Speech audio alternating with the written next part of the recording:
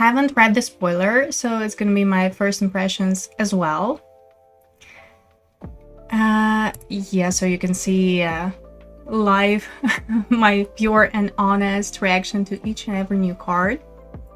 Now let's start with my rating system, which is, pretty simple. You can see it here on screen. So 5 is a bomb, first pick, card that wins you a game. 4, excellent. Again, it's a card that you would first pick normally, but the difference, like the power level, is slightly different. Then 3.5 is an excellent card, 3 is a good card, 2.5 mediocre or a build around, 2 is a filler, and 1 is a bad card. Right, so this is gonna be a long stream. I'm not gonna divide commons and uncommons from rares and mythics, so let's dive in. Today I'm going a full set review from the limited perspective.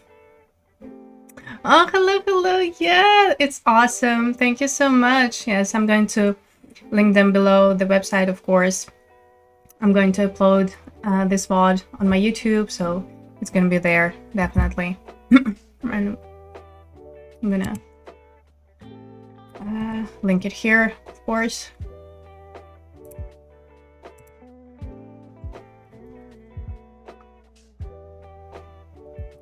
Or is it? Anyway.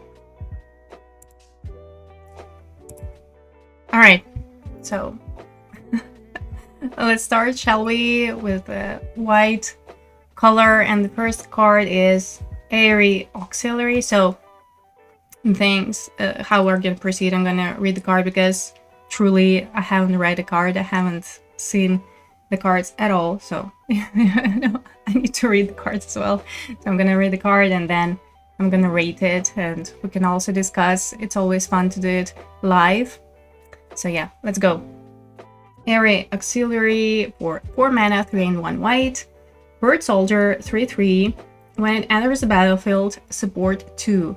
Means that you put a +1/+1 counter on each of up to 2 other target creatures.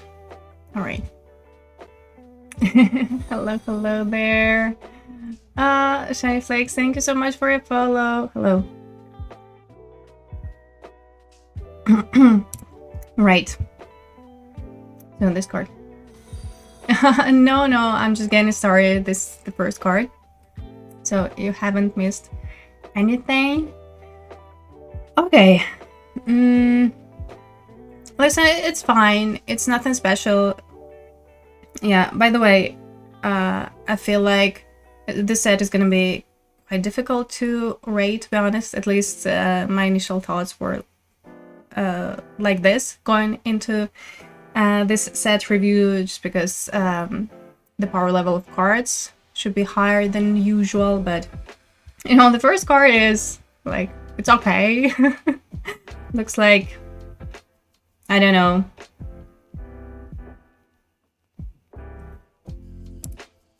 maybe like, I don't know, 2.5 or 3. Depends on what we're gonna see next. I mean, it's okay. I don't know, like 2.5 maybe.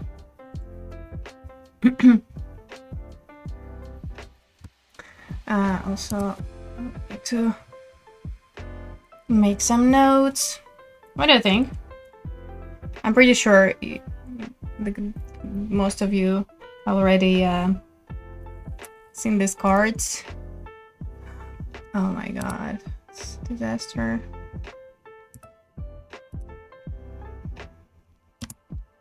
Bear with me. Hold on, I have some issues here on this end.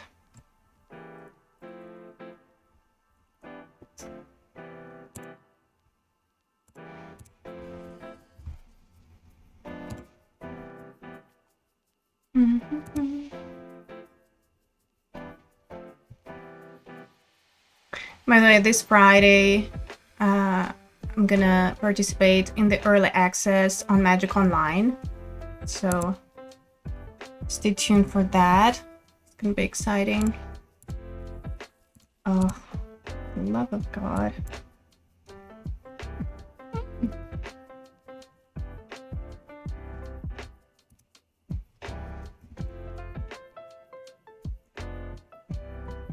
All right. Next up is Johnny Fells the Godshire, sorry. This is Enchantment Saga for 5 mana, 3 and 2 white. First lore counter is exile target creature and opponent controls with power 3 or greater. Second one is create a 2/1 white cat warrior creature token, then put a vigilance counter on a creature you control. And third one, target creature you control gains double strike until end of turn. Wow. This is great. This is amazing. I love this card. Yeah, 100%. 3 or even higher. Maybe just because like double white, I don't know. Maybe sometimes. Not very convenient, but you know what? If you're in white, you'd totally pick it as early as you can, maybe. You know, it's removal, it's a creature, and yeah. It's nice. Nice card. Okay. It's a solid 3. And then next up is an artifact for 2 mana, 1 and 1 white. It enters the battlefield with 2 oil counters on it. Whenever 2 or more creatures attack, put an oil counter on Argent dice. And an activated ability for 2 mana and tap. Remove 2 oil counters from this artifact. Exile another target non-land permanent. Its controller draws 2 cards. This is interesting. Okay. I mean, this, honestly... Okay, let me read your comments. I think Accelerate's utility goes up because green has some creatures with abilities that trigger whenever +1/+1 counters are put on them. Yeah, but... I know, this is a rare, by the way, and to me, like, my first impressions is that it requires a lot of work. Oh, by the way, it's not a 3. It's from the previous card. I mean, it's already... I don't know, it's kind of weird. Do you want to give your opponent, like, 2 cards, right? 2.5. You think it's a build around? I don't know. Like, nobody wants to give an opponent cards. Nobody wants an opponent to draw, especially in limited.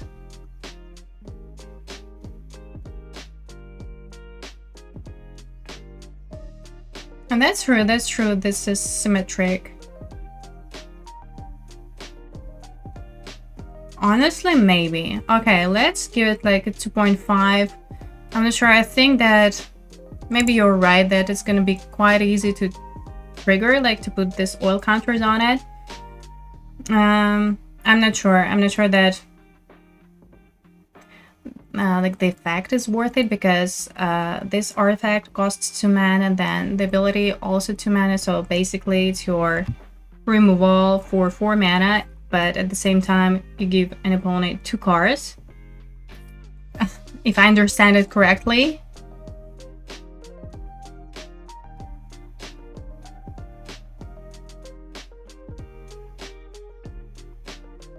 Yeah, like... From a limited perspective, honestly, I'm not sure, but overall, like, the rating, my rank for this card is pretty low, because I'm quite skeptical. About it, to be honest. Not sure how it's gonna all work out in limited, but we'll see. Moving on. Charitable Levi. For 2 mana, 1 and 1 white enchantment, non-creature spells cost 1 more to cast. Whenever a player casts a non-creature spell, put a collection counter on Charitable Levi. Then if there are 3 or more collection counters on it, sacrifice it. If you do, draw a card. Then you may search your library for a Plains card, put it onto the battlefield tapped, then shuffle. Alright. Listen, straight up, this looks like maybe a sideboard card. Right. Or, I mean, it's a kind of a number. If you are drafting like a non-creature spells deck, then you will have to pay 1 more to cast it. But at the same time, you like trigger this. So it's definitely, it has to work against your opponent and should be profitable to you. So this is more of a sideboard thing, I guess. Yeah, because honestly, like, you cast it, it does nothing. I would say like it's a 2 from a limited perspective. Where is it? Okay.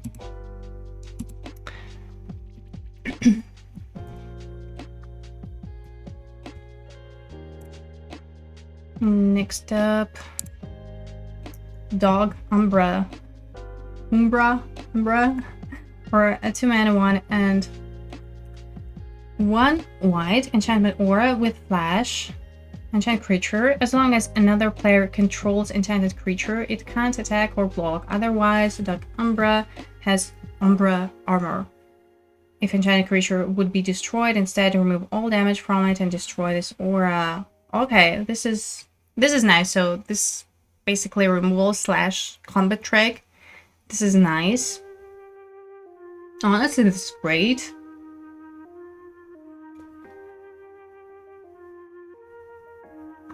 I love it. I think it's like 3 or even 3.5, honestly. I'm gonna give it like 3.5. Just because, well, first of all, it's removal, right? Not ideal. Not the best removal because the abilities are still there. But you know what? Yeah, I like it. I like it a lot.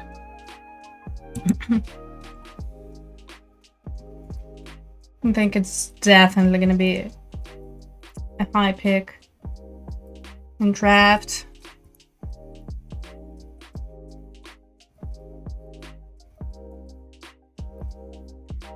So yeah.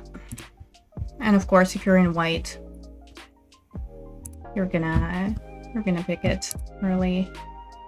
Then Envoy of the Ancestors for 3 mana, 2 and 1 white creature from a cleric, 2/3 with Outlast, 1 white mana. So it means that for a 1 white mana and tap, put a +1/+1 counter on this creature. Outlast only as a sorcerer. So I think this mechanic was introduced in Khans of Tarkir. Correct me if I'm wrong. Anyway, modified creatures you control have lifelink. Okay. No Abzan has ever stood alone. Exactly. It's the Abzan theme, counters and whatnot. Okay, listen, this is not bad. I quite like it. I mean, Outlast seems like a slow mechanic, but at the same time, you know, it snowballs pretty pretty fast, I would like to say, but it snowballs, and when it does, it's hard to beat. So this creature,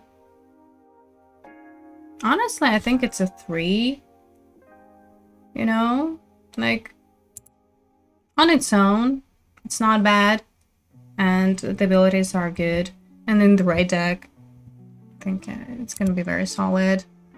Like this is a kind of card that is essential for a certain archetype. Know what I mean?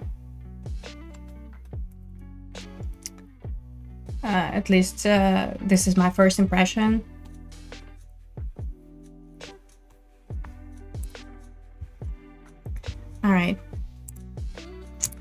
Moving on. Essence, Reliquary for 3 mana, 2 and 1 white artifact. For tap, return another target permanent you control and all auras you control attached to it to their owner's hand. Activate only during your turn. Okay, it seems like it's not really a limited card. What do you think?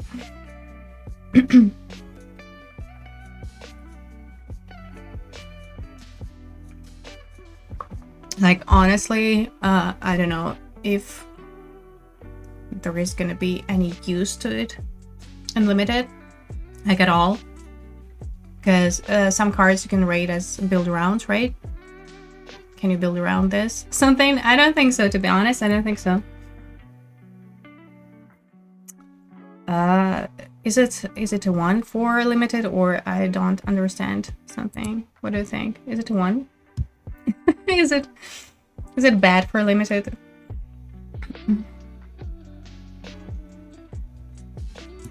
Like, especially for 3 mana.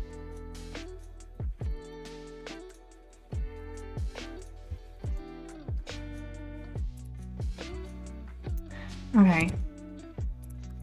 Next up is Expel the Unworthy for 2 mana, 1 and 1 white sorcery with kicker, 3, 2 and 1 white. Choose target creature with mana value 3 or less. If the spell was kicked, instead choose target creature. Exile the chosen creature, then its controller gains life equal to its mana value. Okay, so this is a removal. Pretty nice one. So for 5 mana, sorcery speed, I guess it's still okay. You know what? It's a 3. It's a good removal. And for 2 mana, it's also going to be very useful. I'm pretty sure of it. Because everybody needs an early game. Alright.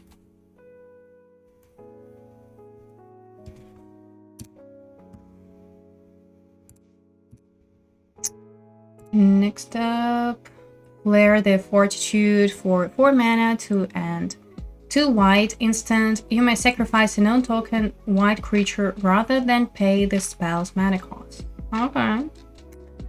Until end of turn, your life total can't change and permanents you control gain hexproof and indestructible.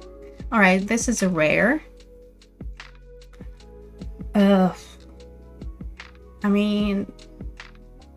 We're gonna have some sort of sacrifice archetype in this format. I don't know. We'll find out. But this effect...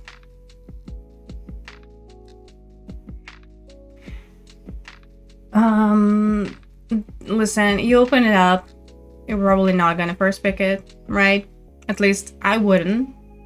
I would definitely pass it because, like, first off, the mana cost. Second, the effect is not that impactful, right? So this sort of combat trick, I don't know. I would say like it's a 2, to be honest.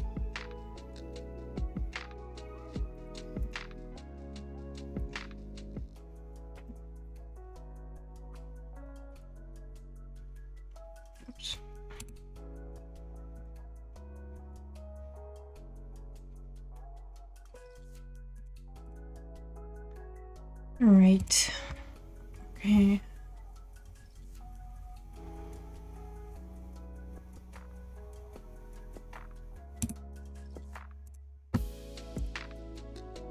Glyph Elemental for 2 mana, 1 and 1 white.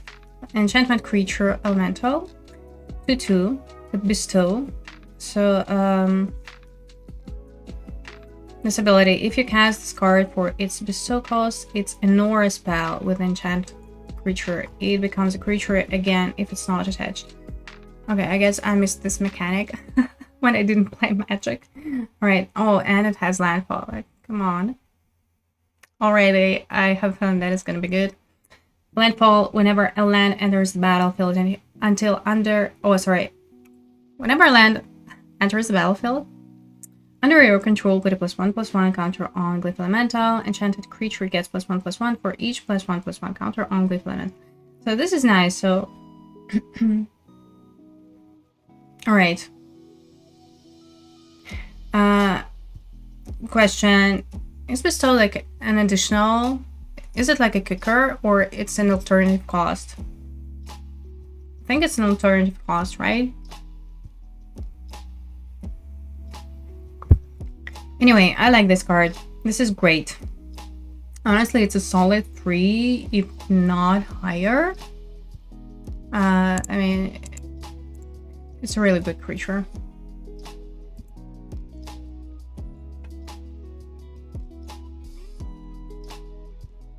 I think that, like, honestly, anything that says landfall is gonna smash. Okay. Next up is Guardian of the Forgotten for 4 mana, 3 and 1 white. Creature 4/4 with Vigilance. Whenever a modified creature you control dies, manifest the top card of your library. And what does it mean? Equipment, auras you control, and counters. Okay, so those are all modifications that we know. And to manifest the card, put the top card of your library onto the battlefield face down as a 2/2 creature. Turn it face up anytime for its mana cost if it's a creature card. Okay, so sort of morph. Manifest is a new morph. Okay, so honestly, I like the stats and the mana value. So it's your 4/4 for 4 mana, but also it has some useful abilities. It has Vigilance, and in the right deck, Abzan. Wink wink. Yeah, it's gonna be great, honestly.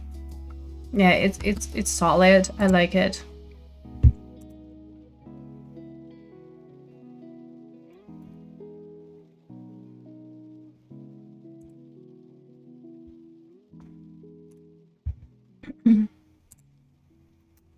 Next up is Guide of Souls. It's a rare for 1 white mana creature, Human Cleric 1/2. Whenever another creature enters the battlefield under your control, you gain 1 life and get an energy counter. Whenever you attack, you may pay 3 energy counters. When you do, put 2 +1/+1 counters and a flying counter on target attacking creature. Wow, this is nice. It becomes an angel in addition to its other types. Probably not relevant for limited, but honestly, this is great. This is nice. This is like this new veteran, but better. But it's a rare. I mean, I like it. Are we gonna see this energy synergy more? I mean, it doesn't matter because this is enabler and a payoff all in one, right? In aggro deck, I think it's great. Honestly, it requires some work, but at the same time, I feel like it's gonna be quite easy to activate. I think it's like a 3.5. Honestly, I like it. Maybe a little bit slow, but I guess it's reasonable, you know? This activation cost.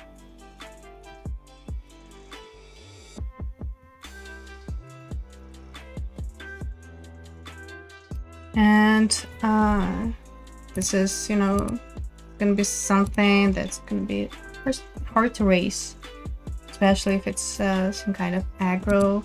Of course, it has to be a heavily creature-based deck, but most of the limited decks are, anyways. Okay. Next up is Hex Gold Slith.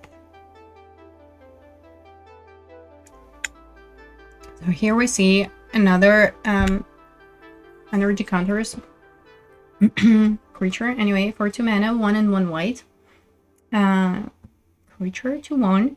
When it enters the battlefield, you get 2 energy counters. Okay. So listen, with the previous creature, it's gonna be insane. Whenever this creature attacks, you may pay 2 energy counters. If you do, it gains first strike until end of turn. Nice. Whenever this creature deals combat damage to a player, put a +1/+1 counter on it. What? And it's a command. Oh wow, this is gonna be great. I feel like it's gonna be great. In limited, very aggressive.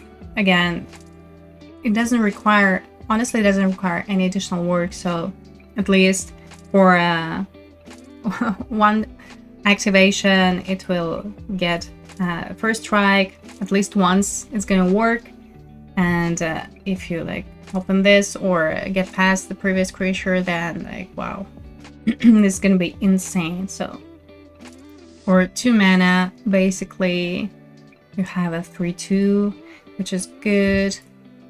Like yeah, it's quite a, I like it. It's a solid 2 drop. I don't know, maybe just the power level of all the cards are higher than usual, but you know, since this is my first impressions, I cannot maybe like adjust to the power level of the set as a whole. So I'm gonna just, you know, rate the cards as they are, and this is a very solid 2 drop. we're gonna see of course how it all works out in practice. So that's what we're gonna do this Friday, by the way. Next up is Indebted Spirit for 1 mana, 1 white, enchantment creature, 1/1 with Bestow 3 for 2 and 1 white. It also has an ability of Afterlife 1, so when this permanent is put into a graveyard from the battlefield, create a 1/1 white and black spirit creature token with flying, and enchanted creature gets +1/+1 and has Afterlife 1, so you can either cast it as a creature or as an aura for its bestow cost. So I think it's okay. Not like super exciting, but it's fine. Again, maybe we'll need this sort of expandable creatures in the set. I'm not sure, but overall I think it's okay.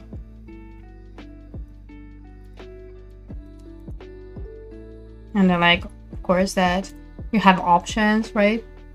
This bestow cost, so you either cast in your first turn or later. You can pump your creature, which is fine. Inspired Inventor for 3 mana, 2 and 1 white. Sorry.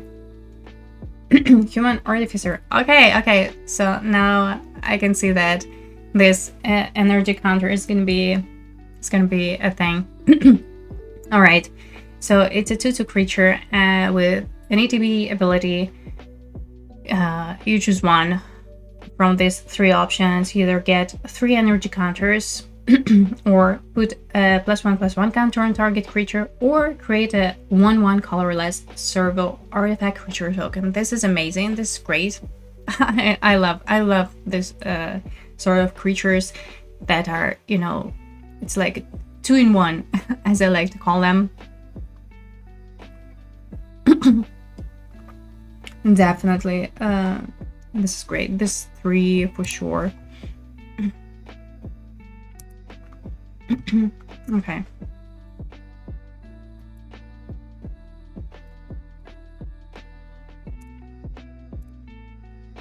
Next up, Jolted Awake for 1 white mana sorcery.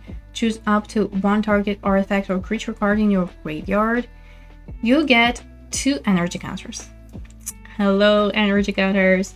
Then you may pay an amount of energy counters equal to that card's mana value. If you do, return it from your graveyard to the battlefield. And this card you can also cycle for 2 mana. This is great. We all love the cycling cards. They're always useful. I mean,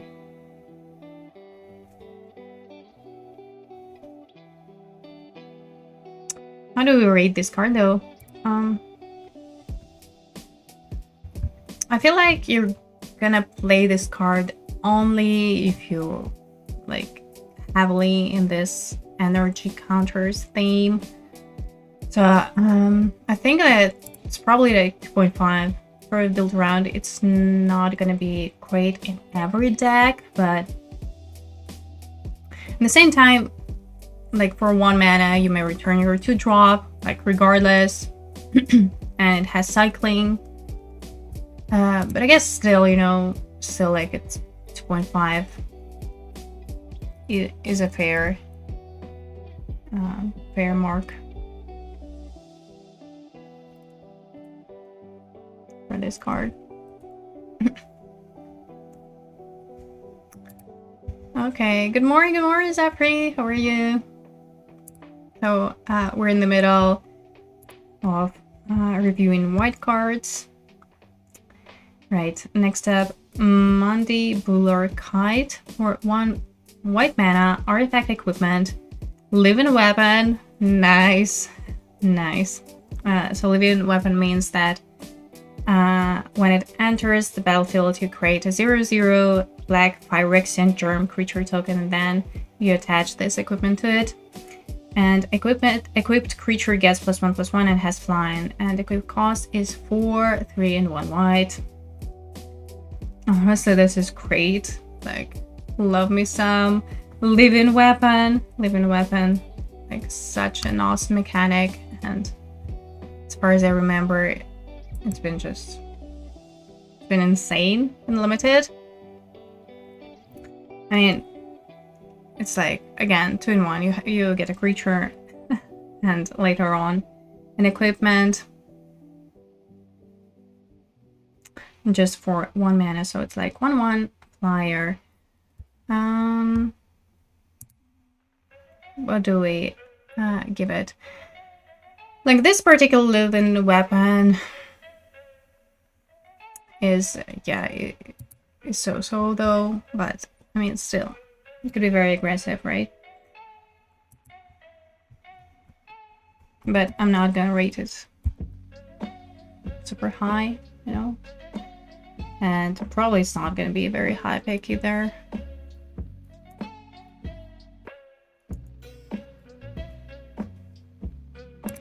Alright. Metastatic Evangel for 2 mana, 1 and 1 white. We have a creature, 3/1. Whenever another non-token creature enters the battlefield under your control, proliferate. Okay, so we've seen some oil counters. What else? I'm pretty sure there's gonna be some like +1/+1 counters action. What else? Oh, energy counters. All right, I see them.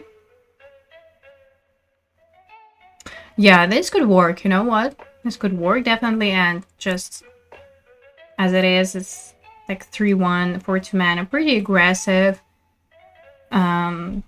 Yeah, I think it's all right. Maybe like 2.5 though, still, but it's a fine to drop, and I can definitely see the synergy with other cards already, that it's gonna be useful.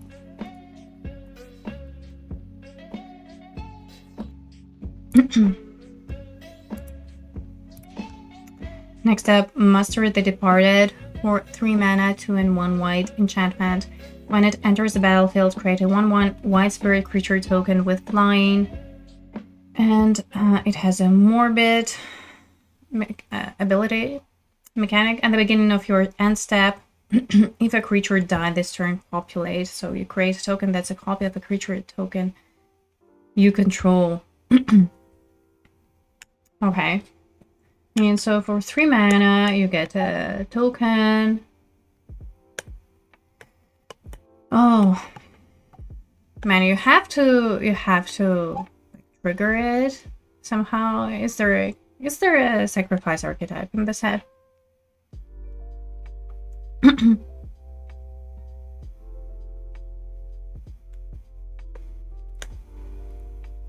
Yeah, that's true.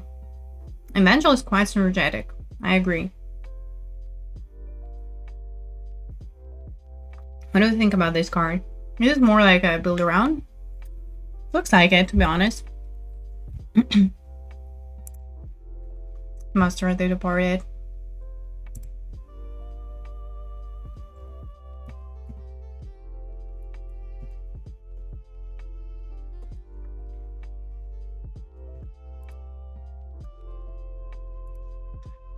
Alright. Nyxborn Unicorn.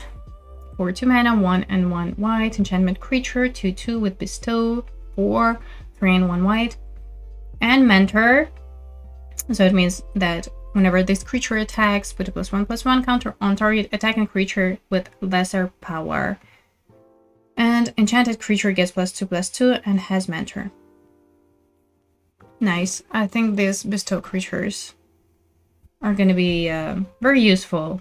You know, I like that basically have options. So it's either your 2-drop on your turn 2, you know, as it is your early game, or later on you just cast it for bestow cost. And yeah, this is great. I like it. Very aggressive. And I like this, you know, 2-drops that are actually useful in late game too. That's what I was trying to say. So basically at every stage of the game, it's going to be useful. Right. Oscillate Pride. This is mythic for 1 white mana creature cat. 1 white. 1/1 with first strike and lifelink. It has Ascent. If you control 10 or more permanents, you get the City's Blessing for the rest of the game.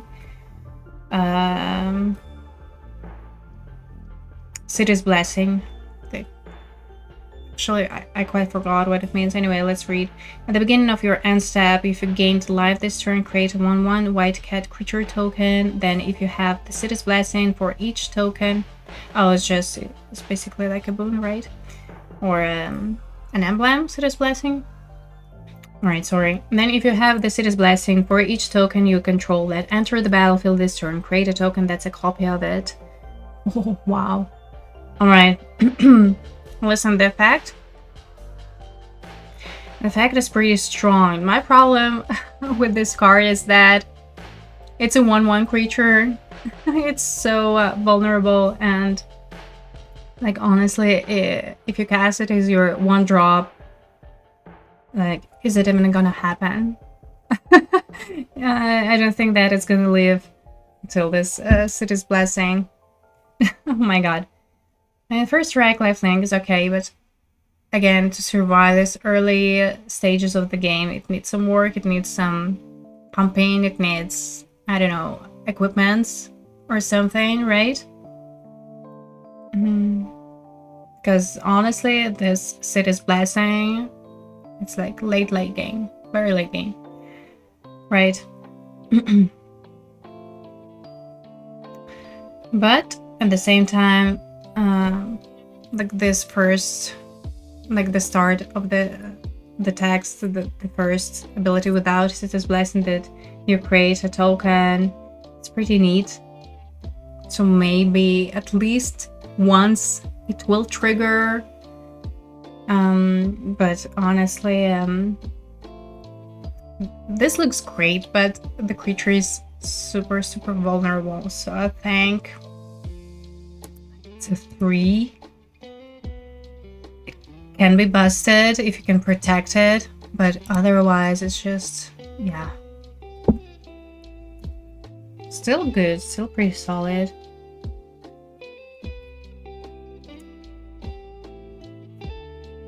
But I would give it 3 just because it's a 1/1 creature. I don't know. Am I wrong? What do I think about this card? Is it gonna be more busted, more impactful? Because like I get that it enables this City Blessing as well. But I think it needs work.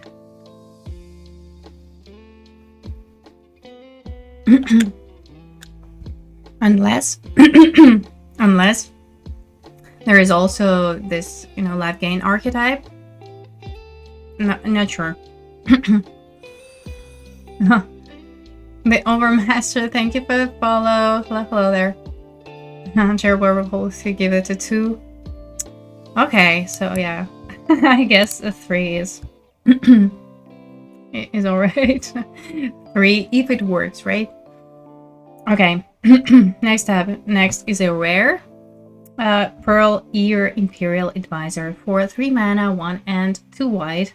You have legendary creature 3/4 with lifelink. Enchantment spells you cast have affinity for auras. Okay, nice. So it means that they cost 1 less to cast for each aura you control. And whenever you cast an aura spell that targets a modified permanent you control, draw a card. Wow. This is nice. Honestly, this is great. Already we've seen some cards with Bestow. Okay, I'm already pretty excited about it. So we're gonna see enchantment creatures that you can also cast as auras, right? Yeah, this is nice. This is a good rare. I think it's 3.5 definitely. I mean,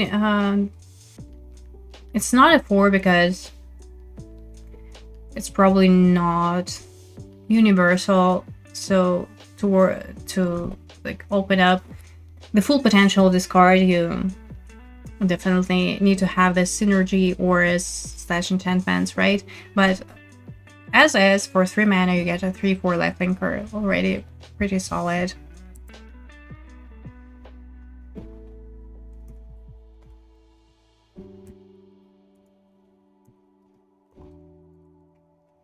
But like in the red archetype, it's gonna be great, and I think that it's gonna be easy. This archetype is gonna be easy to draft, to put together, at least from what we've seen already.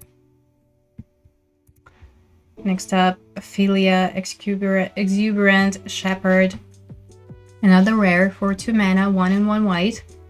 Legendary creature, dog, 2/2 with flash. Whenever it attacks, exile up to 1 other target non-land permanent. At the beginning of the next end step, return that card to the battlefield under its owner's control. Okay, if it entered under your control, put a +1/+1 counter on Ophelia. Okay, nice. Again, why not? It's probably not. I'm not sure. Depends on what you have in your pack, but I don't think it's your first pick. It's not your first pick rare. I don't think so, but it's good. It's a solid to drop, and I quite like the ability, to be honest. I'm pretty sure there's gonna be quite a few creatures with nice ETB abilities, and we've seen them before already. Yeah, I think it's nice. The thing is that it triggers only when it attacks. I guess it's still alright. You can either, exile a blocker, which is also not bad. Yeah, it's pretty useful. I think it's definitely a 3, or even like... Let's give it a 3, you know what? It's just very good to drop. Be very aggressive too. I like that you have options with this card too.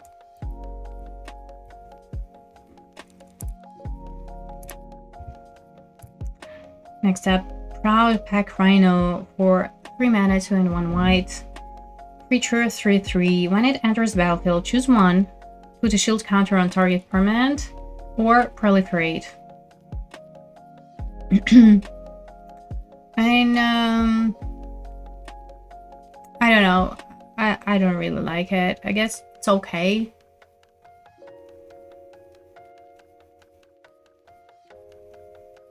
Like proliferate, like at the same time, now that I'm thinking about it, like imagine it in the deck with this +1/+1 counters, right?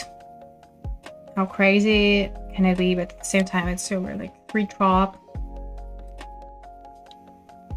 I mean, I guess it's still alright. It's fine if you cast it as a 3 drop, and again, later in the game, it may be useful, but I would probably put it in my deck only if I have this sort of synergy. If I do have something to proliferate. So I think it's like 2.5.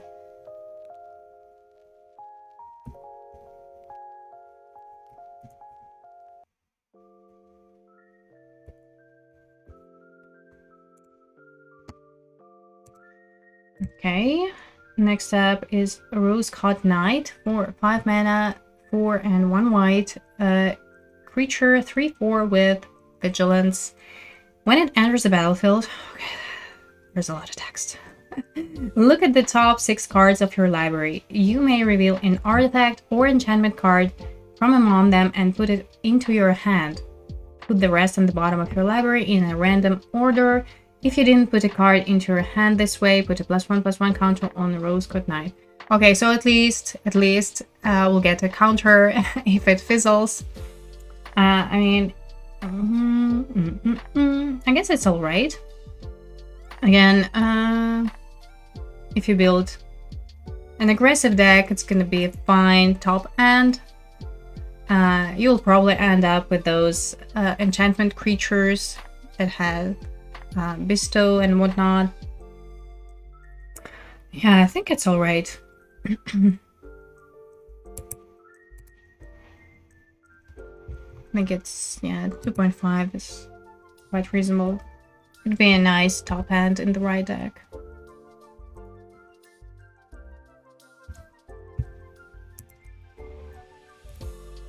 Okay, next one is Solstice Zealot for 3 mana, 2 and 1 white. Creature 2/3. When it enters the battlefield, you get 2 energy counters. And it has an activated ability for tap and pay 1 energy counter. You tap target creature. Okay, I like it. Alright. Now, yeah, definitely energy counters. It's gonna be a thing. And honestly, I love it. I like it. All the creatures we've seen with this energy counters are pretty nice. So yeah, it looks very aggressive. Honestly, very nice. It's like a 3. I want to give it a 3. Again, it may not be like universal creature, because if you cannot support the energy counters flow, then you basically have 2 activations of this creature, which, you know, is still alright. It's still alright, but in the right deck, wow, this is great. Like this, the fact that it gives you 2 energy counters when it enters the battlefield is amazing. This ETB ability is going to be, yeah, great for the right deck.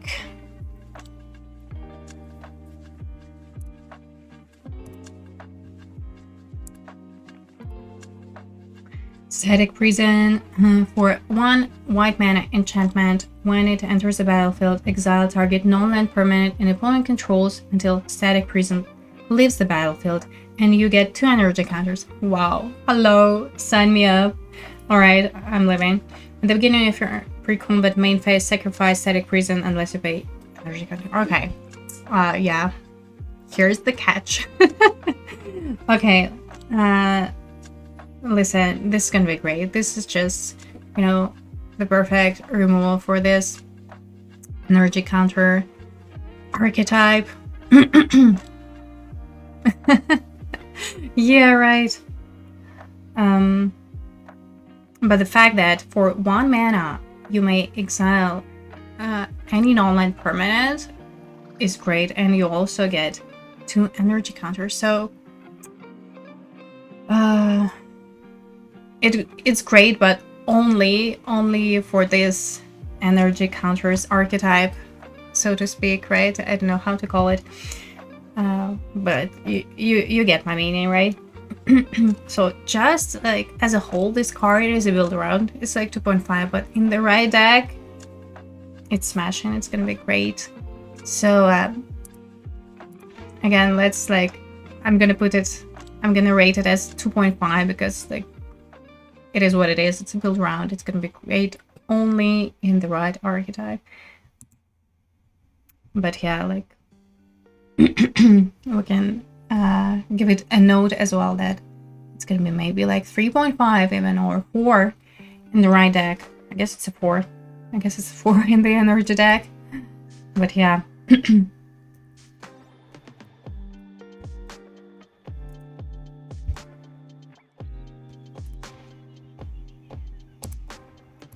Right, next up, Throbbing Charm. For 2 mana, 1 and 1 white. Instant, choose 1. It's a model card. It deals damage equal to twice the number of creatures you control to target creature, or destroy target enchantment, or exile any number of target players' graveyards. Wow. You know what? Usually I'm not the biggest fan of this type of cards, but I guess it's gonna be useful in this format because already we've seen quite a few enchantments. So it's definitely main deckable. I guess I wouldn't mind to have it main deck, especially like white being historically color that supports go white strategies, right?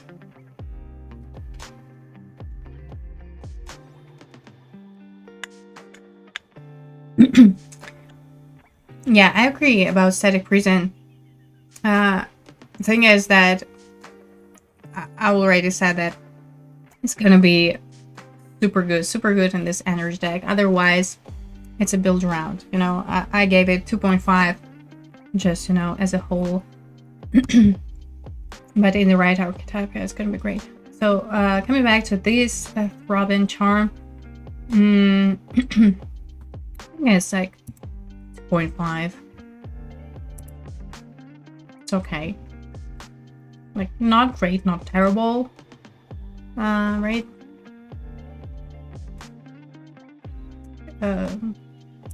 Again, like borderline maybe 2, but I'm giving it half a point for being useful in the right type of deck. And we'll see what's up with the graveyard situation. It's gonna be, are we gonna see a lot of interaction here? I'm not sure.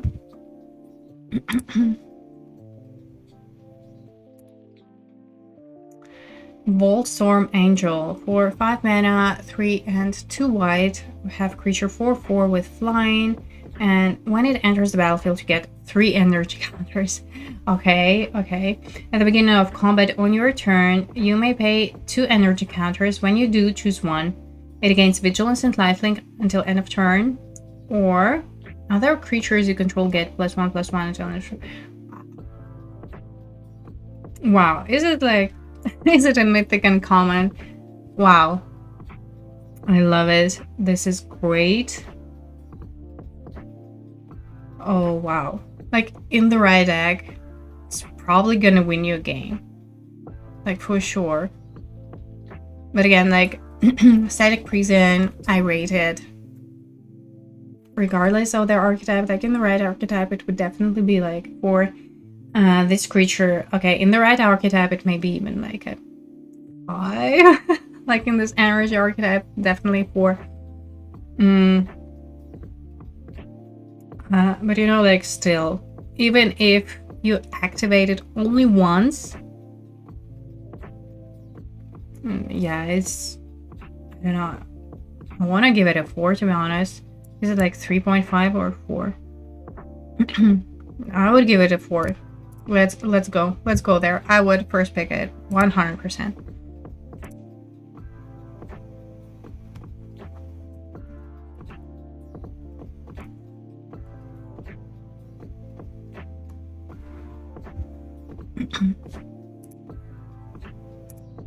All right.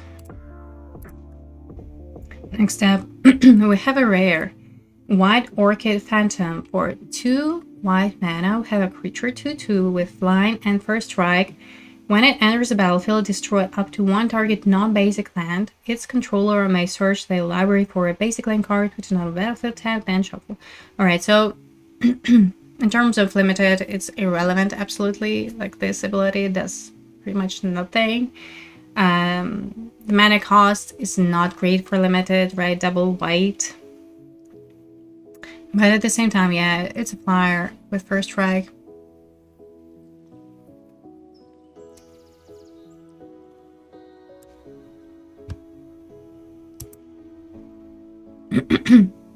Okay, hold on, let me read a comment. Okay, yeah, this, we're still talking about the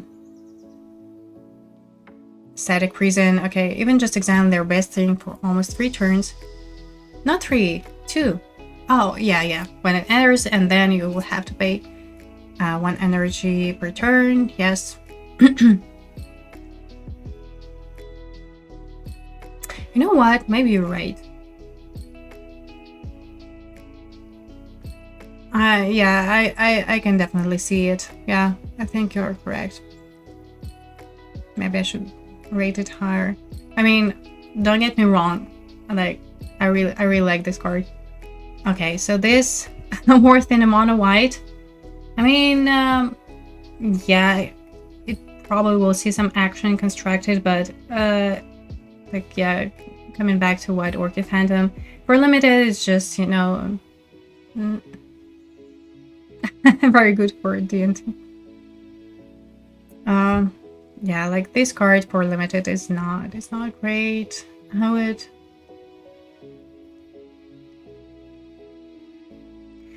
just because of the mana cost, yeah, like 2.5. I mean, it could be nice to draw, but I'm not sure that you will be able to cast in your turn 2 that often. I mean, in Paris, yeah, we did do that, but those double colored mana costs, they were justified because of devotion, right? Here, yeah, for limited, it's not so good.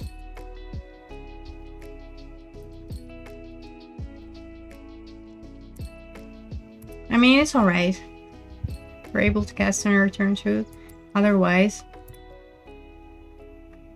okay. Moving on. Wing it for 2 mana, 1 and 1 white instant. Target creature gets +2/+2 until end of turn. Put a flying counter on it and scry 1. Okay, I like it. By the way, wing it. That's what I'm trying to do here. Just winging it. Yeah, this is nice. This is a nice combat trick. Yeah. Honestly, I like it. I quite like it. It's probably gonna be a premium combat trick in the set. We'll see about that. Again, I'm seeing the cards for the very first time here, so yeah. All your comments and discussion, it's very much encouraged and appreciated. And yeah, Foam talking about, again, this static prison. Yeah, appreciate your comment. I think you're right. Next up, Wrath of the Skies. It's a rare. For X and double white sorcery, you get X energy counters. Then you may pay any amount of energy. Destroy each artifact, creature, and enchantment with mana value less than or equal to the amount of energy paid this way. Amazing. Wow. This is a straight up bomb. Honestly, this is great. Like, on its own, it's great. You know, it's your sweeper that destroys everything. And yeah. In the energy archetype, it's gonna be even better. Well, I don't know if it can be any better. Okay. These are our first 5, by the way. Wrath of the Skies. Okay, this is our double face card. Johnny and the Cattle Pariah. For 2 mana, 1 and 1 white, legendary creature, cat warrior. 1/2. When it enters the battlefield, create a 2/1 white cat warrior creature token. Alright. Whenever one or more other cats you control die, you may exile a Johnny, then return him to the battlefield transformed under his owner's control, and it transforms into a Johnny Nicottle Avenger, Planeswalker, with a 3 loyalty counter for +2, put a +1/+1 counter on each cat you control. That's cute. For 0, create a 2/1 white cat warrior creature token. When you do, if you control a red permanent other than a Johnny Nicottle Avenger, he deals damage equal to the number of creatures you control to any target. What? And for -4, each opponent chooses an artifact, a creature, an enchantment, and a planeswalker from among the non-land permanents they control, then sacrifices the rest. Hello, Johnny. Wow, this is another 5, of course. Okay, I'm like, I need a breather. Like, this is great. Honestly, flipping this creature into Planeswalker is not gonna be hard, and Planeswalker is just insane. Honestly, insane. This is great. Okay.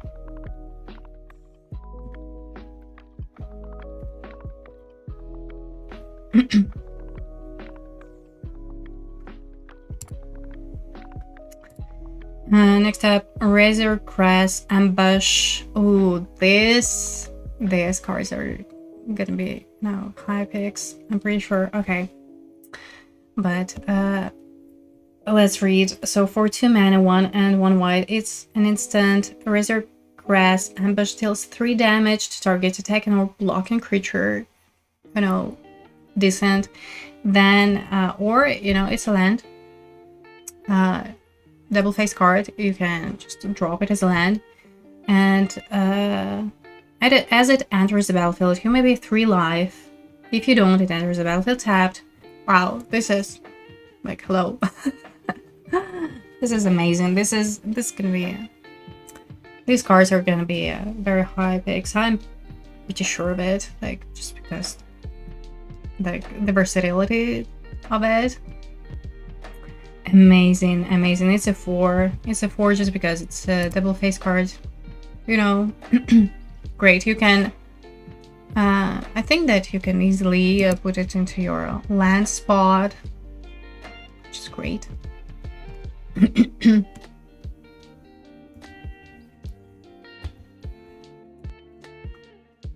I love it.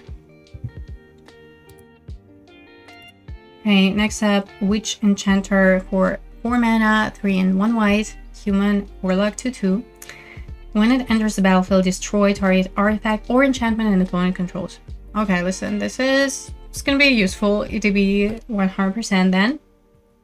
Or it's a land again. Amazing. Honestly, these cards. What the heck? Yeah, definitely support. I love this card. I rate them so highly just because, honestly, you can easily put them in your land slot, and here you go. Basically, like, it's your free spell, so to speak, or like 24th card, right? For free. Amazing. And honestly, this creature is really not bad. Even like for 4 mana 2/2, you may think, no. But the ETB is good, and again, it's a land. What else? What else do you need? Amazing.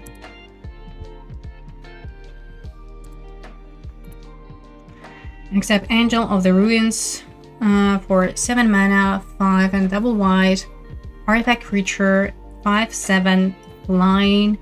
When it enters the battlefield, exile up to 2 target artifacts and or enchantments. And it also has plain cycling too. Okay, this is nice. This plain cycling makes this card playable first and foremost. Definitely.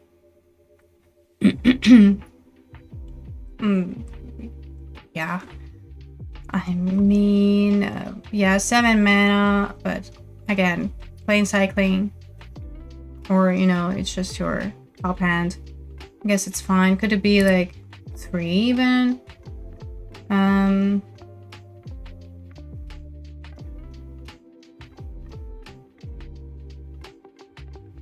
Depends on the speed of the format. Is this a... I don't know. Is it 3? No, let's... let's hold our forces. I'm gonna say it's like 2.5 here. I'm gonna be more conservative. Just because, like, come on, 7 mana, but plain cycling. I mean, I wouldn't mind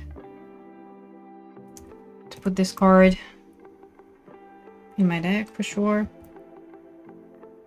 We've seen this land cyclers, and they're very useful. Now I'm thinking, is it 3 just because it's plain cycling?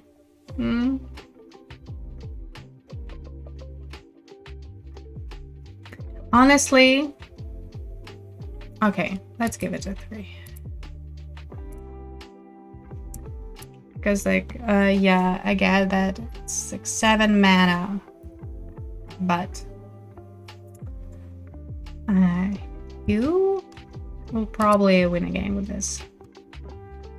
And also, like, exile up to artifact and more enchantments. It's not nothing. ATB, it's pretty good too. Okay, moving on. Decree of Justice, double X, 2 and 2 white mana. Wow. Create X 4/4 white angel creature tokens with flying. It also has cycling 3, 2 and 1 white mana. And when you cycle Decree of Justice, you may pay X if you do create X 1/1 white soldier creature tokens. Wow, this is nice. This is interesting. Wow, but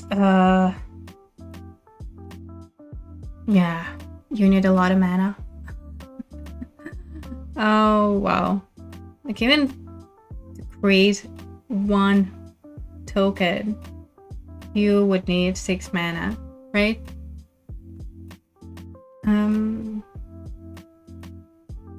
But honestly, like, it's a very solid top hand. I mean, I'm thinking, how can it be useful in mid game when you cycle it? Like, how many this soldier tokens would you want? I get that when you have like a bunch of mana, like, I don't know, because even for 2, you would need like 8 mana. This is a lot of mana.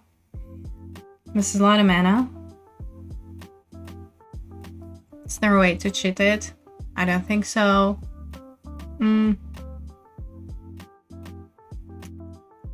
I don't know.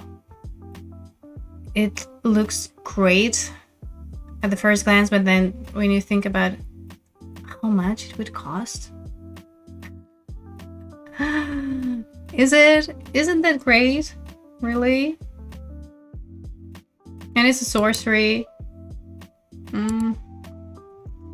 I would give it 2.5.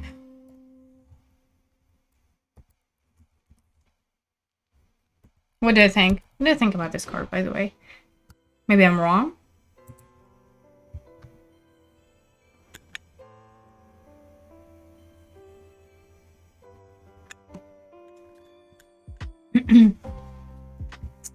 Okay.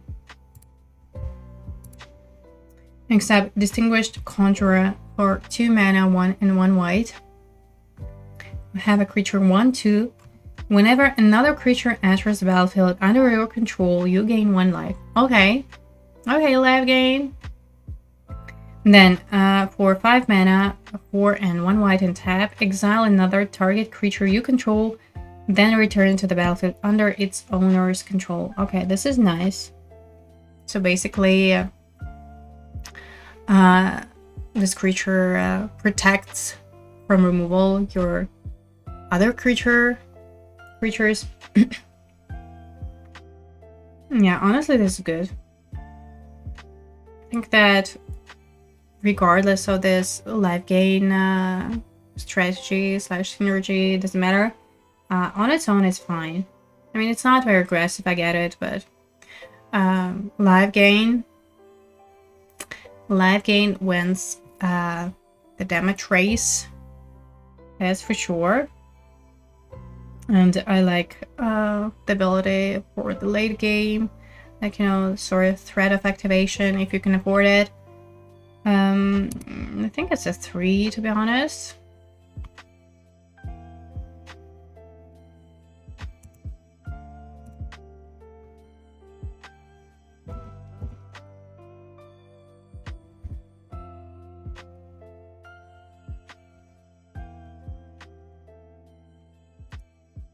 I think it's good to drop. At least, again, my first impressions. I like it. Okay, the creature justice was in it. Next up is Orim's Chant. This is a rare for 1 white mana, instant with kicker, which is also white. 1 white mana, sorry. Target player can't cast spells this turn. If the spell was kicked, creatures can't attack this turn. It's not a limited card.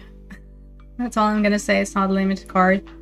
For limited, it's probably just the 1 for limited, honestly.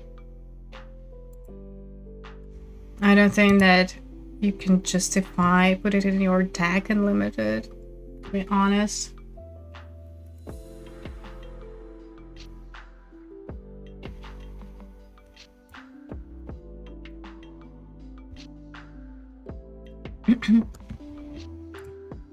Alright, next up, Recruiter of the Guard, a mythic. For 3 mana, 2 and 1 white, creature 1/1. When it enters the battlefield, you may search your library for a creature card with toughness 2 or less, reveal it, put it in your hand, then shuffle. Wow, this is nice.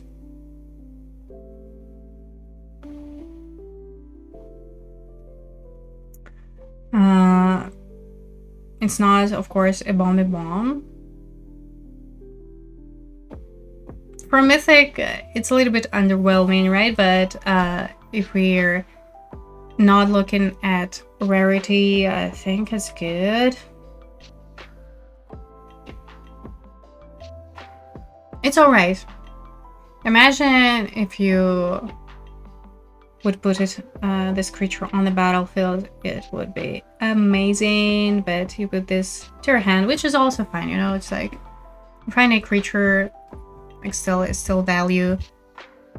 Yeah, I guess it's a 3, but it's definitely not your first pick. I don't think that it's first pickable, but still, it's okay. It's solid. Again, just because it gives you value. Alright. That mirrored the comments. A 2 mana time walk is bad, so this is talking about Orim's Chant.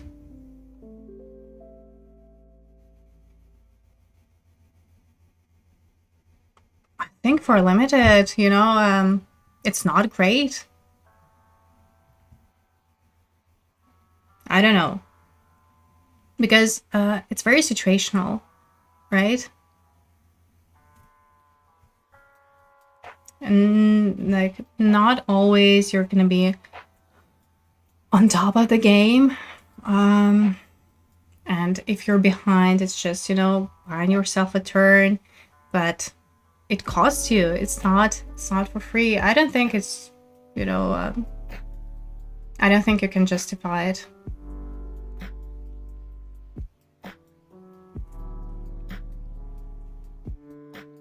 Yeah, I think I agree. Okay. Next rare. Yeah, and opponent still plays land. Yeah. Totally, like, it's not a real-time walk. Alright. Sivian's Reclamation for 3 mana, 2 and 1 white sorcery. Return target permanent card with mana value 3 or less from your graveyard to the battlefield. If the spell was cast from a graveyard, you may copy this spell and may choose a new target for the copy. And why? Because this card has flashback of 5 for 4 and 1 white. Okay, nice. This is great. I love that it targets a permanent, like any permanent. This is nice. Would you first pick it? I think so, honestly.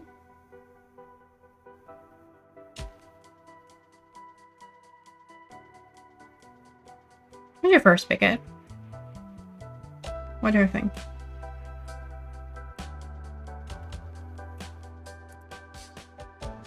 I would want to give it like 3.5. The question is, I'm not sure if I'm gonna first pick it. I want to say that I would.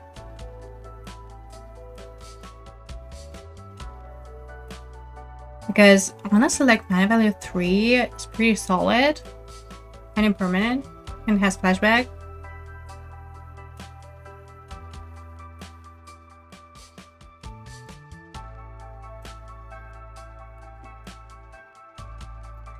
Okay, I'm not sure. I'm gonna give it a 3.5. I'm still hesitant.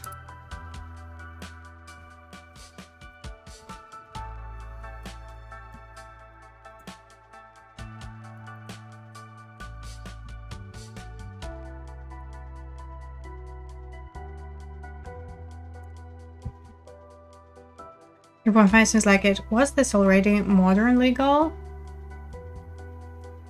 You mean the set, Modern Horizons? Modern Horizons is gonna be legal in Modern, Historic, and Historic Brawl, I think. And of course, Limited. We're gonna draft it. We're gonna play it in Sealed. Okay, I'm glad that you agree with me that it's 3.5 because, I mean, it's a good spell, but it needs some work, right? Okay, and we're done with white. Let me just take a quick pause and I'll be right back. Oh, you mean it was a reprint? This card? Sivian's Reclamation, it's a reprint? I didn't know about that. Okay, I'm gonna leave. Okay. I didn't know that. Anyway, where is it? Sorry. Okay, be right back.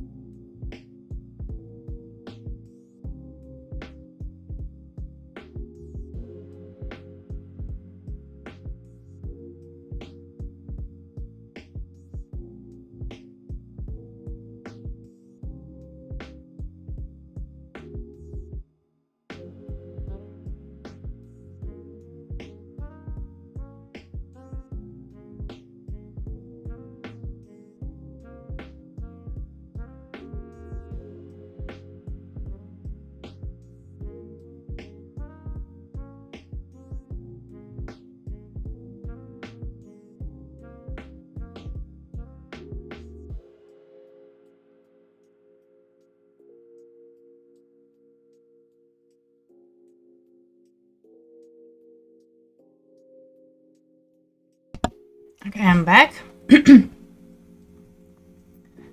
Okay, with the reprint slot, not the rare slot. This is gonna be different? 。Okay. Anyway, let's move on to the blue color, and the first card is Ether Spike. So for 2 mana, 1 and 1 blue, we have instant. Choose target spell, you get 2 energy counters. Then you may pay any amount of energy, counter that spell unless its controller pays 1 for each energy paid this way. A lot of text for saying, for describing a counter spell. Okay.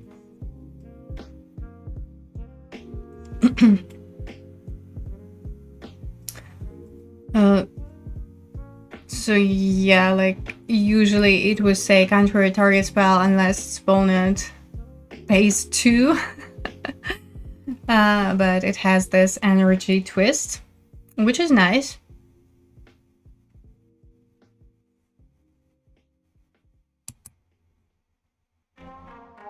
Collecting Modern Horizons article. Okay, yeah, I guess it's a whole, it's a whole new thing. I mean, not maybe new, different from your usual limited sets, right? Because basically it is specifically designed for constructed, hence the power level is higher. But with this energy, this is nice. This is nice for limited, definitely. Okay, this counter spell. I mean, it's a counter spell. I think it's a 2.5. Again, if you have this energy synergy, it's great. Otherwise, just, yeah. Counter target spell unless your opponent pays 2. Could it be like even 2? Okay, let's get it to 2.5. Just because, again, the energy synergy. Okay, Ether Spike.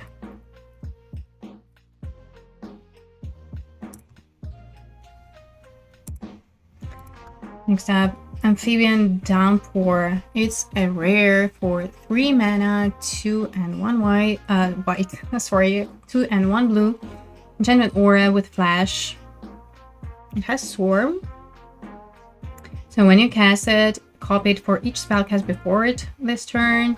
You may choose new targets for the copies. Copies become tokens. Nice. So enchant creature. Enchanted creature loses all abilities and is a blue frog creature with base, power, and toughness 1. Wow. Honestly, this storm, it brings this card to a whole new level. Nice. Honestly, this is nice. Quite situational, however, for limited. I mean, I get it. How it can probably be sideboard card in constructed. Not sure that like 3 mana is justifiable, but I mean, I guess still, right? Because enchanted creature loses all abilities, so it's a removal, right? It's basically your blue removal spell. But honestly, with Storm, nice.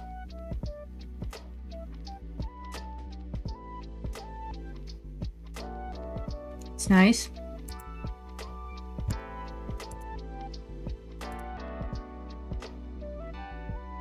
Can be something for sure.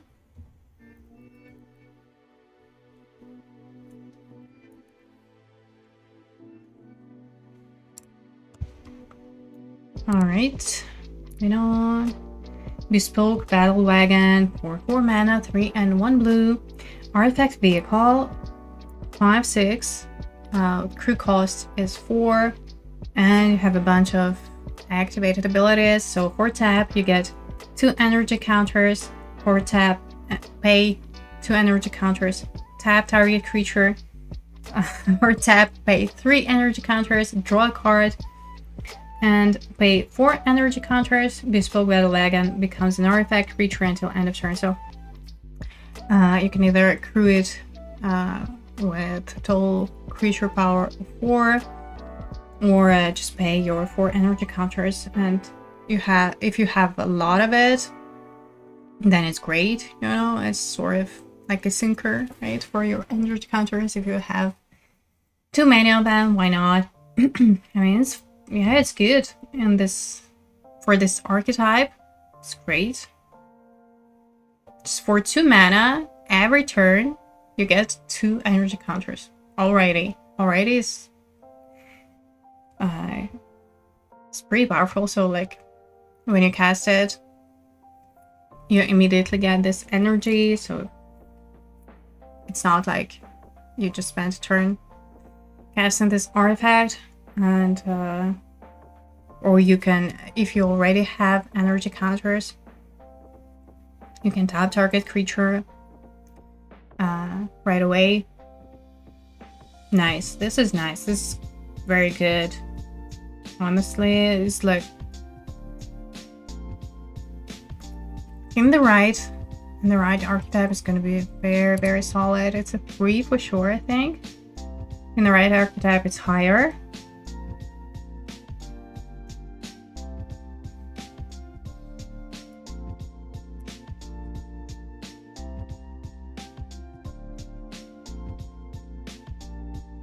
I like the design of this card a lot.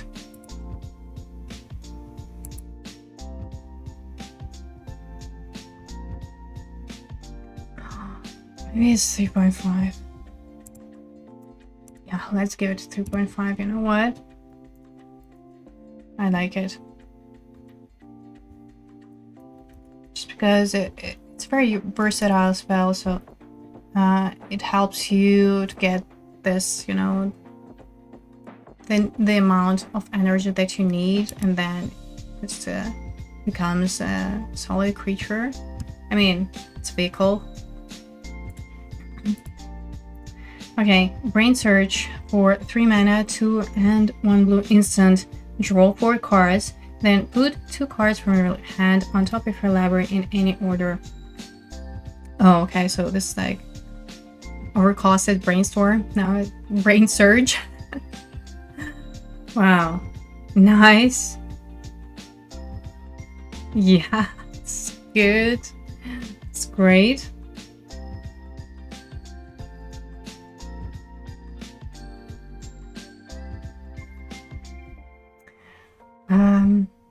Do I have fetch lands? Do I have fetch lands?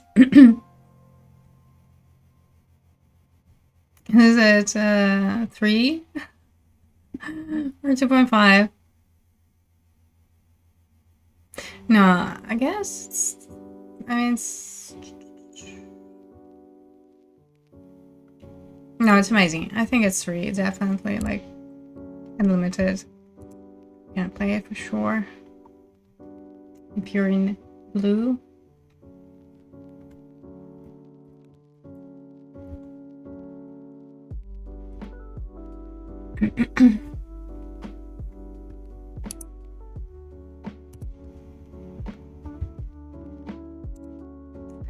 Consign to memory for 1 mana, 1 blue instant with a replicate 1. So when you cast the spell, copy it. For each time you pay this replicate cost. Okay, you may choose new targets for the copies. Counter target triggered ability or colorless spell. Okay, so I guess this colorless spell is going to be relevant in this format. We'll see about it later. Is it a sideboard card? Still?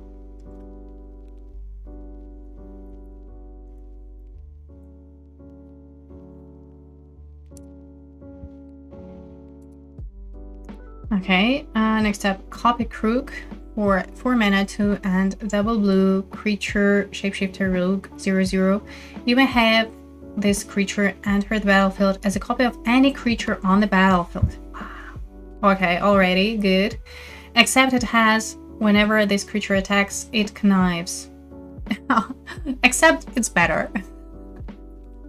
Wow. Awesome. This is great, honestly.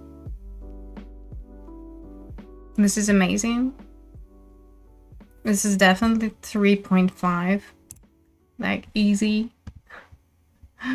Nice. If you are already in blue, you would probably like first pick it. I don't know, depending. Because I would assume that creatures in this set are bomby, are good. They all are pretty up there in quality.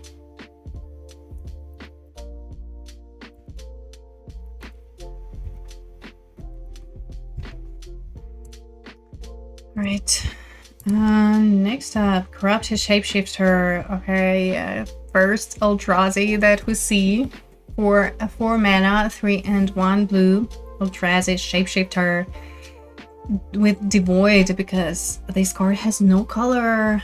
As Corrupted Shapeshifter enters the battlefield, it becomes your choice of a 3/3 creature with flying, a 2/5 creature with vigilance, or a 0/12 creature with defender.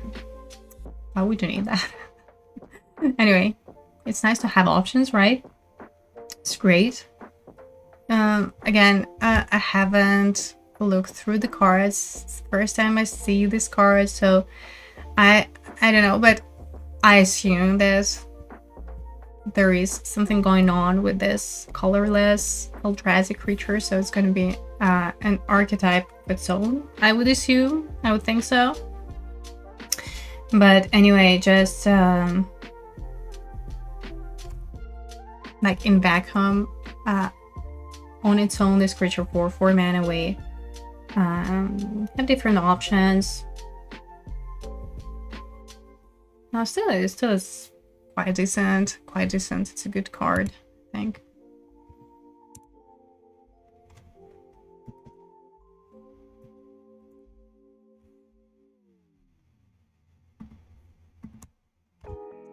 Okay.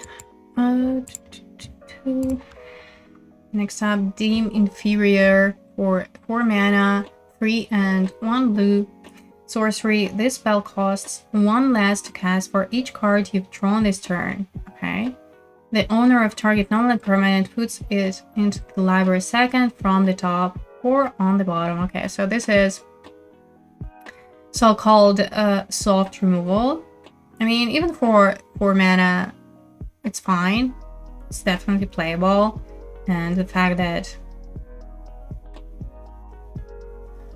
you can cast it. Okay, so hold on. The spell costs 1 less to cast for each card you've drawn this turn. So basically it's like not 4 but 3 by default. Am I right? Now this is good.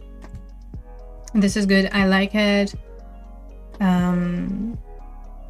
It's a tempo card. I'm not sure that it's a 3, but definitely 2.5.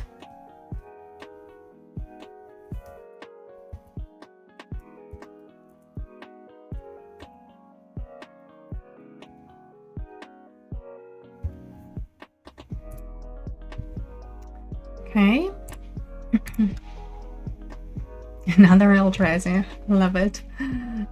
Death Defiler for 5 mana, 3 and 2 blue.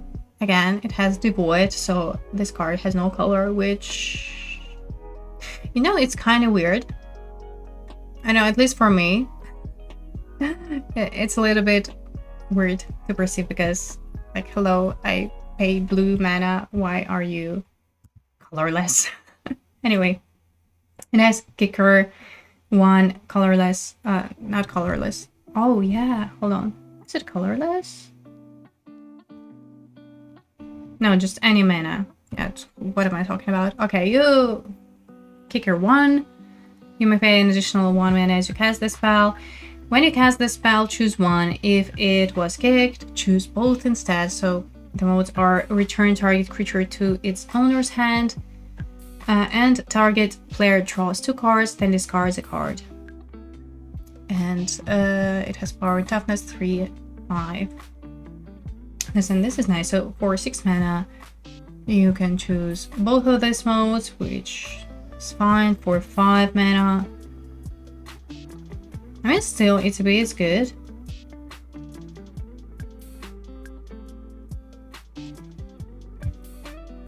What do you think? I don't know. I kind of... I don't know. I cannot decide how good this card is, to be honest. I guess there has to be this archetype, right? I cannot see it yet because we've seen only 2 cards with Devoid, 2 Eldrazi cards, but on its own, I guess it's alright, but it's not. I know it's not great. It's like 2.5. I don't like the mana cost, to be honest. The stats are fine, pretty defensive. I don't know. I don't think it's that great, to be honest. I may be wrong. Like, I would say it's like 2.5. As for now. And next up, Dreamtide Whale for 3 mana, 2 and 1 blue. Rare creature, 7/5 with Vanishing 2. What does it mean? Vanishing. This creature enters the battlefield with 2 time counters on it. At the beginning of your upkeep, remove a time counter from it. When the last is removed, sacrifice it. Okay. And whenever a player casts their second spell each turn, proliferate. Okay. Would you first pick it? Like imagine 7/5 without evasion, but on your turn 3. Could be something. I don't know. I'm not sure it's first pickable, but it's alright. I guess it's alright.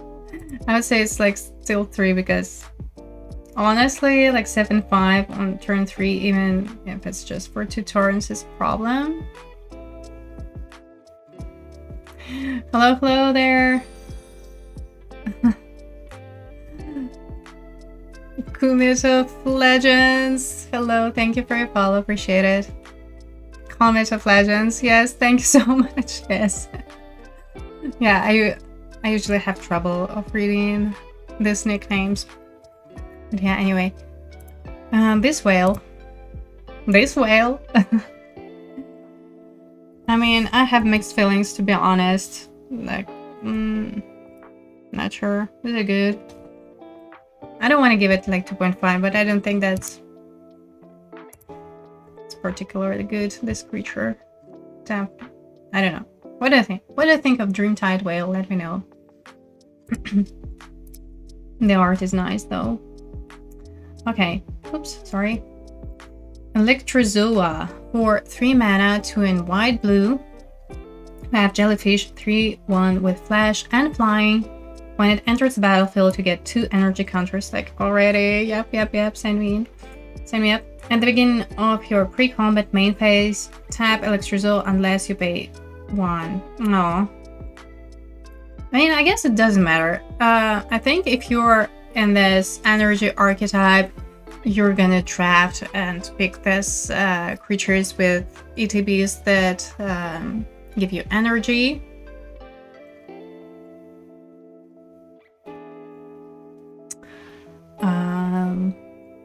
Right? Thinking the right archetype is gonna be decent. On its own, I don't know, I think it's like 2.5. Okay, Dreamtide Whale is not good enough. Good draft card, not good enough for Modern Legacies. Oh, yeah, definitely. Like, this is purely limited review, so I rate these cards exclusively from a limited perspective. So yeah. Also, like, you can definitely see that some of the rares, they're specifically designed for constructed, and they're just purely unplayable in limited. You think this Jellyfish is great in limited? I mean, it has a slight drawback, to be honest.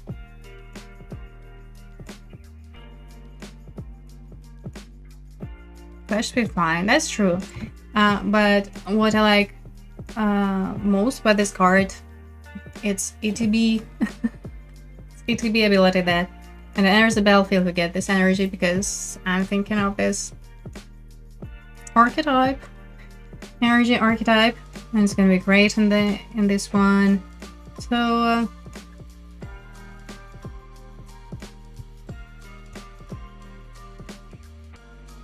you know what? Maybe you're right. Especially maybe like even not on its own. No, on its own it's not great to be honest, but in the right archetype.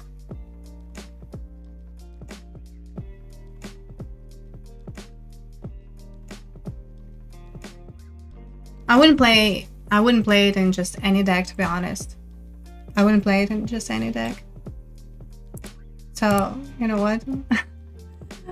Yeah, you're very persuasive, but I think it's still like 2.5.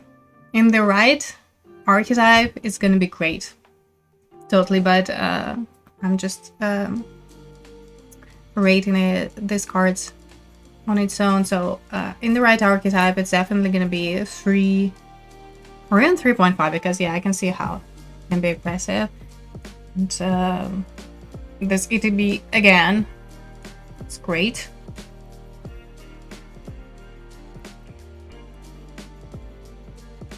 So you can definitely see that some cards are specifically designed for these certain archetypes. It's an energy deck card, 100%, yeah, I agree. And in this energy deck, it's gonna be very great. Alright, Emrakul's Messenger for 2 mana, 1 and blue. Eldrazi Fairy Rogue. How cute. 2/1. Again, it's a colorless card. It has Devoid. Flying. Whenever you draw your second card, each turn create a 0/1 colorless Eldrazi Sprung creature token with sacrifice this creature, add 1 colorless mana. Nice. Honestly, this is good. I think it's very decent to drop. Yeah, decent. Not decent, pretty good, you know? Even if you're not in this Eldrazi theme, just on its own, it's a great to drop. Honestly, I think it's gonna be like 3.5 even. I think it's an excellent card. Yeah. Just on its own, it doesn't need any additional work. It's pretty universal. Yeah.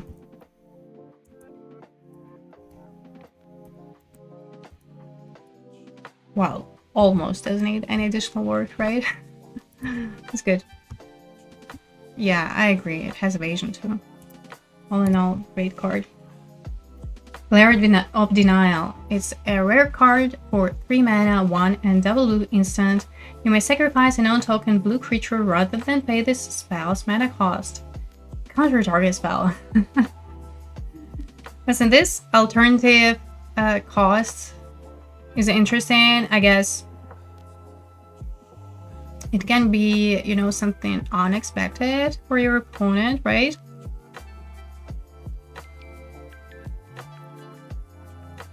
Flare is a 5.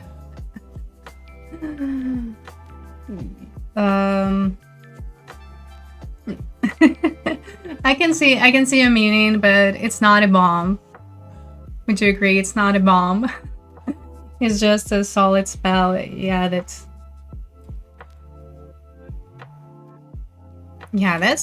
cool. That's cool that you don't need mana.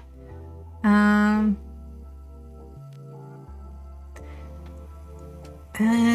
I would think that you would want to play a counter spells. Would you first pick it, however? I think that you would, for sure, but I probably wouldn't. Yeah, that's true. I mean, if you have it in your hand, you just, you know, hold it, chill, you just develop. If you have something to sacrifice, you need to, right? Okay.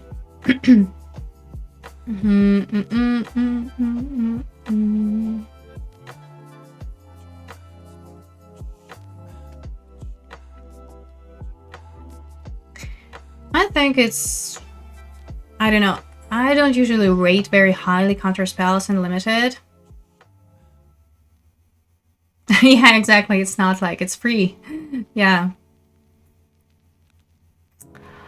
I would, I would still probably rate it as a 3. I think it's good, 100%. This alternative cost is great because yes, it allows you to develop, but it's not free. It's not free. And like all in all, counter spells are not, they're very situational. It's very hard to really sit on a counter spell. Like, I get that this alternative cost allows you to, right? So you just, have this card and chill, but yeah, I don't know.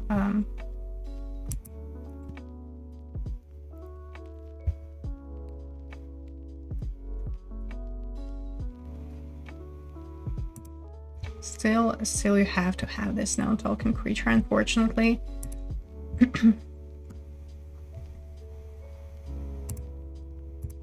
All right, next up is Harbinger of the Seas.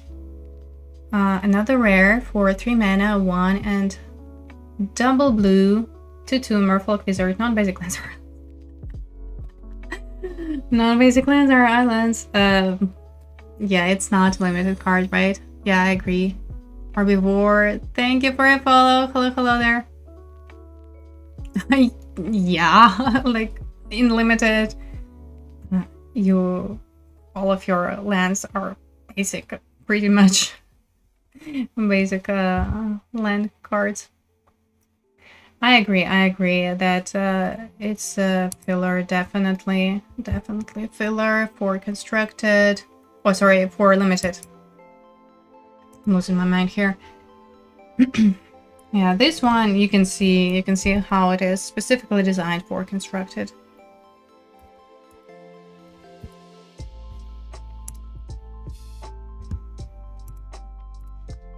Next up is Hope Ender Coddle for 3 mana, 2 and 1 blue, Eldrazi Snake, 2/2 with Devoid and Flash. When you cast the spell, counter target spell an opponent controls unless they pay 1. Oh, and it also has flying.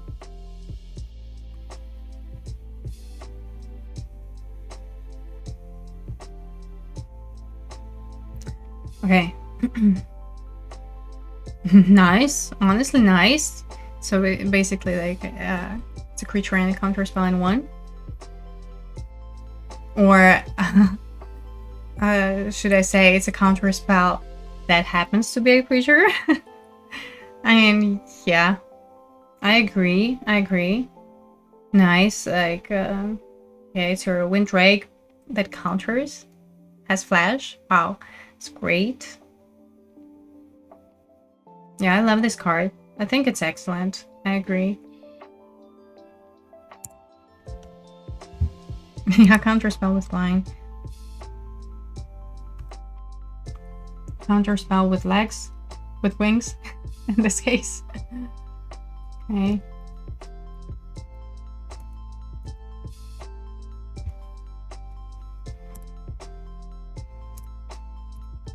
Next up, Kazilex Unsealing for 3 mana, 2 and 1 blue with Devoid. Whenever you cast a creature spell with mana value 4, 5, or 6, create 2/0/1 colorless Eldrazi spawn creature tokens with sacrifice this creature, add 1 mana. Whenever you cast a creature spell with mana value 7 or greater, draw 3 cards. What? Okay.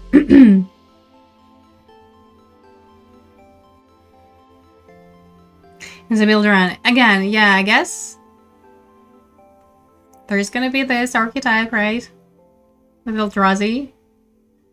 Okay, let me read the comments. Okay, reminds me a lot of this pre-counter in the current set. Counter unless they pay and make it to flare. Yeah, true. That was about the previous card, and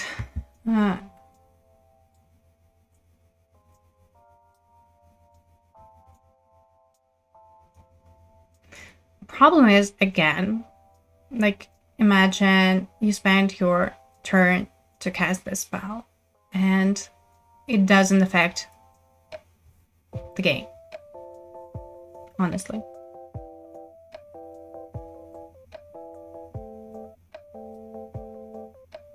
Is it worth it? Like, okay, let us put it into this build around. But honestly, like, as for now, I don't really see what can be playable, really. And like, what's the point then?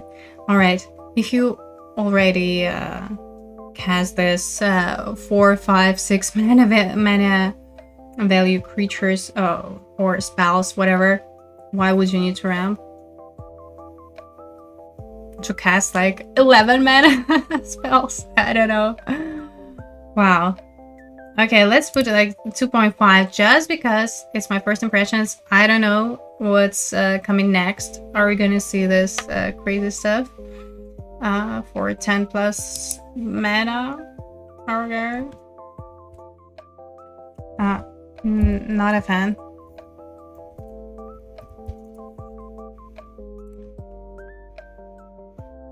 You refill your hand while your opponent doesn't.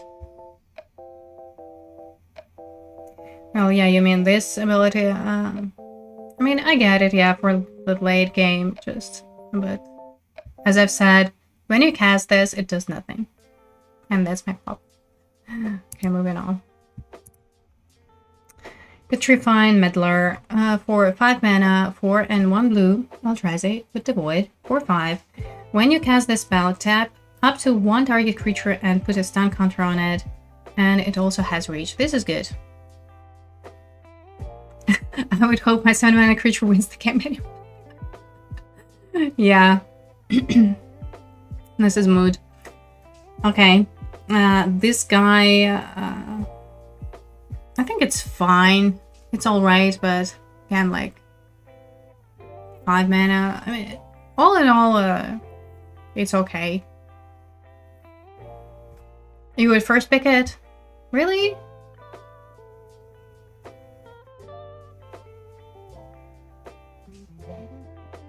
Hold on, where do you see 4 damage? You mean for power? The stats? I know, I don't agree here. I don't think it's up there. I mean, it's alright. It's alright. I don't think it's particularly good, to be honest. I mean, I get that it's nice that ETB is nice, but it's 5 mana.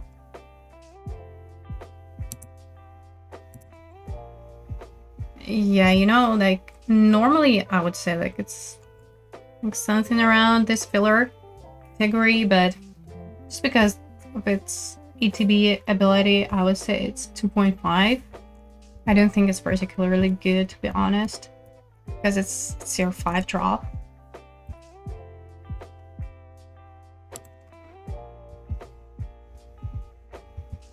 Yeah. Okay, next one is Royal Cartographer for 2 mana, 1 and 1 blue creature, Merfolk Rogue, 1/3 landfall. Already 2/2 landfall. Whenever a land enters the battlefield under your control, you get an energy counter. Okay, already. Okay, this is great already. And it has an activated ability for tap and pay 6 energy, draw 3 cards. Amazing. This is not. Listen, now you're talking. This is great. Yeah, as I expected, anything that has landfall is gonna be great. I'm pretty sure. Like, honestly, if you see landfall, just pick it. It's gonna be good. Yeah, like, oh wow, this is amazing. Honestly, like 3.5 easy. Maybe even 4, honestly. Oh, wow. Okay, depending on what we have in the bag, but truly, I can see myself first picking it. 100%.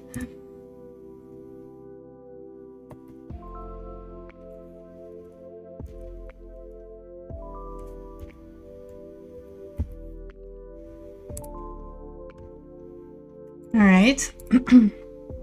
Next up, Sage of the Unknowable. For 2 mana, 1 and 1 blue. Human Wizard 0/4 with ability tap. Add 1 colorless. Spend this mana only to cast a colorless spell or to activate an ability. Okay, so here's your mana dork for Eldrazi. You, human, why are you helping Eldrazi? Are there landfall enablers in the set? That is a good question, and I guess, well, we'll find out in the end. I don't know. It's the first time I see the cards, truly. Okay, so this is a 2. Honestly.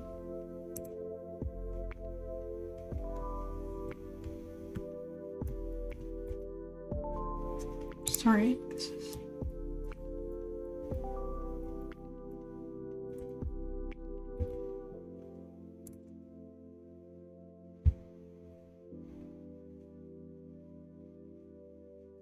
Oh, you weren't planning on playing the set, really? Why not? Honestly, I'm very excited about this limited set. This is gonna be busted, I'm pretty sure of it. Okay, next up, Serum Visionary.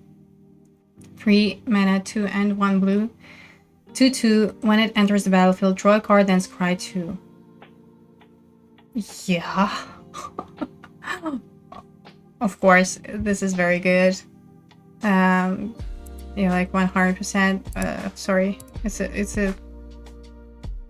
an excellent card. No, the creature that and draws you a card, and then you just cry.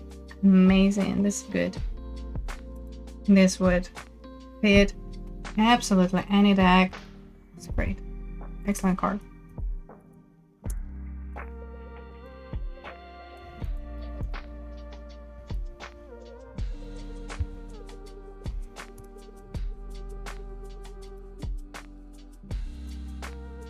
Kind of figured it would be a one and done, so I wasn't going to get invested. But I suppose being an arena means I'll get more opportunities to play it than previous master sets. Well, the thing is that I haven't played the previous masters at all because I took a break from Magic during the time. So yeah, for me, this is gonna be my very first Modern Horizons set in Limited, and I'm very excited about it. Yeah, it's gonna be available on Arena, on Magic Online, tabletop, of course. Very exciting. Okay, next up, Shadow of the Second Sun. 6 mana, 4 and double blue. Mythic, enchantment aura, enchant player. At the beginning of enchanted player's post-combat main phase, there is an additional beginning phase after this phase. Listen, no. There's an additional beginning phase, so it's like sorta you have 2 turns in one. 6 mana, like, okay, imagine situation like for 6 mana you spend your whole turn. Is it gonna work at the same time, same turn when you cast it?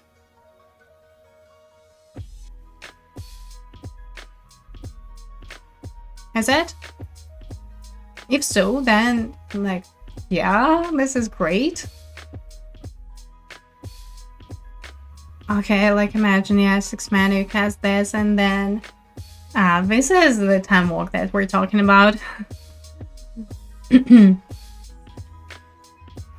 Yeah. Honestly, this, yeah.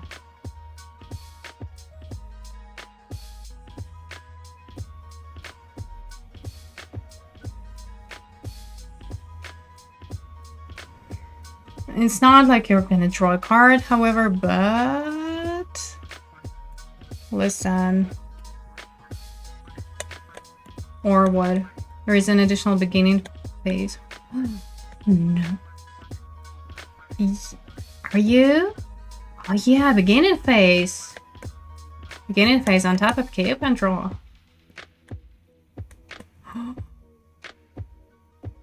It's a bomb?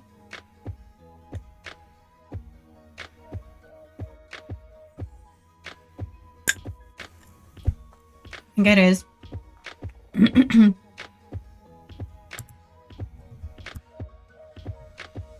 Right. Wow. Yeah. It's like, yeah. Time Walker said.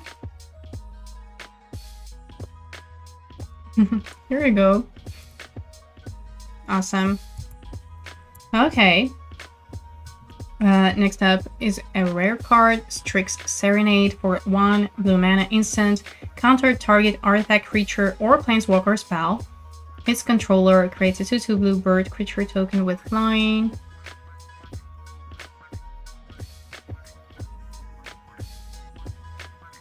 Okay, this is solid, of course. It's not a first pick. It's not a first pickable rare, I'm afraid, but it's very good. I think it's 3. Just because, again, it's not like a removal, right? You have to sit on it. Yeah, Town Walk every turn, exactly. Insane. Picking up the previous card. Alright, Strix Serenade gets 3.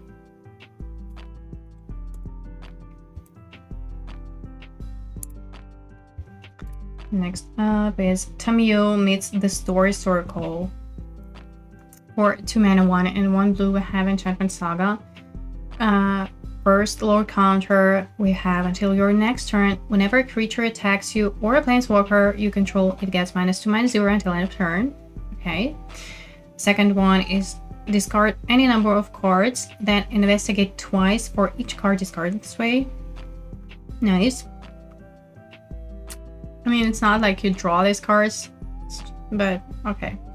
And third one, shuffle up to 3 target cards from your graveyard into your library.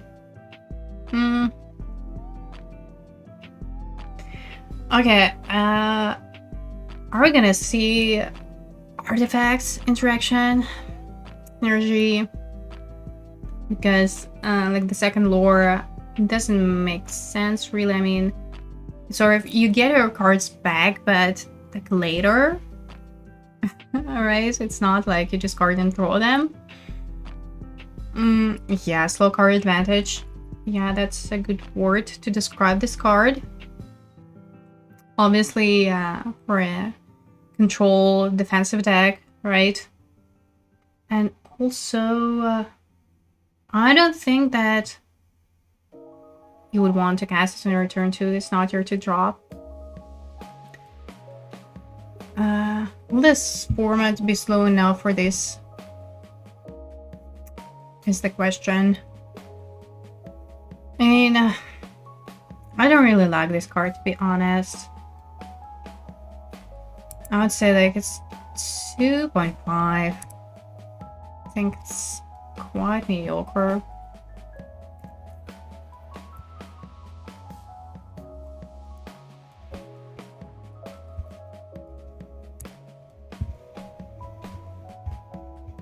No, it's okay. I got it. Next up, Tempest Harvester for 2 mana, 1 and 1 blue. Have a creature 2/1. When it enters the battlefield, you get 2 energy counters. Yes. Energy. And it has an activated ability for tap and pay 1 energy, draw a card, then discard a card. So it's a looter for these energy counters. Again, I don't care about this ability. Like, give me all the energy you have. But honestly, these creatures with ETBs that gives you energy, those are going to be high picks. And 100%. This is great. Great to drop. Like, It's definitely a 3, or even 3.5. But okay, I'm just super excited about this energy, to be honest. So okay, but let's be reasonable. It's a 3.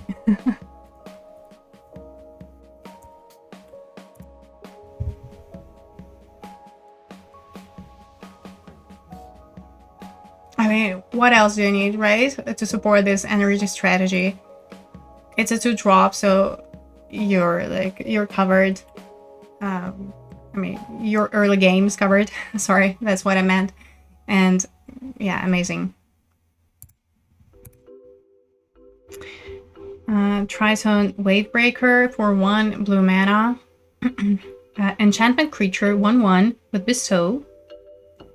I guess all enchantment creatures have this ability, or at least the ones that we've seen already, they do have it. Bestow, so bestow is a 2, 1/1 blue. As long as Triton Wavebreaker is a creature, it has prowess, and enchanted creature gets +1/+1 and has prowess.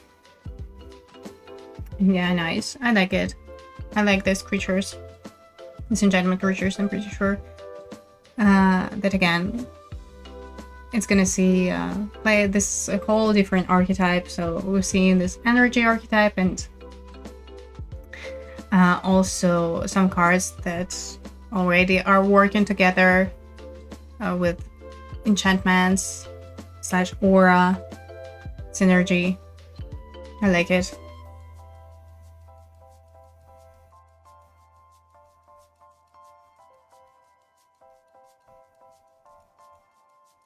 I think it's a 3 too. So just makes the risk enchantments so much lower.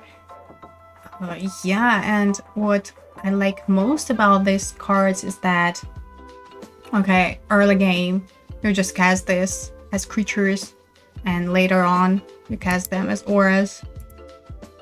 It's because, like, who wants this 1/1 creature, like, on turn 6, right? Nobody wants that. But as an aura, like, why not? And I'm pretty sure that's gonna be super synergetic within this archetype.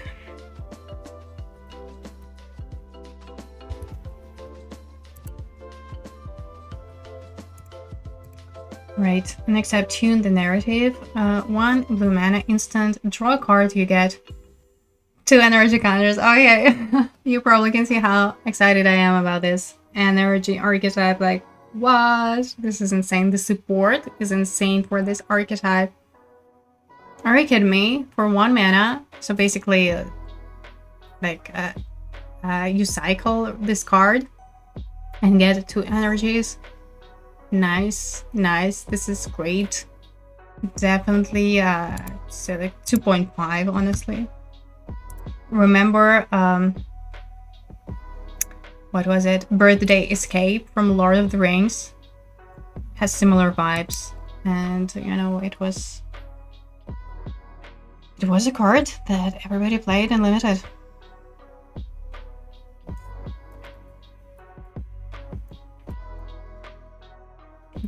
Great support for the energy deck. Oh, good point. Yes, it also helps with all the draw second card. Yeah, exactly. Yeah, it's a nice support card. Okay, next up, Ujin's Binding for 3 mana, 2 and 1 blue, mythic, instant, with Devoid. Return target non-land permanent you don't control to its owner's hand. Okay. Whenever you cast a colorless spell with mana value 7 or greater, you may exile Ujin's Binding from your graveyard. When you do, return each non-land permanent you don't control to its owner's hand.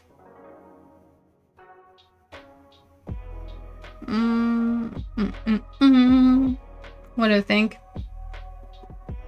Like, it's a bounce.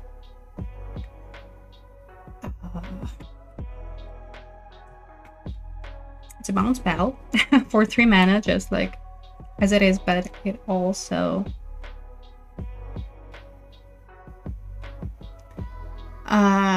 it doesn't have like a flashback cost per se, but you know, something similar, right? When you cast this 7+ mana spells, you can bounce everything. I don't know. I mean, bounce spells are good, but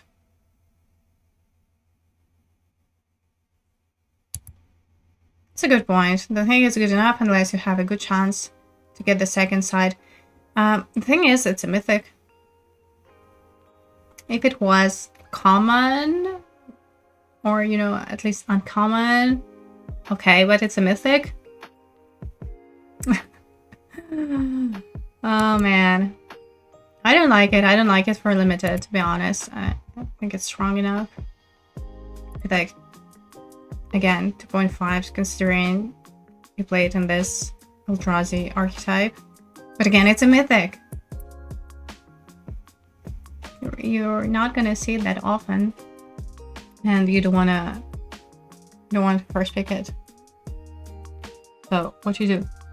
What do you do?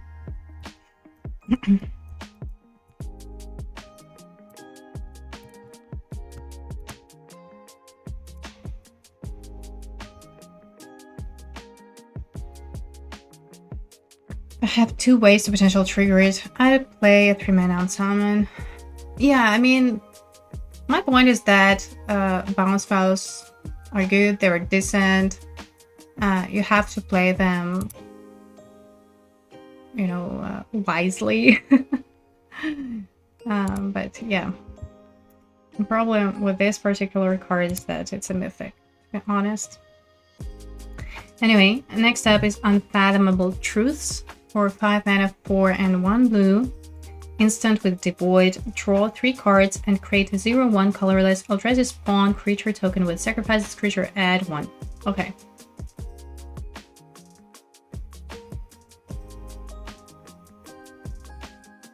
For 5 mana, I mean, yeah, it's playable. I would say it's definitely playable in limited. And also, if you have this, again, archetype with 4+, 5+ mana value, so it's quite synergetic there. Maybe you'll have other permanents that, you know, maybe something triggers when you cast this to not only draw 3 cards, right, and create a token, but on its own, I guess it's all right. I guess it's all right to play it regardless, right? Because it's an instant speed spell, so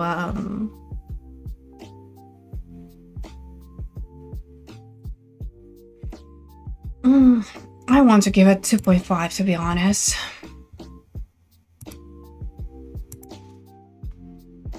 And it reminds me a lot of this card that was in Eldraine, the last set of Eldraine for 5 mana, same thing, instant, draw 3 cards and create a fairy token that cannot block.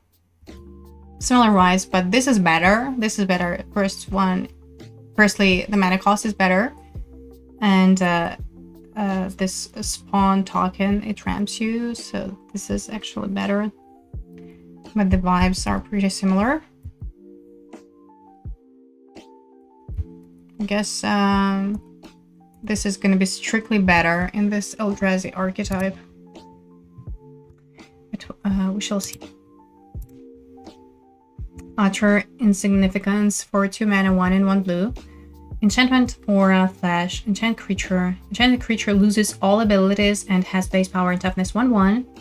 And for 3 colorless, for 2 and 1 colorless, exile enchanted creature. Okay, so great. Zero blue removal, maybe premium removal in blue, right?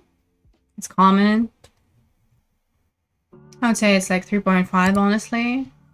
It's a premium blue removal.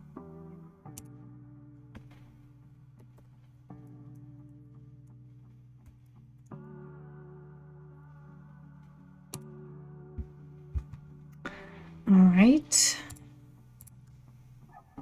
Volatile Storm Drake for 2 mana. It's a rare, by the way. Creature 3/2 with line and hexproof from activated and triggered abilities. Okay. When it enters the battle, exchange control of Volatile Storm Drake and target creature an opponent controls. If you do, you get 4 energy counters. Then sacrifice that creature unless you pay an amount of energy counters equal to its mana value.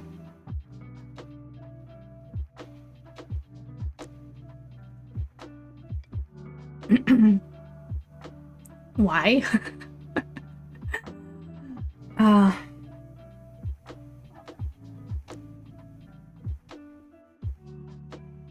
So,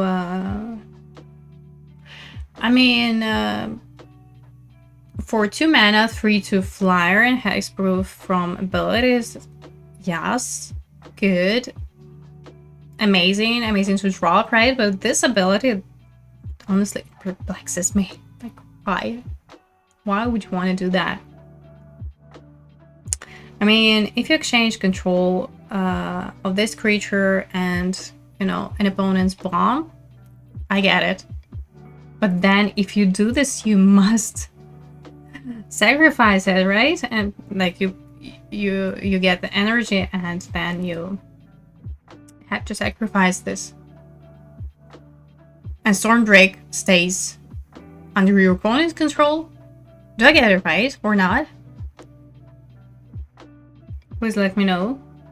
Maybe I just don't understand this card. Honestly, I need help. I need help. Maybe I don't get it. Maybe I don't get it. But as a 2-drop flyer, sure, great, excellent, excellent, excellent to drop. The rest, I don't get it. I'm sorry.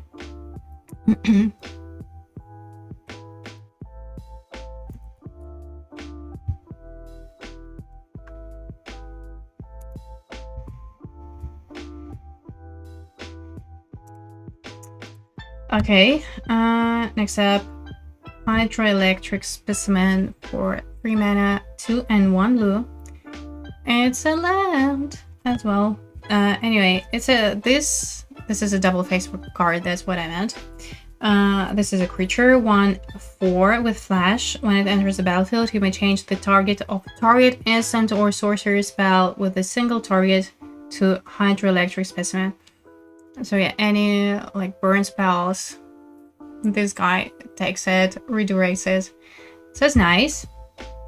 And of course, it's a land. You can just drop it as a land. And amazing. Again, we'll see the whole cycle of this card, of these cards, I'm pretty sure. And I think they are all force, honestly. Again, just because this is a free spell, so to speak, because you'll put it into your land slot, and here you have it.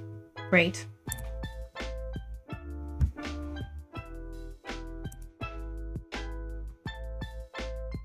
Also, like, the ability is not terrible. So it's not like, you know, I would first pick it anyways just because it's a double face card. Like, the creature is actually not bad on its own, but being it a land, like a double face card, just, you know, makes it so much better. Yeah, model lands are so powerful. Yeah, these double face lands are great. Okay. Next up, Sink into Stupor. Again, it's a land, double face land. So this is an instant for 3 mana, 1 and double blue. Return target spell or non-land permanent an opponent controls to its owner's hand. Nice. It's pretty cool that you can also bounce a spell. And it's a land.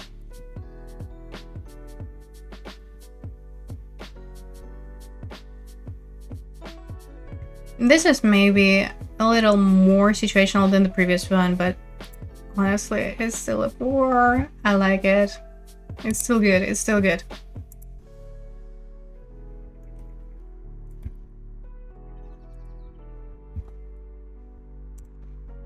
It's going to be my brawl deck. Okay. Right, next up is Tamiyo, Inquisitive Student. Our mythic. For 1 blue mana legendary creature, 0/3 flying. Whenever Tamiyo attacks, investigate. Okay. When you draw your 3rd card in a turn, exile Tamiyo, then return her to the battlefield transformed under her owner's control. And we have a Planeswalker, Tamiyo Seasoned Scholar, with base loyalty 2/2 until your next turn. Whenever a creature attacks you or a Planeswalker you control, it gets -1/-0 until end of turn. For -3, return target instant or sorcery card from your graveyard to your hand. If it's a green card, add 1 mana of any color. Nice. And -7, draw cards equal to half the number of cards in your library. Round it up, you get an emblem with you have no maximum hand size. Nice, nice, nice, nice. Oh, speaking of the previous cards, the ability doesn't need to be great when it's on the back of that. 100%, yeah. Yeah. That was my meaning, but also, actually, the spells are not bad, you know? The spells are good. But this card, first of all, I think it's pretty easy to flip it in the right deck, right? Because we've seen some draw cards and whatnot. Also, yeah, like, it's 1 mana 0/3, but it triggers regardless. You just have to attack with it, and you'll get your clue token. This is great. I think all these creatures / planeswalkers, they are bombs, to be honest.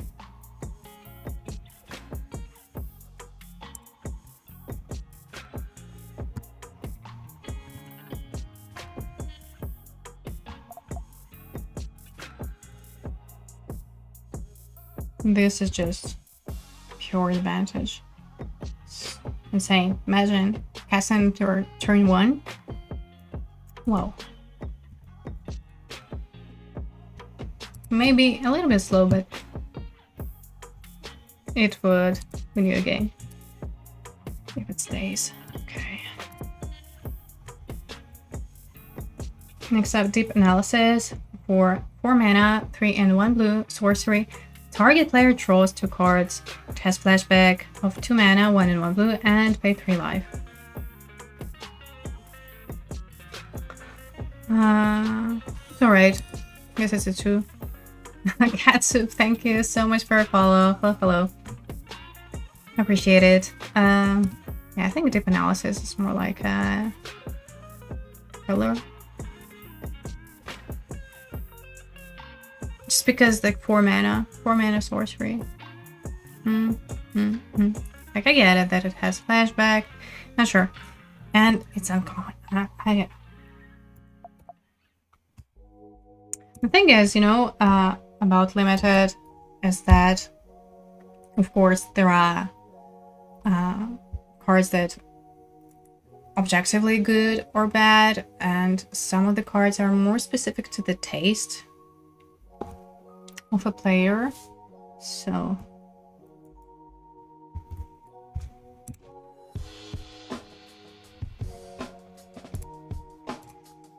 next up, Astrid's Invocation. For 3 mana, 2 and 1 blue, it's a rare enchantment. You may have Astrid's Invocation enter the battlefield as a copy of an enchantment you control, except it has at the beginning of your upkeep. You may exile this enchantment. If you do, return it to the battlefield under its owner's control.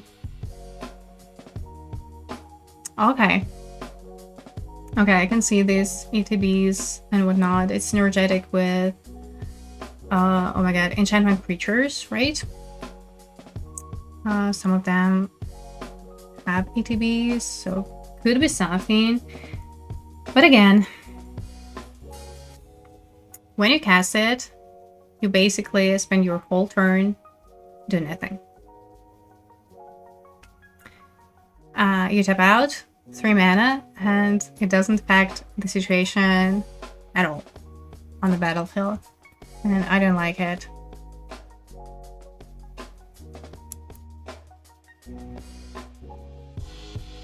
I think it's 2, yeah, maybe like 2.5 build around, but it's a rare. You see what I mean? It's a rare. It's not often you'd see this card. However, with display boosters, maybe you would.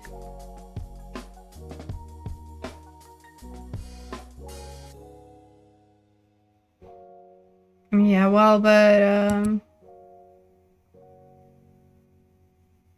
all right, yeah, with Oblivion Ring that would be nice, but other than that, I would say it's a 2. If it was uncommon, maybe 2.5. You know, I don't think it's a limited card, to be honest.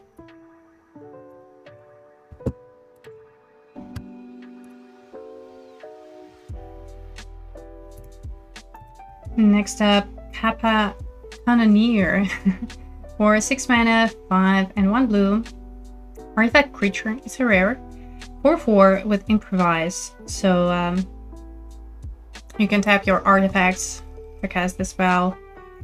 It has a ward 4. Whenever Kappa Cannoneer or another artifact enters the battlefield under your control, put a +1/+1 counter on Kappa Cannoneer, and it can't be blocked this turn. Okay, so here comes. I was wondering about whether or not there is a synergy based on artifact. Here it is, but again, it's a rare. Would you first pick it? I probably would not.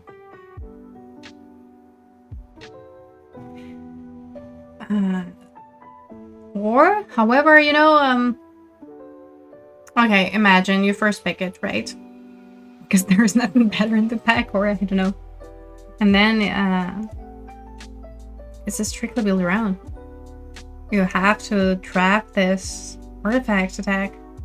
Because for 6 mana, I don't want this creature. I don't want to cast this creature for 6 mana. For 3, maybe. Yeah, 4. Even no, for 4 mana is okay too. Clues help to trigger it.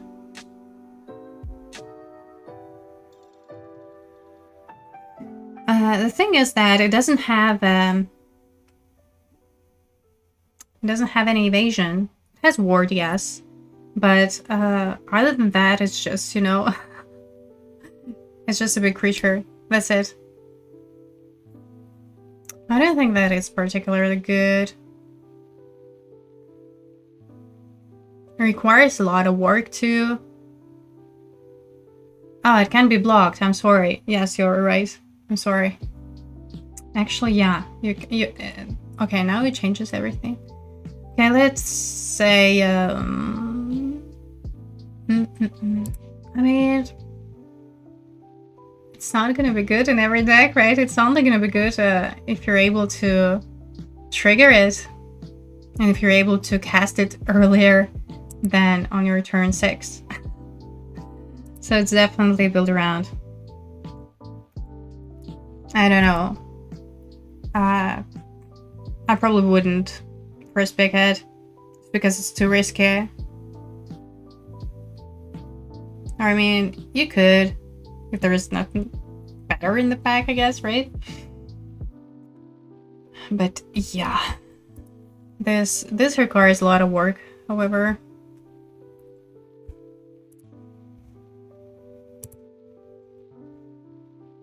Blast twice. Yeah, the art is sick. Next up, Reef Worm. 4 mana, 3 and 1 blue creature worm. 0/1.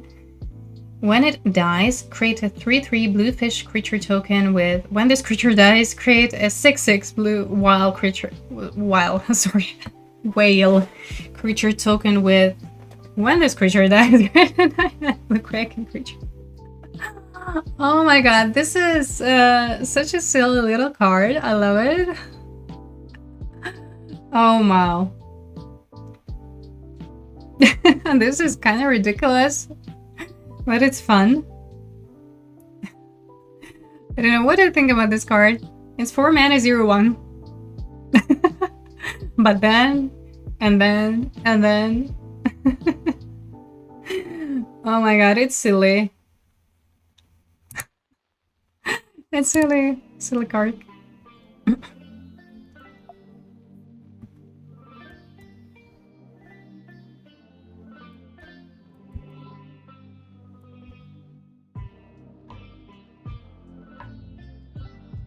I mean, I can see how it can be annoying, but at the same time, like, come on.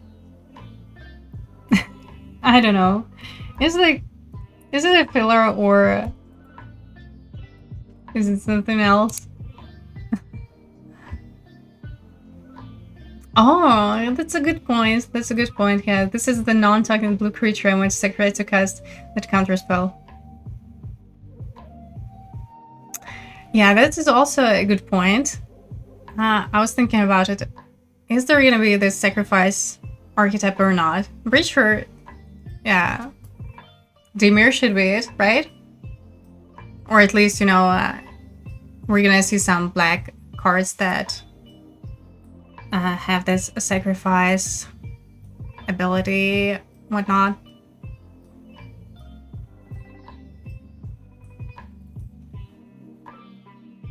It feels like your token will just get bounced and you'll be sad, yeah. I don't think it's gonna live up to 9/1 Kraken. But other than that, yeah. I think it's alright. If you have, you know, something to work. If you have this additional synergy, that's otherwise, yeah, not great. Okay, Shrieking Drake for 1 blue mana, Drake, 1/1 with flying. When it enters the battlefield, return a creature you control to its owner's hand. I mean, okay, I guess it's fine, you know? It's a tempo, just, you know, the stats that it's 1/1 flyer, it's not exciting, but it's a tempo card. I guess it's like 2.5 too.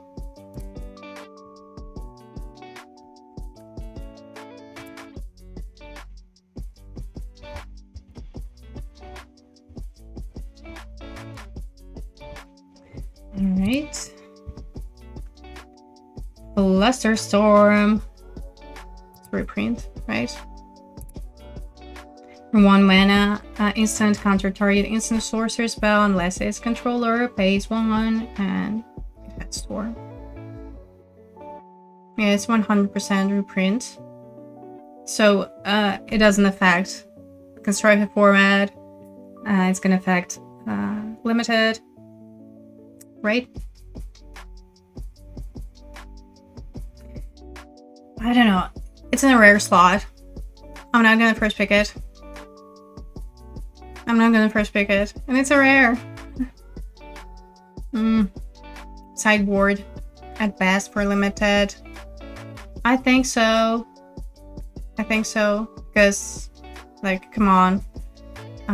The majority of limited decks are creature-based.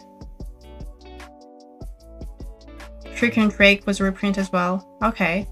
I didn't know about it. Flusterstorm buy box on the promo? I don't know. So it's not gonna be in the packs? We're not gonna be able to draft it? Alright, it doesn't have a serial number. I think you're correct. So, whatever. Yeah, I think, yeah, we're not gonna see it in packs. Right. Okay. Well, Flusterstorm, what a waste of time. Moving on. Okay. We're in black. it says at the bottom. Yes, here, right? Okay. Okay, now we can move on to black. Okay, let me just make a quick pause and I'll be right back.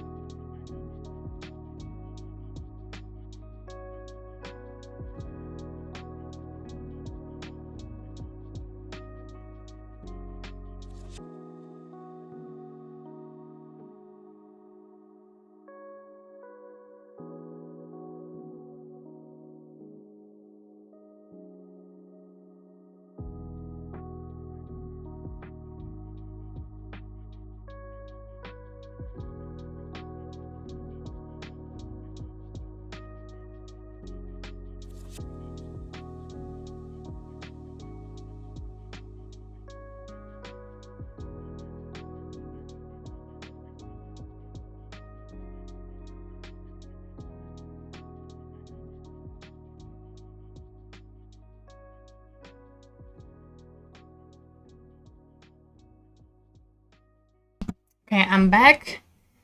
And let's move on to the black color. First one is a Cursed Maridor. For 2 mana, 1 and 1 black, we have a creature 2/1. When it enters the battlefield, each player sacrifices a non-token creature. Okay, so speaking of that, worm. But, like, is there to drop? I mean, if you're going second, I don't know. No, it's weird, right? I mean, you can sacrifice it itself, this creature. So, this is like sort of edict.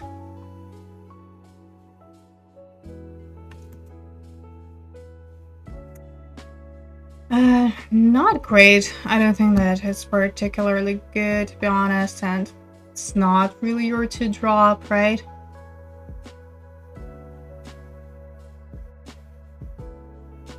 Could be something, but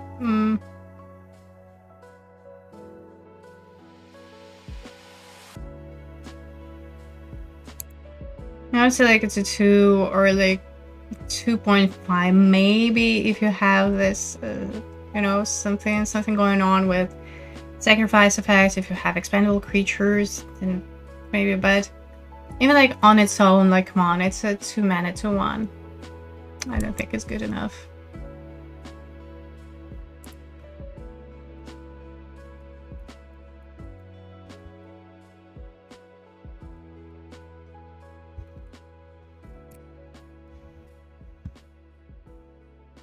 Okay, here we agree on that. Then Arcbound Condor for 4 mana, 2 and double black, artifact creature, 0/0 flying with modular 3. It means that this creature enters the battlefield with 3+1/+1 counters, and when it dies, you may put its counters on target artifact creature. And that's important. And whenever another artifact enters the battlefield under your control, target creature and opponent controls gets -1/-1 until end of turn. Okay. So, alright. There is this artifact archetype, right? Speaking of that, tortoise cannoneer, which was a rare. This is in a common. Okay, so on its own, we have a flyer for 4 mana, 3/3 flyer. I mean, if you play this card, you want to make it work on its full potential. Otherwise, like, it's, I don't know, maybe not worth it. If you're in black, I guess. If you don't have this artifact synergy, it's probably a filler, but if you do have an artifact synergy, this is good, right? And synergies with clues. What else? Of course, I don't know. We haven't seen many artifacts just yet, but still, we've seen some. We've seen some, right? I don't know. I cannot just wrap my head around this archetype. I don't know. What do I think about this card? I mean, like, in the right archetype, I feel like it's good. But I don't know about the archetype itself, to be honest. Does it make sense?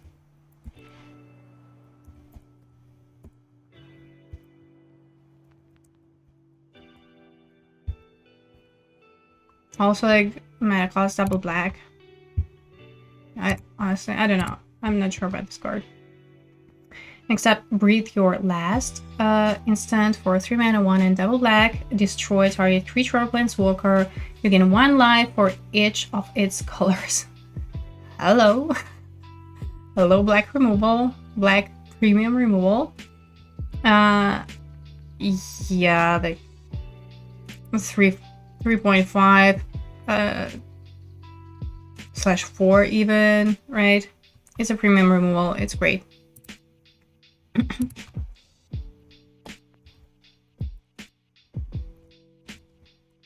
Definitely if you were in black, this is your card. Amazing. Next up, Ctonia Nightmare. It's a rare card for 2 mana, 1 and 1 black enchantment, and it enters the battlefield to get 3 energy counters.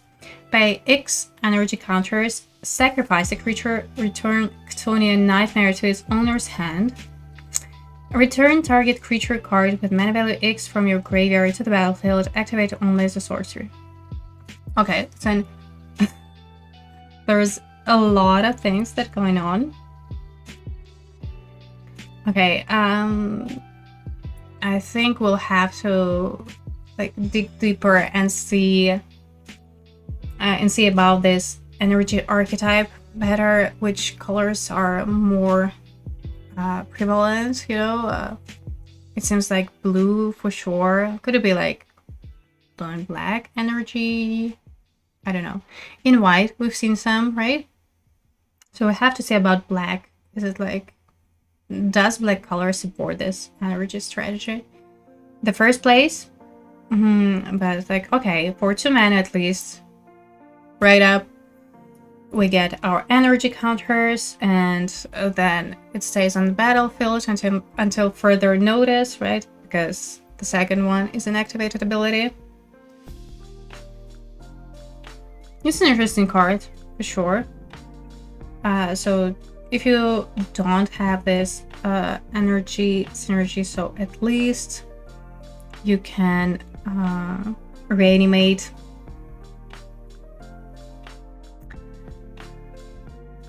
mana value X. So you can reanimate a small creature, so a creature with mana value 3 or less, which is okay still, right? I guess it's gonna be fine in Orzhov.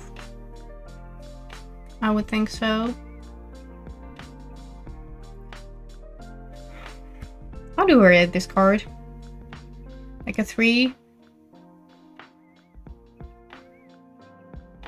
I think it's definitely a 3 because it's alright on its own. It can work without this energy strategy. It's fine on its own. Or is it like a bit excellent? No, I think it's 3.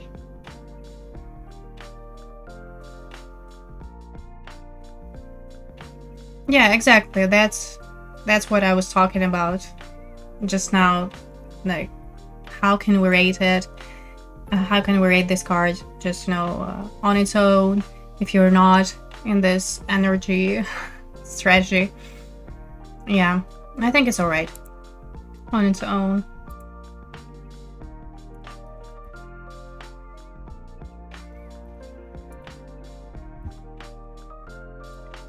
Okay. Next up is Consuming Corruption, double back. Instant. Consuming Corruption deals X damage to target creature or planeswalker and you gain X life, where X is the number of swamps you control.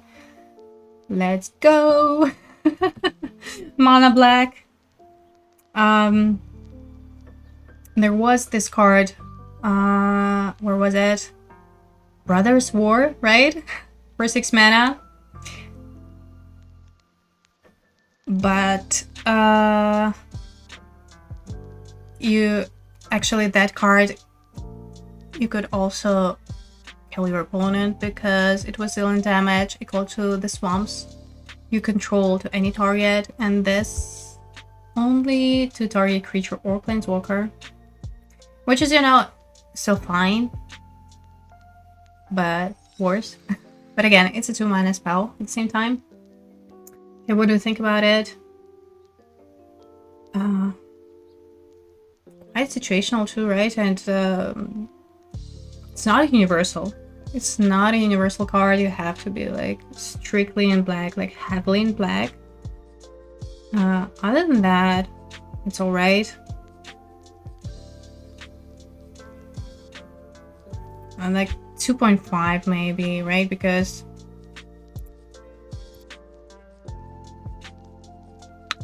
it is dependent on swamps and the cost is double back.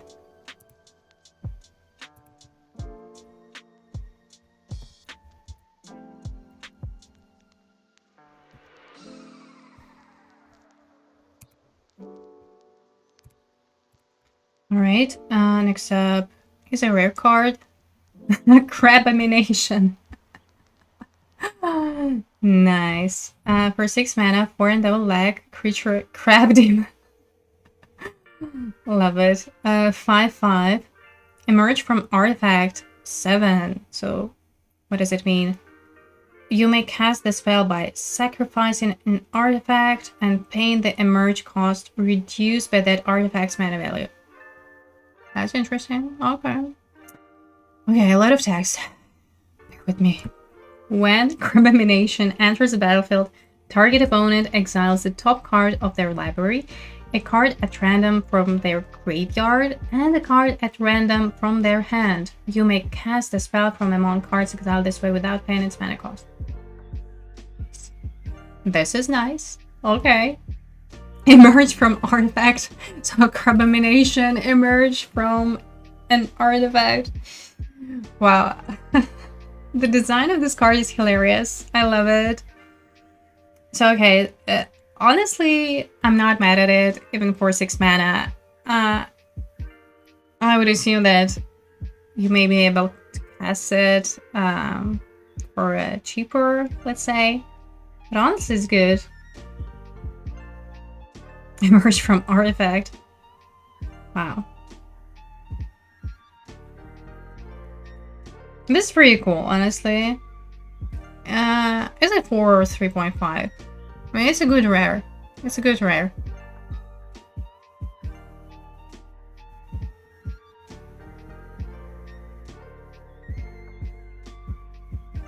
I think that is still 3.5. I know, am I too conservative here? But truly, like, you have a decent body, 5/5, even for 6 mana, and you have a card. Maybe even a bomb. What do we think about it? Is it 3.5 or higher?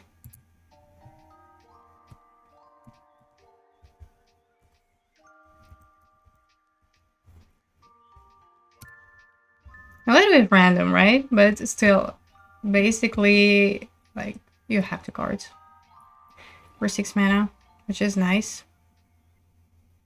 Maybe even 4. Now that I think of it. I know, okay.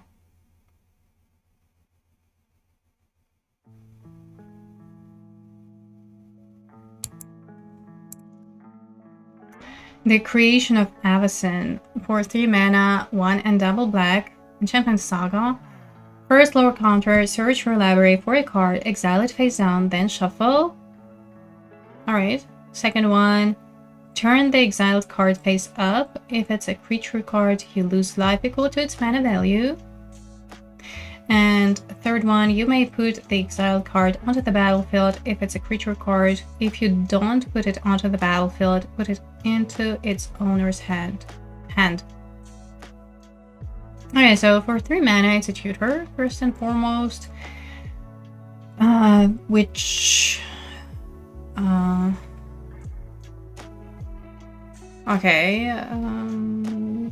So basically, we are able to play it only on turn 3 after we play this card, right?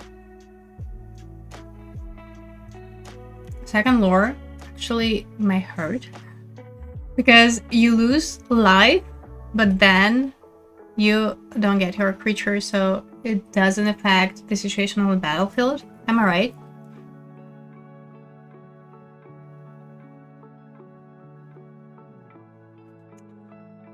Oh, I don't know about this card.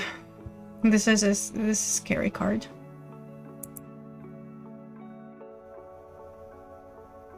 $2.5 or even 2. I don't know. If you have bombs, like imagine how do you survive? How do you survive until it resolves? I'm not sure. I'm not sure about this card, to be honest. Is it worth it? Okay, let's say 2.5 just. But I'm not a fan of this card.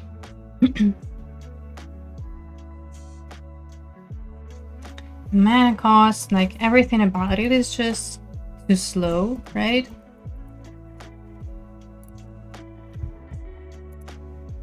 Okay, next up is Dreadmobile. Dreadmobile. I'm laughing because actually this is probably the only card that I've seen because Elder showed me, and in German it's called Schreckmobil. Which is hilarious. But yeah, Dreadmobile is also kind of funny. 3 mana, 2 and 1 black. 3/3 artifact vehicle with menace. Has an activated ability of 1 mana and sacrifice another artifact or creature. Put a +1/+1 counter on Dreadmobile. Or Dreadmobile. How do I say it? Anyway, I'm losing my mind here. 3/1. Okay, again, it reminds me of a vehicle from Kamigawa Neon Dynasty, right? Something similar, but it was a rare. So okay, I don't know. I guess yes, you would want to play it if you have something going on with sacrifice, right? That, I don't know. Maybe pretty aggressive, maybe not. But honestly, I don't really like it. I want to give it a 2. Is it like too low? It could be like 2.5 if you have something to sacrifice for it, but then the payoff, right? The payoff maybe is not that great. You just put +1/+1 counter on it, and it's a vehicle. Same time, it's an artifact, so okay. Maybe there is something going on within these lines, like artifact, like Dimir artifact. Could be. Dimir artifact / sacrifice. Wow, I don't know, 2 or 2.5. Anyway, it's like something there. Next up, Dream Drinker Vampire for 2 mana, 1 and 1 black. Creature Vampire 2/1 with lifelink. Has an activated ability for 2 mana, 1 and 1 black. Adapt 1. So if this creature has no +1/+1 counters on it, put a +1/+1 counter. Okay. Whenever one or more +1/+1 counters are put on Dream Drinker Vampire, it gains menace until end of turn. Okay. Now, listen, this is a good to drop. This is nice. I mean, it would be better if it was like 2/2, not 2/1, but still, I love two drops that have lifelink, and also this. It's nice. Could be like 3, and also. Maybe it would be a great fit for this +1/+1 counters. Absent. Anyway, it's a good to drop. But like 3. No. Okay.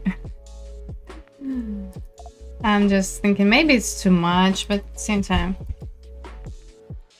why not?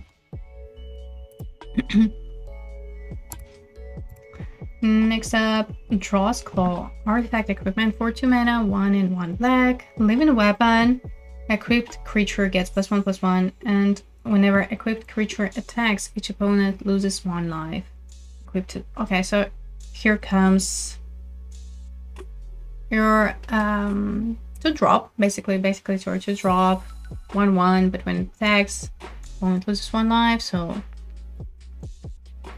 if there are no creatures from your opponent's side, then they would lose 2 life as they normally would with your 2-drop. Okay, so where it's gonna be useful? Again, artifacts, right? So artifact synergy, and maybe even sacrifice. I guess you don't care about this. Germ token that much.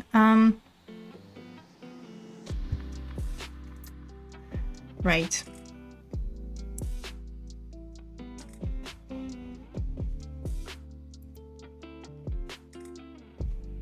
What are we getting at? Like 0.5.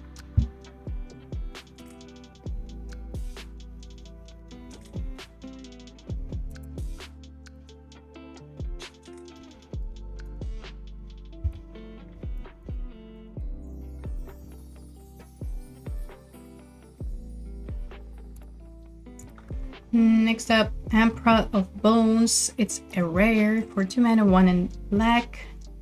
Skeleton 2/2. At the beginning of combat on your turn, exile up to 1 target card from a graveyard. Okay, it also has an activated ability. For 2 mana, adapt 2.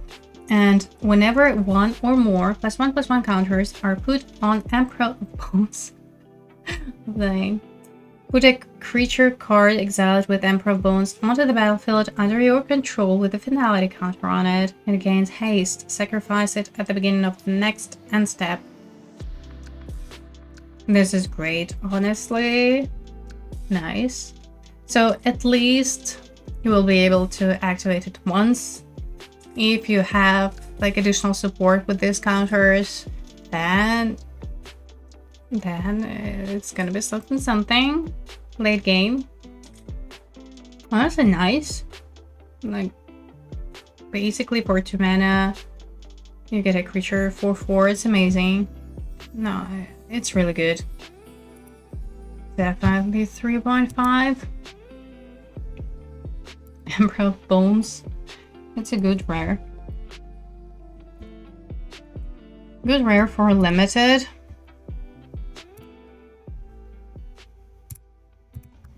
Okay, so you see now in black we have a lot of artifacts.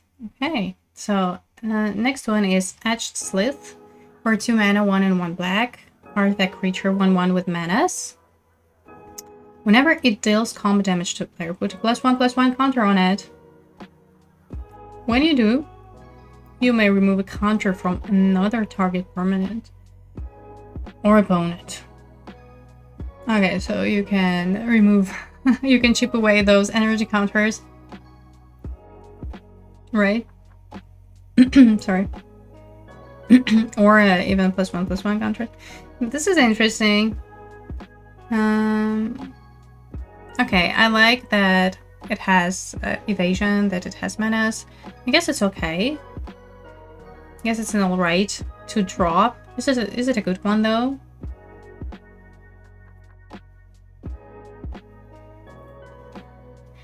I'm not sure. 2.5 or yeah, I guess 2.5 still. But yeah, you would probably love to sit in your artifact deck. It's fine to drop.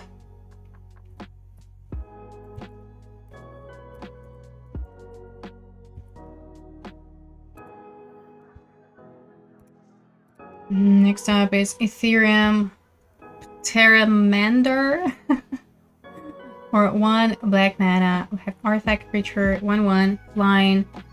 Ethereum Pteramander can block only creatures with flying. For 7 mana, it has adapt 4, and this ability costs 1 less to activate for each other artifact you control. Okay, here you go. Here is your artifact payoff. Honestly, nice for this artifact deck. Why not?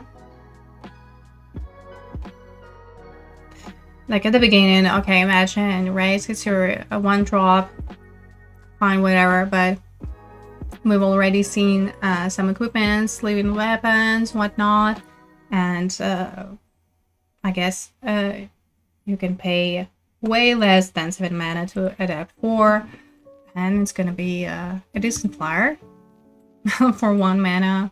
Well, not really for 1 mana, 5/5, but you see what I mean? This is 3 or 2.5 still. Okay, let's 2.5 because it's specific. It's gonna be good only in this artifact archetype.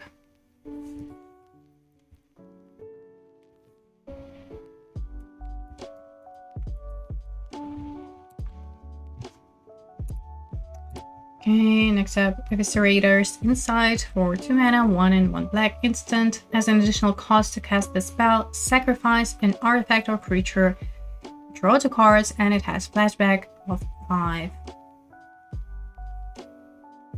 I mean, here's your, we've seen this kind of spells before, of course. Village Rise and a bunch of others. It's playable, but it's probably like it's a 2.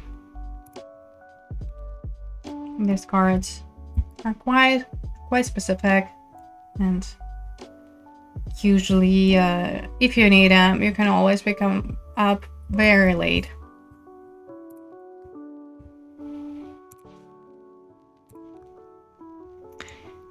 Added Gargantua for 5 mana, 4 and 1 black. Creature 4/4 with activate ability. For 3 mana, adapt 2. Whenever 1 or more +1/+1 counters are put on this creature, you may draw 2 cards. If you do, you lose 2 life. Nice. Okay. Listen, we love drawing cards, and in black, it will cost you. It will cost you some life, but that's okay. That's you know, historically it's been like that, and it's fine.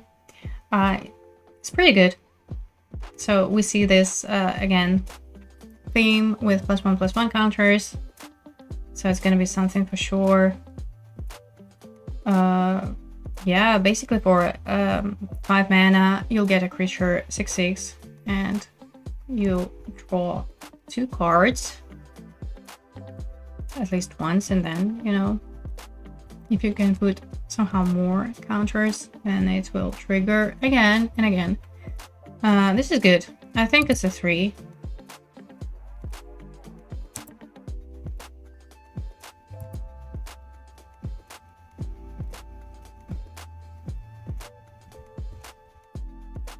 I like this ability. Yeah, we've seen this Gargantua, of course, that for 6 mana, 6/6, you draw the cards and lose 2 life, but this is like the same thing with the twist, I would say. I don't know. It's like 3 or 2.5. I quite like it. I don't know. Anyway, next up, Flare of Malice. It's a rare for 4 mana, 2 and double black instant. You may sacrifice a non-token black creature rather than pay the spell's mana cost. Again, this is a cycle of these cards with this alternative cost, where you sacrifice a non-token creature. And the effect is each opponent sacrifices a creature or planeswalker with the greatest mana value among creatures and planeswalkers they control. Of course, it's great. 3.5 or limited, I would say.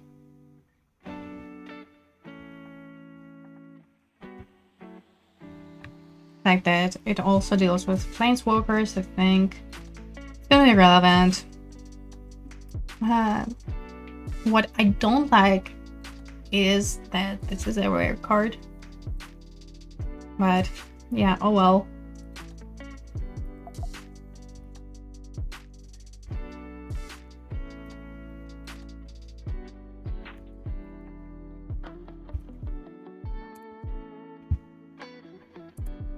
Right, next up, Gravedigg.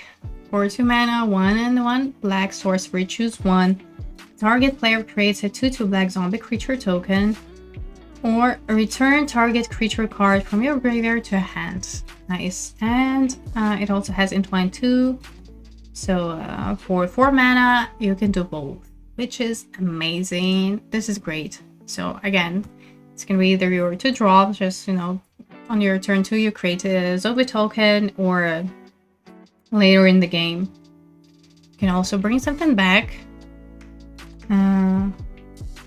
or do both, and or. This is good. I like it. Or either like 3.5. I mean, Gravedigg.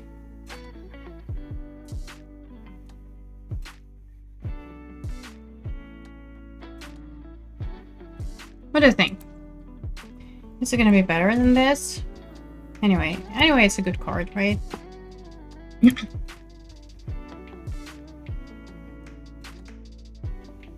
Gravedigg's not getting back another Gravedigg, just feel wrong. Yeah, it's not a creature, right? Imagine that would be great. And then next up, Green Servant for 4 mana, 3 and 1 black.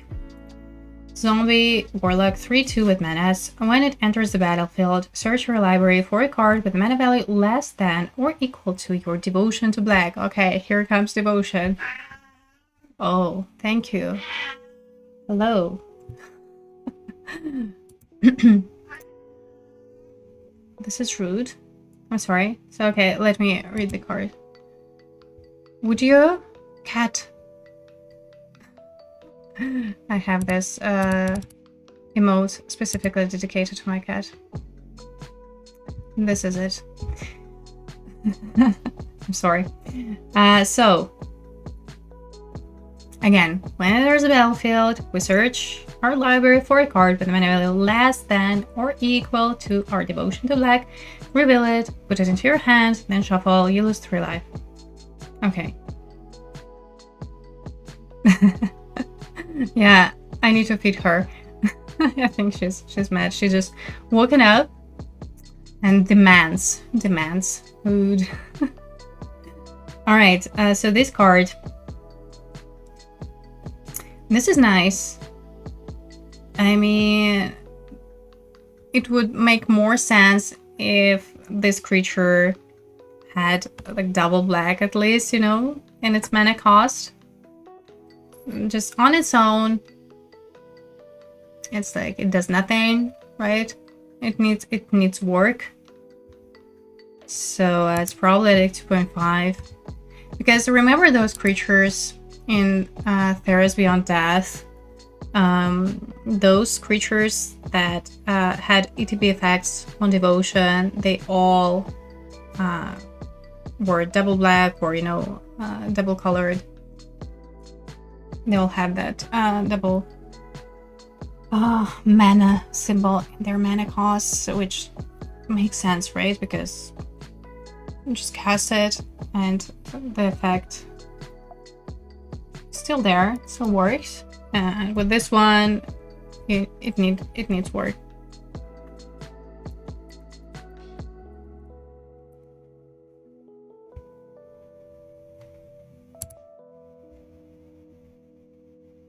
Tell her Johnny isn't said who she'll like that. Yeah. She's too old for Johnny, I think, you know. She would just, you know, whatever. Okay, next up, Kami of Jealous Thirst for 3 mana, 2 and 1 black. 1/3, a creature with Death Touch, and it has an activate ability for 5 mana, 4 and 1 black. Each opponent loses 2 life and you gain 2 life. This ability costs 5 mana less to activate if you've drawn 3 or more cards this turn. Activate only once each turn. Nice. Jenny's pretty old at this point. Yeah, actually, you are right. So this one, okay. Are we thinking Dimir? Looking at these cards and like, okay, it's a Dimir. I mean, it's a fine mana sinker, and imagine like just draining for free. Nice. I guess it's like, I don't know. I can say it's maybe working in Dimir, and still I think it's a filler. What do you think?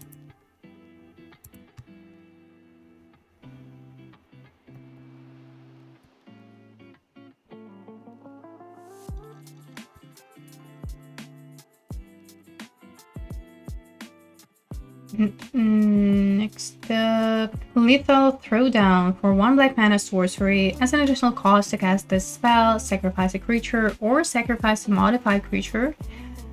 Destroy target creature or planeswalker. If the modified creature was sacrificed, draw a card. Nice. This is nice. So all our germs are living weapon, right? They would also draw us cards. This is good, but quite specific, and of course, you probably wouldn't play more than 1 copy of it in your deck, even if it's synergetic with your cards. But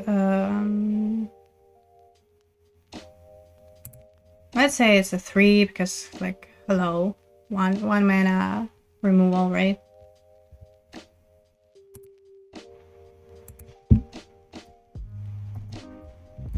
But we've seen this kind of removal before. It was alright, but specific to the archetype. Alright. Moving on. Marionette Apprentice for 2 mana, 1 and 1 black. Creature 1/2 with Fabricate 1. So, you know, it's like all of this multiverses combined. Good if you're pumping out a Res spawn. True. Okay, this one, Fabricate 1, so you may choose. You either put a +1/+1 counter, or you create a 1/1 colorless Cerebro artifact creature token. Okay, whenever another creature or artifact control is put into a graveyard from the battlefield, each opponent loses 1 life. Okay, whatever, but it's a good to drop. Like, honestly, Fabricate is a great mechanic. So, you know, it can be synergetic with this +1/+1 counters if you have something going on here. But other than that, it's just, you know, it's 2 in 1 creature, right? It's a good to drop for sure.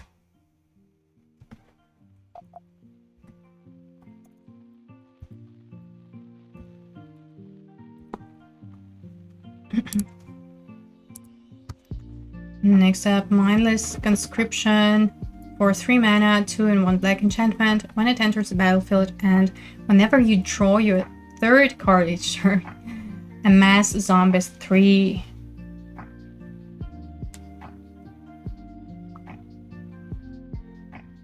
Honestly, I wouldn't mind. So it's your 3/3 for 3, and then like once in a while you will amass more. I guess it's all right. 2.5. Requires some work, and I don't know how easy it's gonna be. I mean, it's never easy to draw 3 cards per turn, right? So you probably wouldn't be able to trigger it every turn, but once in a while, sure. And also, how strong this archetype is gonna be, like this control deck, I don't know. And Necro Dominance, legendary enchantment for 3 black mana. It's a mythic. Do we see Kroxik here? Okay, skip your draw step. At the beginning of your end step, you may pay any amount of life. If you do, draw that many cards. Your maximum hand size is 5. Sorry, if a card or token would be put into your graveyard from anywhere, exile it instead.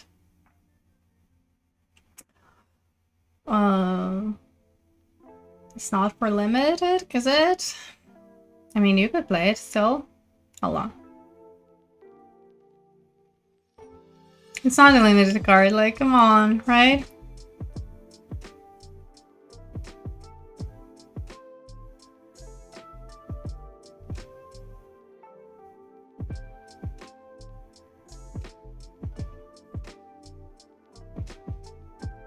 Is this like a 1?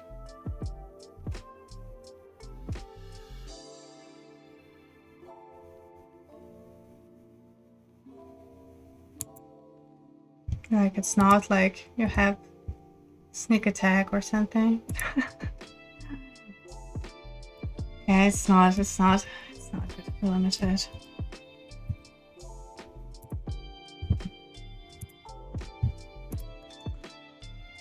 Neither Goif. Another mythic for for 1 black mana. Its power is equal to the number of card types among cards in your graveyard, and its toughness is equal to that number plus 1. It has escape 3. Great, honestly. Like, what? Oh yeah, except that, you know, it's a little brother of Tarmogoyf, because it works only with your graveyard and not all of the graveyards. So I guess it's still fine for limited. It's not gonna be like super big. I don't think so. However,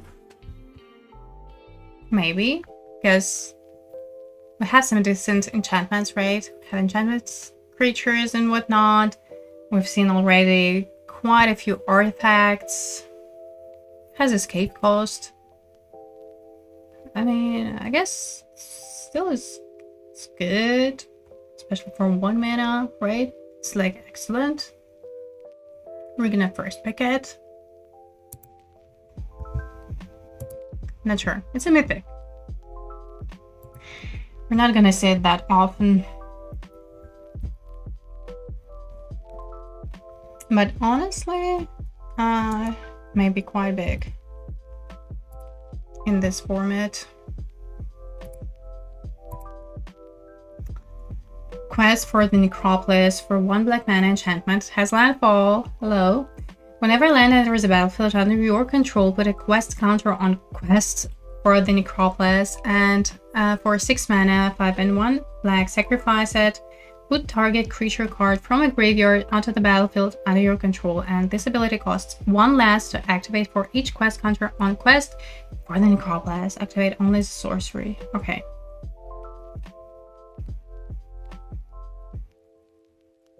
I mean, yeah, it's like a slow but inevitable thing, right? I guess it's okay.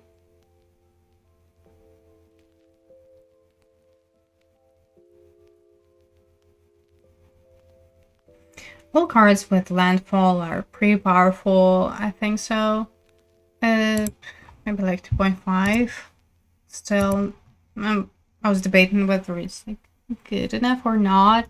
I mean, as much as I love landfall, I think this one is still like 2.5.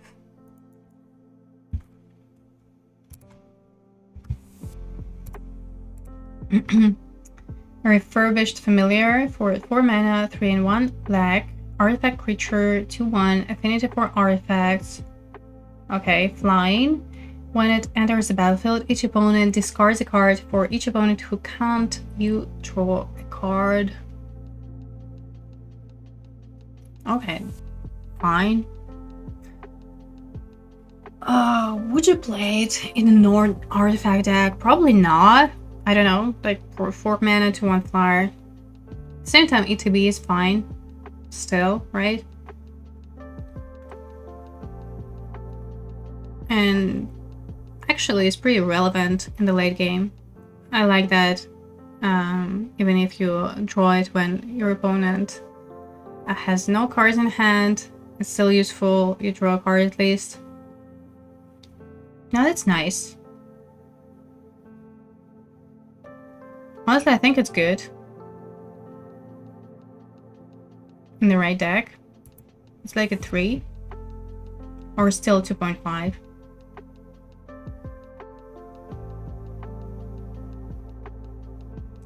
think it's a 3. Like even if you're not in this artifact archetype, I think we're still gonna play some artifact regardless. And you know, from the OTJ set, this Maridor, creature 4/2 flyer when it enters the battlefield, same effect. Well, almost. not really. It turned out to be very solid. We'll see about this one. Next one, a retrofitted Transmogrant for 1 black mana artifact creature 1/1. It has an activated ability for 4 mana, 3 and 1 black. Return it from your graveyard to the battlefield tapped with 2+1/+1 counters on it. Nice. Okay, here it comes. Your expandable creature, your artifact, cheap artifact. This is nice. And, you know, it can attack and it can block. It's fine. For mana sinker, I like it.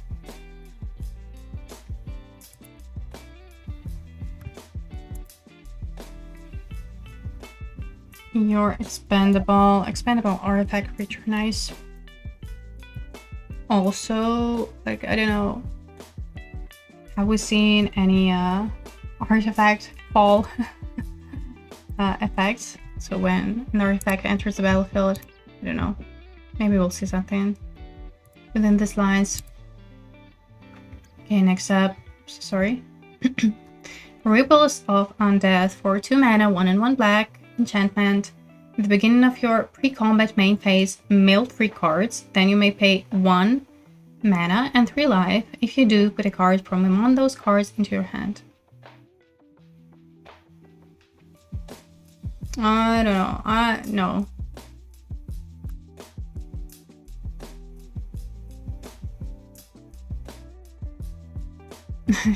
Yes, of course.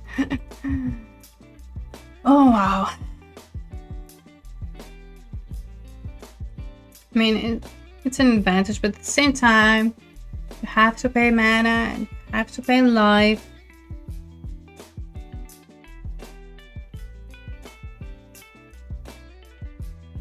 And it's a rare.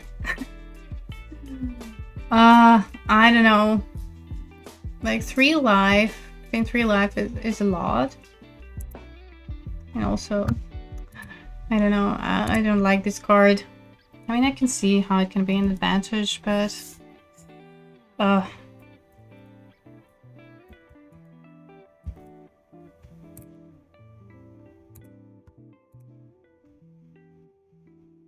3 life, though.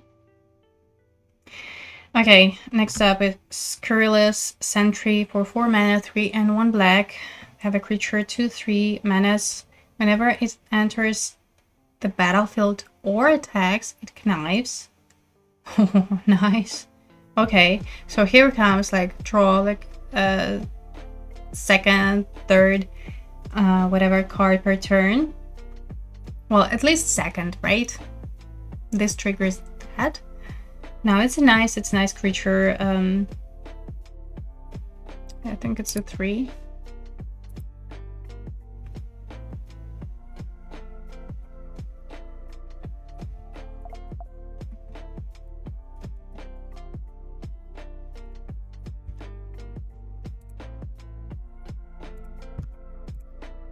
Next up, Gengar, Sire of Famine for 5 mana, 3 and double black, legendary creature. It's a rare. 6/6. Flying. Sacrifice another creature, create a blood token. If you sacrifice an angel this way, create a number of blood tokens equal to its toughness instead. And for 3 hybrid mana, white and or black, sacrifice 6 blood tokens, return each creature card from your graveyard to the battlefield with a finality counter on it. Those creatures are vampires in addition to their other types. Oh damn, this is well. Like...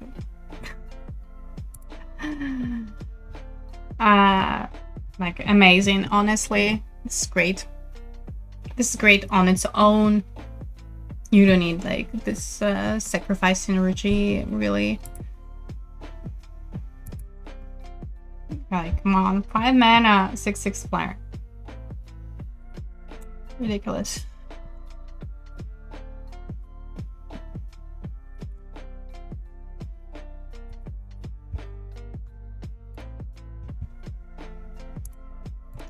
And next up, Warren, Soul Trader for 3 mana, 2 and 1 black, another rare. It's a creature 3/3 with an activated ability.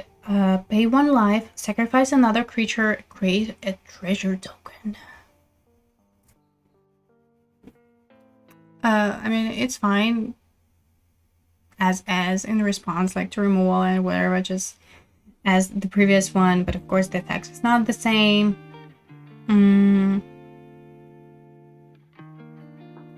And it's a rare. I don't know. I don't think that for limited it's that strong, to be honest. I want to give it like 2.5. It's a great enabler for sacrifice archetype. But we haven't seen like really strong payoffs for it, to be honest. So, not sure about it.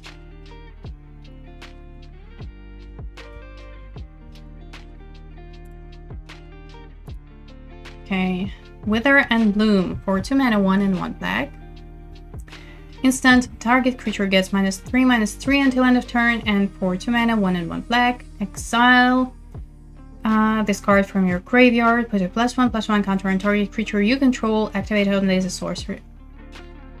Hello. This is great. This is amazing. I want to give it a 4. This is good. And again, super synergetic with this +1/+1 counters. Wow, this is awesome. This is very good. Also, yeah, synergetic, splashable, whatever. Very nice.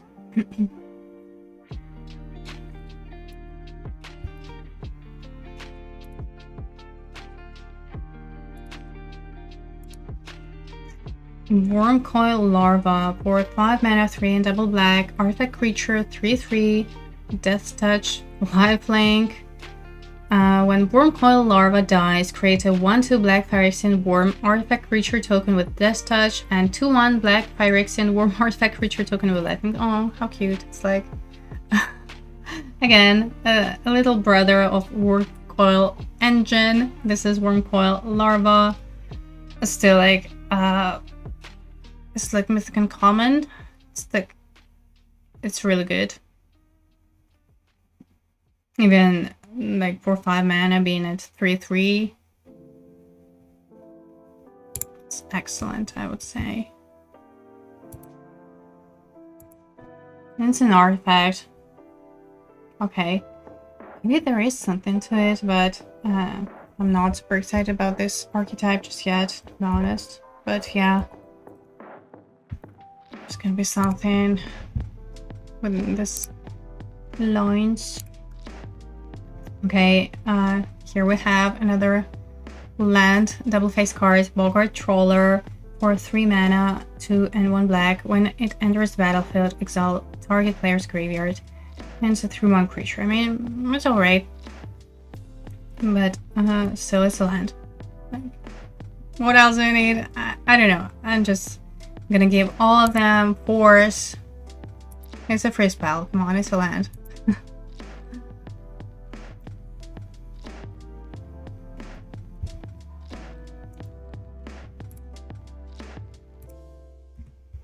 Bogart Troller and Bogart Bog. Okay. Well, the Profane. Well, this is okay. This is like better than the previous one. It's a removal spell. Removal spell and a land. This is amazing. Wow. Okay. Yeah. Now we can see like they actually, of course, differ, but I think that you would put it in your deck like, still. But this is premium. How can we differentiate?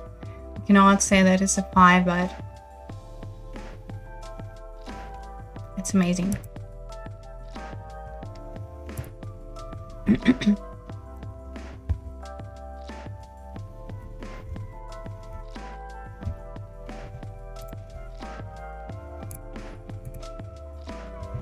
Okay, Sovereign of House Markov for 2 mana, 1 and 1 black. Legendary creature, 1/4. It's a mythic with lifelink and extort. So, extort means whenever you cast a spell, you may pay a hybrid mana 1 black and or white. If you do, each opponent loses 1 life and you gain that much life.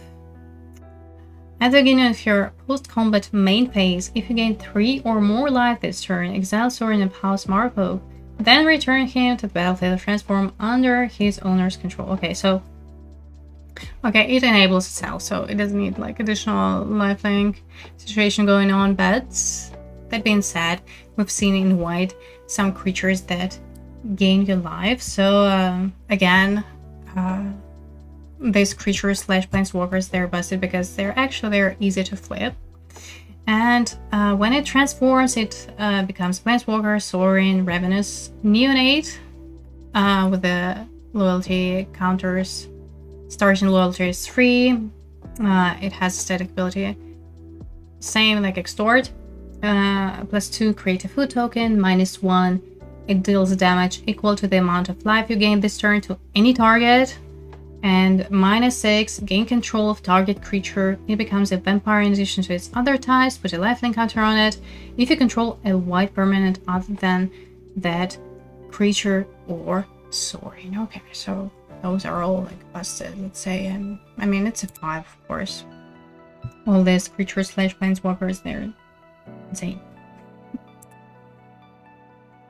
The fact that it's pretty easy to flip them. It's ridiculous.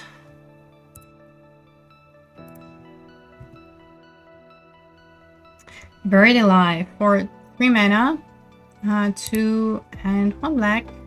Sorcery, search your library for up to 3 creature cards, put them into a graveyard, then shuffle. Seriously. Unless you have other like reanimation spells. I think it's a 1, to be honest. Even if you have like reanimation spells, I don't think you can justify playing this card. I don't know. Not unlimited.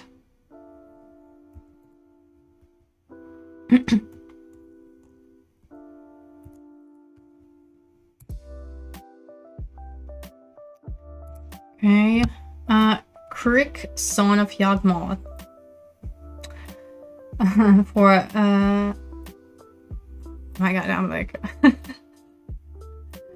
Zone of Upper Moment. Okay, 7 mana, 4 and 3 Phyrexian mana. 3 black. 3 black Phyrexian mana. Sorry, yes. Legendary creature, 2/2, lifelink. For each black mana in a cost, you may pay. Well, okay, yes. That's what Phyrexian mana means, right? Whenever you cast a black spell, put a +1/+1 counter on Crick, Son of Yawgmoth. I don't know. I don't want to pay 4 mana and 6 life for a 2/2 lifelinker. I'm sorry, but is it too much? It's like freaking too much. I don't like it. Am I wrong? I don't like you, Crick.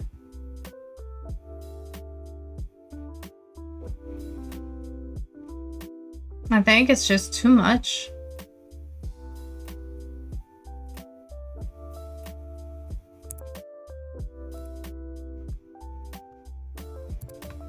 There's a lot of work and costs you a lot.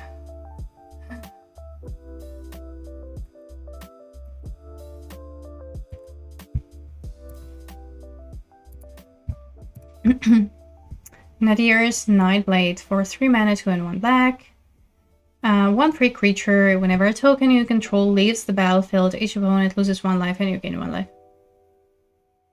I think it's a filler.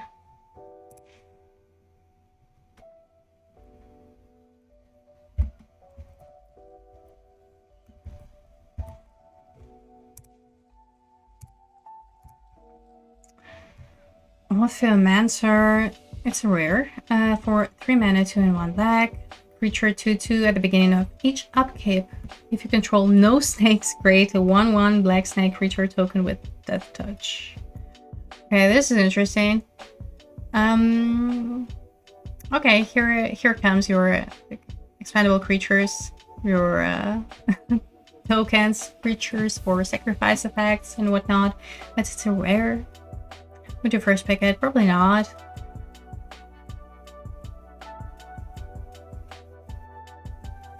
I guess it's still good, right? On its own, it's quite vulnerable, but I think it's still like 3.5. And imagine, right, in the right archetype, it can be solid. I don't know. I'm debating a little bit 3 or 3.5 here. But okay. Oops. Sorry. I have to take this.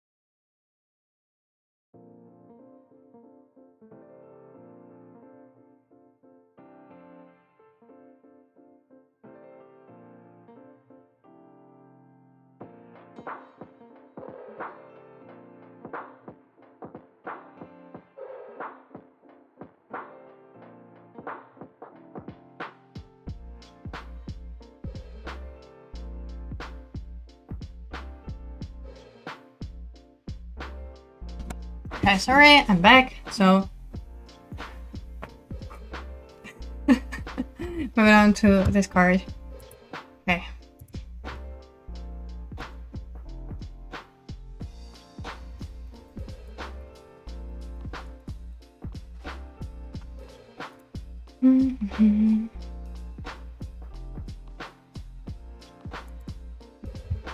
Okay, next up, a Toxic Deluge. Another rare for 3 mana, 2 and 1 black sorcery is an additional cost to cast the spell, pay X life. All creatures get -X until end of turn. Wow. I mean, this is interesting, but again, what's up? I don't want to pay life.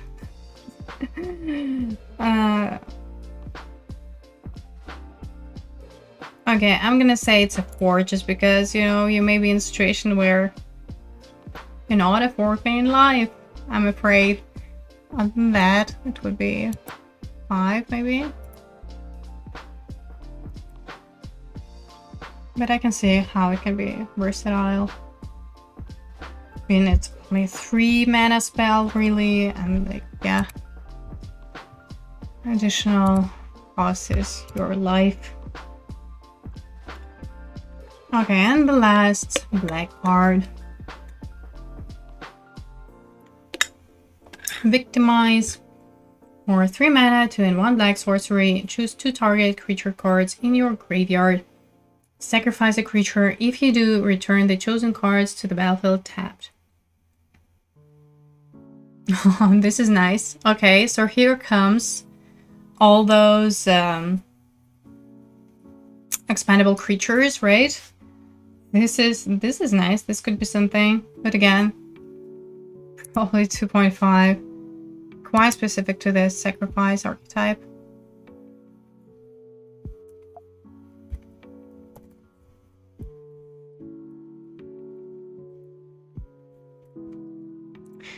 Okay, and a red color red. Oh, now I'm looking at time and I'm afraid I won't have time to finish today, so let's see, maybe I will come back later today in the evening maybe, or what. We'll see. Okay, because I now have maybe 1 hour left, and okay, let's see how it goes. Anyway, first red card is Aether Revolt for 4 mana, 2 and 2 red. We have enchantment with Revolt. As long as a permanent you controlled left the battlefield this turn, if a source you control would deal non-combat damage to an opponent or a permanent an opponent controls, it deals that much damage plus 2 instead. And whenever you get 1 or more energy, Aether Revolt deals that much damage to an target. Wow, this is great. Like low energy deck, right? This is insane. This could be insane, absolutely.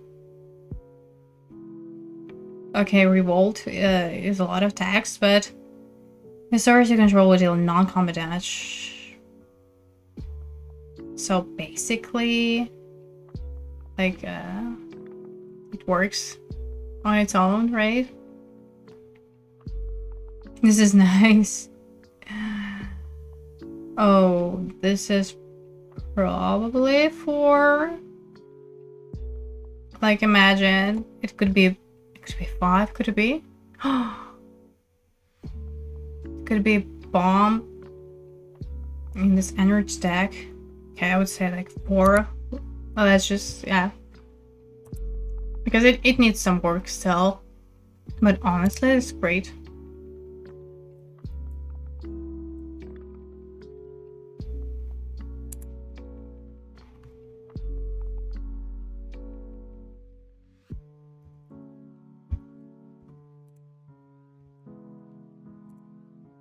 Okay. Oops, sorry. Amped Raptor for 2 mana, 1 and 1 red. 2/1, first strike. When it enters the battlefield, you get 2 energy counters. Yes, yes, yes, yes. Then, if you cast it from your hand, exile cards from the top of your library until you exile a non-land card. You may cast that card by paying an amount of energy equal to its mana value rather than paying its mana cost. What?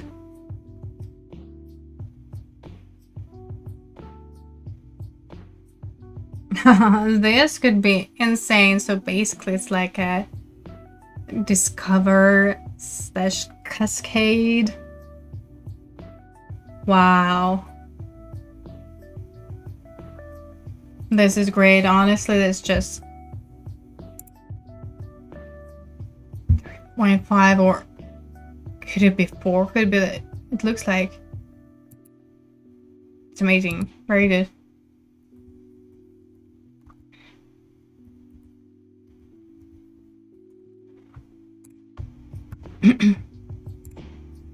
Right, next up, Ashley, Flame Dancer. For 4 mana, 2 and double red, we have Mythic, Legendary Creature, 4/4. You don't lose unspent red mana as taps and phases end. It also has a Magecraft, so whenever you cast or copy an instant or sorcery spell, discard a card, then draw a card. Okay. And this is the second time this ability has resolved this turn. This creature deals 2 damage to each opponent and each creature they control. If it's the third time, add 4 red mana. Okay, so honestly, like for limited on its own, it's just basically 4/4 or 4. And this Magecraft, yeah, it's gonna work once in a while, but it's probably not gonna go nuts. Because again, even if you're building something around non-creature spells, sorcery instants, still you have to some creatures, right? Still, limited decks are mostly creature based, so I think it's good, but it's not broken, right? Sorry, I'm getting tired here, but I'm gonna push through. This deck tips Phoenix. It's a rare. For a 3 mana, 2 and 1 red. It has Bestow. It's enchantment creature, by the way. Yes, Bestow 1. And collect evidence 6. So, okay. So to pay this Bestow cost, you pay 1 red mana, and you have to exile 6. You have to exile cards with total mana value 6 or greater. Right. This creature has flying and haste. Enchanted creature gets +2/+2 and has flying and haste. You may cast Detective's Phoenix from your graveyard using its Bestow ability. Nice. Honestly, great. Very, very nice.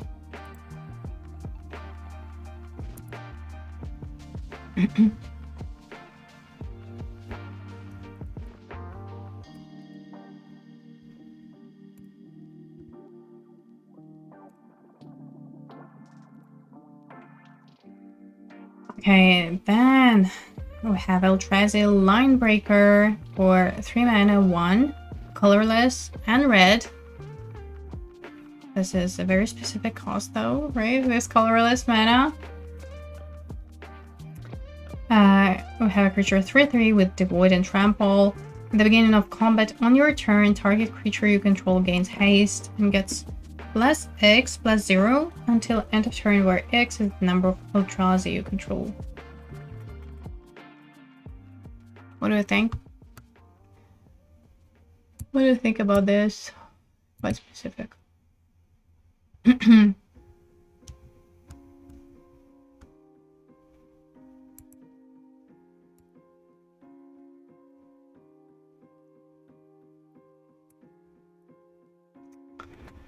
Man, I don't know, to be honest.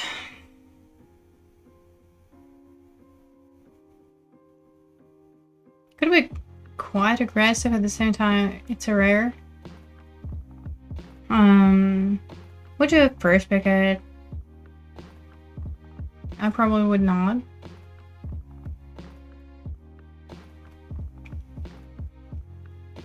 guess it's still good, right? Quite specific though. I don't know. Just because I haven't seen all of the cards, it's hard to see the big picture. This format. So yeah, something. Well, we'll have this. I'll try the archetype anyway. Okay, Fanged Flames for 2 mana, 1 in red. Sorcery. It has Devoid. Fanged Flames deals 4 damage to target creature or planeswalker. If that creature or planeswalker would die this turn, exile it instead. That's great. 100% good. Removal.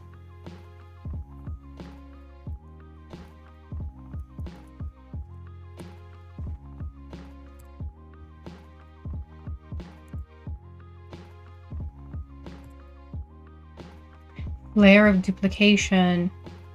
Another rare, is it? Fanged Flame, sorry, it was common. So Layer of Duplication is a rare. For 3 mana, 1 and double red instant, you may sacrifice an non-token red creature rather than pay the spell's mana cost.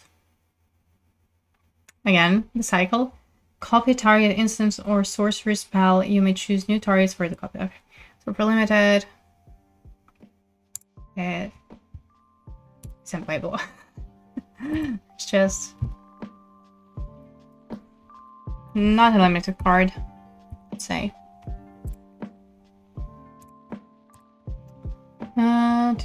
Next up, Furnace Hellkite for 7 mana, 5 and double red. Artifact creature 5/5. Has affinity for artifacts. It has flying. And it has an activate ability. For 1 red mana, it gets +1/+0 until end of turn. This is pretty decent, right? 2.5. Hello there. Yes, we're reviewing the red cards now. So again, this is quite specific for the archetype, so hence 2.5 for the Hellkite.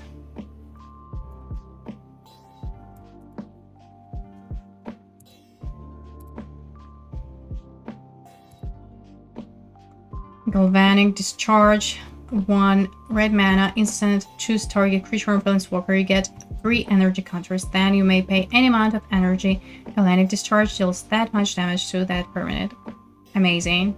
For 1 mana, 3 damage. Hello. This is awesome.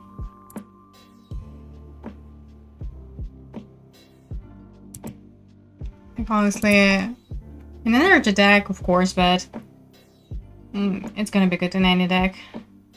In any red deck, I mean, of course.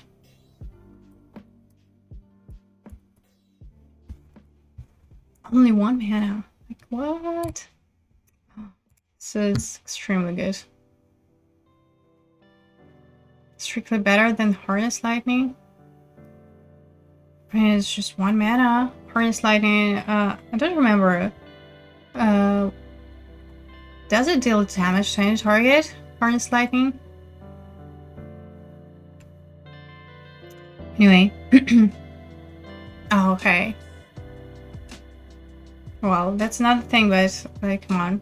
1 red mana, right? Ghost Fire Slice for 3 mana, 2 and 1 red. Instant with Devoid. The spell costs 2 less to cast if an opponent controls a multicolor permanent. Ghost Fire Slice deals 4 damage to any target. Okay, again, great. Even for 3 mana, whatever. To any target. It's great.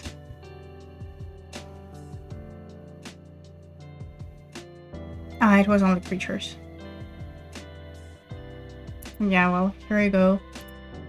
Honestly, could it be like even 4? Yes. Even for 3 mana, 4 damage to any target? Wow. And imagine for 1 mana? What?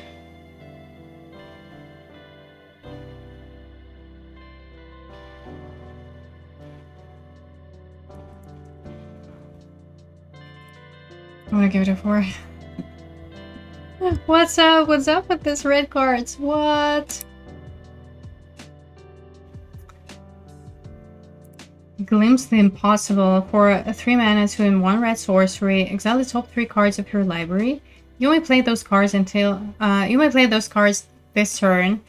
At the beginning of the next end step, if any of those cards remain exiled, put them into your graveyard, then create a 0/1 colorless Eldrazi spawned creature token for each card put into your graveyard this way. Those tokens have sacrificed this creature at colorless. Wow, listen, okay, this is nice.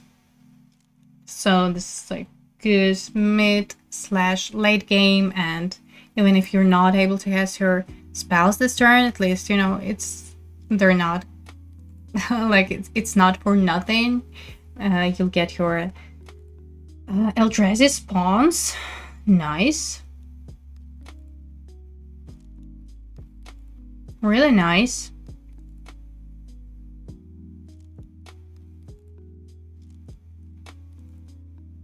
I think like still it's 2.5 for this spell.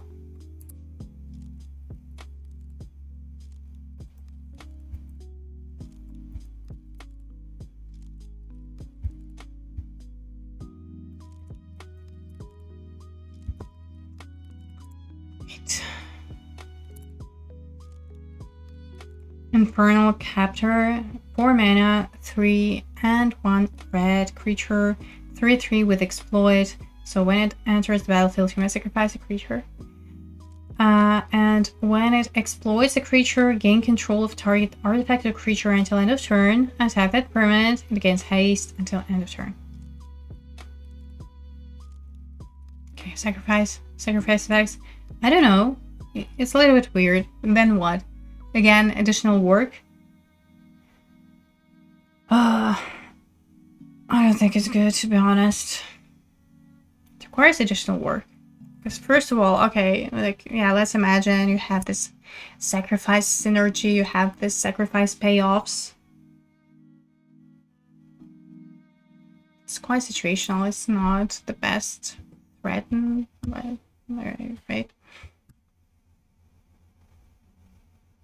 I don't know. I want to give it a 2, to be honest. I don't know, maybe 2.5. I don't see it just yet.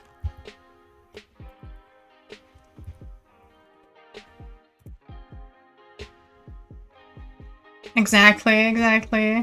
Right. Yeah, you would want it the other way around, absolutely. Next up, Inventor's X. For 1 red mana artifact equipment with flash. When it enters the battlefield, get 2 energy counters. Yep. When it enters the battlefield, attach it to target creature you control. Equipped creature gets +2/+0 and equip cost 2 energy. Nice. I think it's still like probably on the level of filler for the energy deck.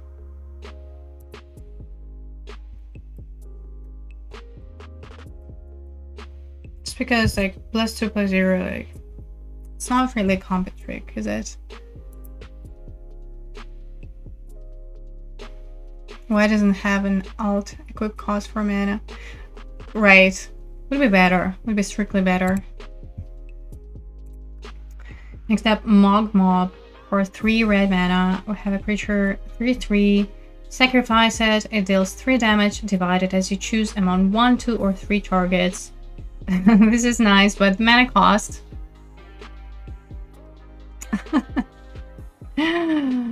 Wow. 3 red mana. Why? I like this creature. But the mana cost, like, do we have something with red devotion? I don't know. Is it like 2.5 or? The effect is awesome, but the mana cost makes it so difficult.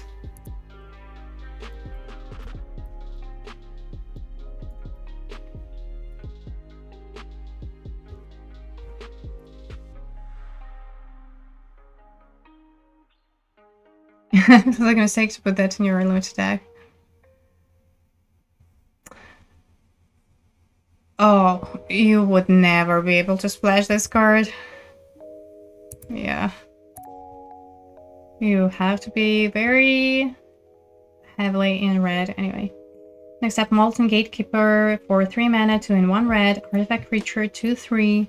Whenever another creature enters the battlefield under your control, Molten Gatekeeper deals 1 damage to each opponent, and it has an earth.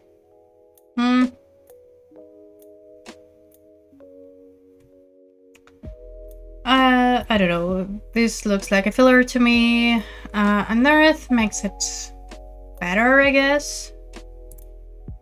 But it's an artifact. Nothing special. I don't know. The ability is so, right? I mean, the fact that it has an earth makes it a little better. Why does it have an earth? Yeah, exactly. It would make sense with ETB, of course. Maybe to an earth late game with the Eldrazi Sign theme? I mean, from limited perspective, it's just a filler, right? Oh, sorry. Party Thrasher for 2 mana, creature 1/4. It's a rare. Non-creature spells you cast from exile have Convoke. Hello.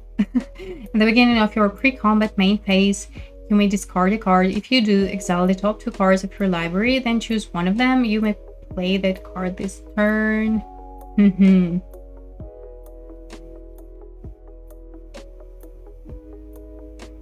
Interesting.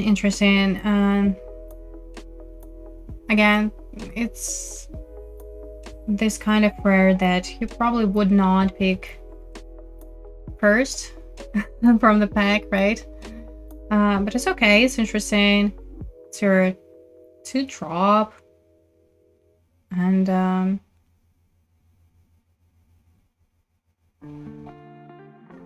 mean, it may be something interesting ability.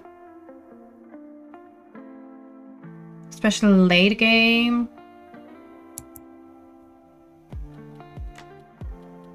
Can colorless creatures convoke for colorless mana?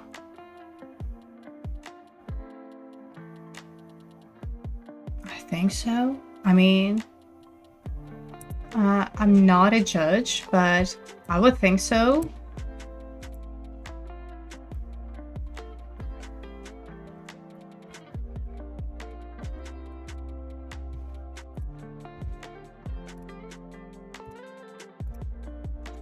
Next up, Phyrexian Ironworks for 3 mana, 2 and 1 red artifact. Whenever you attack, you get an energy counter.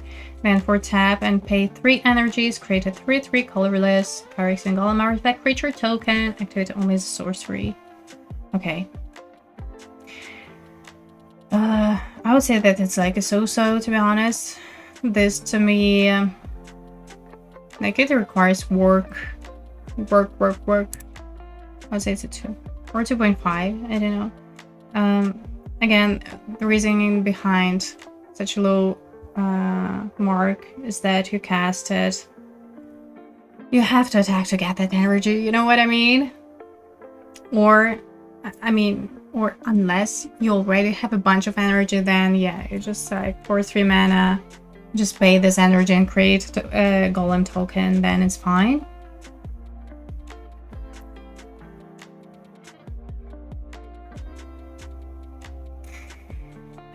2 or 2.5. I don't know. I would say like 2. Okay, whatever.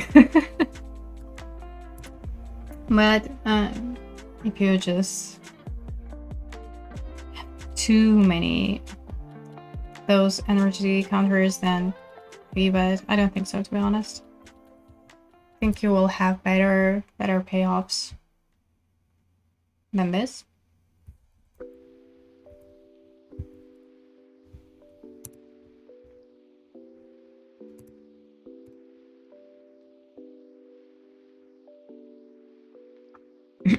Power Balance. Double red enchantment. It's a rare. Whenever an opponent casts a spell, you may reveal the top card of your library. If you do, you may cast that card without paying its mana cost if the two spells have the same mana value. What?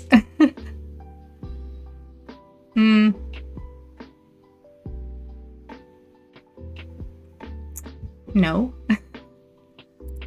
It's not a limited card.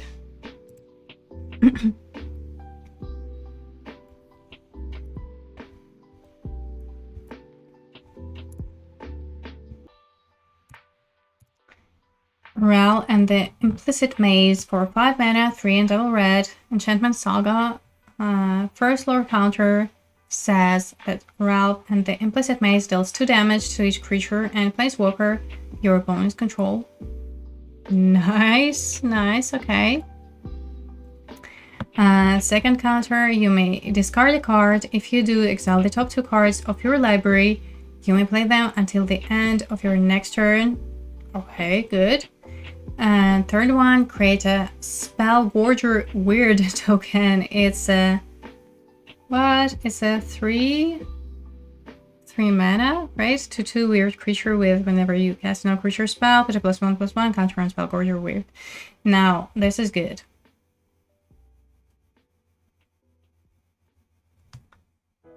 Magic Judges says none of these abilities can be used to pay for colorless mana symbols. What? That's unfair.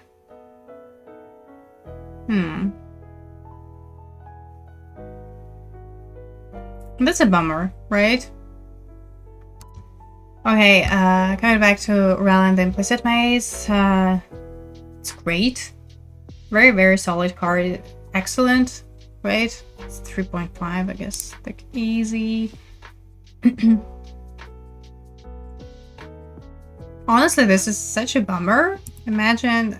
oh, okay, this colorless is just freaking confusing. Why? Why would you create something like this? Who needs the void? Nobody needs that.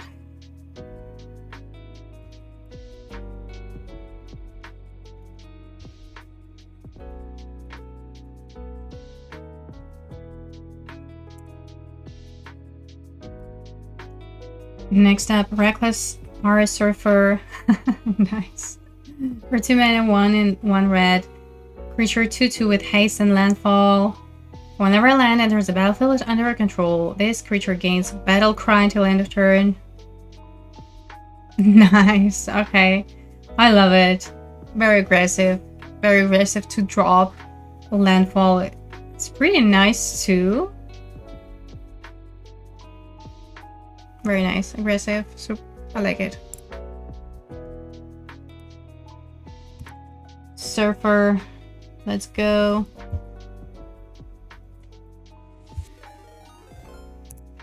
Oh my god, Leo STR, thank you so much for the raid. Hello raiders, welcome to my channel. Today I'm doing a little set review of the upcoming Magic the Gathering set, Modern Horizons 3.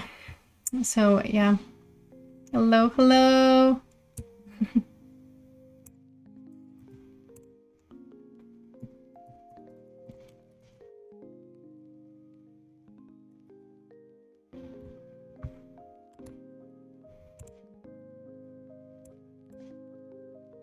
Nice, nice.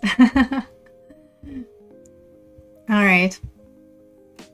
Let's move on. Reiterating Bolt. Except for, yes, very much. So I haven't seen the spoiler before, so this is my first time. It's like truly my first impressions of new cards. So, you know, I'm rating them while trying to figure out the archetypes and all that good stuff. But yeah, super excited. And this Friday, I'm going to stream early access on Magic Online. So starting from 7 p.m. Central European Time. Please tune in, would be fun. Right, so Reiterating Bolt for 2 mana, 1 and 1 red, sorcery. Oh, thank you so much for your follow. Thank you, appreciate it.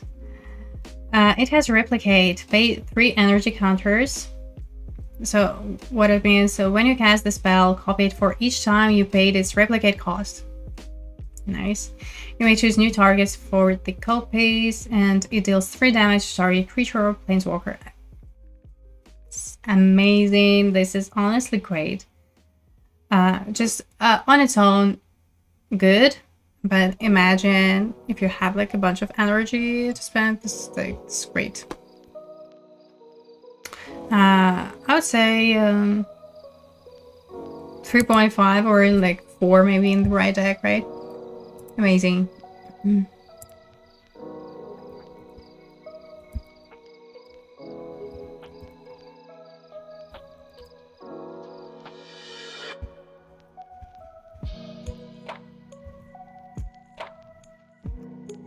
Alright. Next up, sorry. Sarpedia Simulacrum. For 1 red mana artifact creature, Goblin with haste 1/1. Has an activate ability for 4 mana, 3 and 1 red. Sacrifice it, it deals 4 damage to target creature. Nice. It's pretty nice. Also maybe synergetic with other sacrifice payoffs and whatnot. Maybe like time triggers, I don't know. We have to see. But this one... where is it? I'm sorry. I guess it's okay.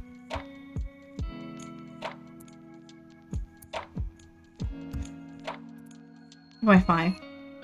It's a cheap artifact, which later becomes a removal. It's fine.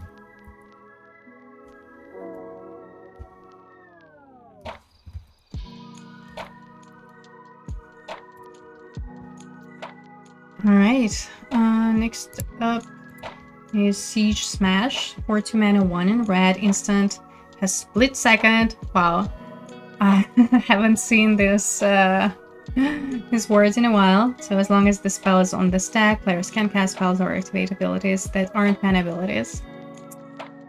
Choose 1, destroy target artifact, or target creature gets +3/+2 and trample until end of turn. Nice. This is great. Honestly, we've seen already a bunch of artifacts, so it's totally main deckable. It's an amazing combat trick too, so like your creature cannot be killed in response to it. It's amazing. It's very good. It's very solid combat trick. Usually I give 2.5 to combat tricks, but this model card, I think it's good. Split second definitely makes it better. I like it.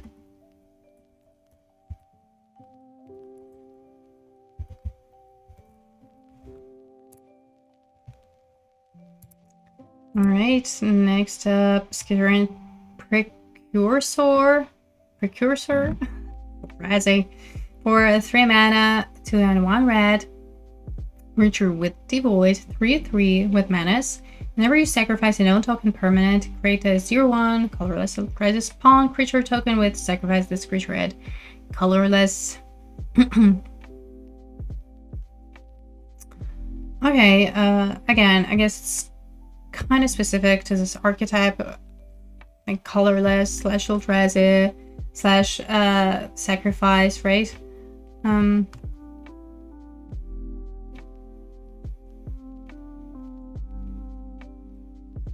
I want to give it 2.5. I don't know, maybe like even 2. I'm not sure. Again, it's hard to see the whole picture just yet. Just on its own, I don't think it's particularly good.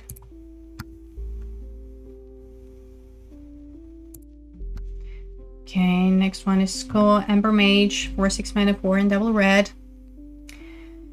Legendary creature for 4. When it enters the battlefield, it deals 4 damage to any target. By the way, it's a legendary creature that isn't a rare. legendary creature that is a common. Okay. Haven't seen that in a while, right?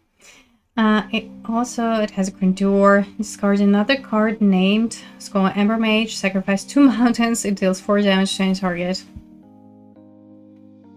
Listen, I think it's solid on its own. Like for 6 mana, 4/4 deals 4 damage to any target. Like already, like nice. It's a good one.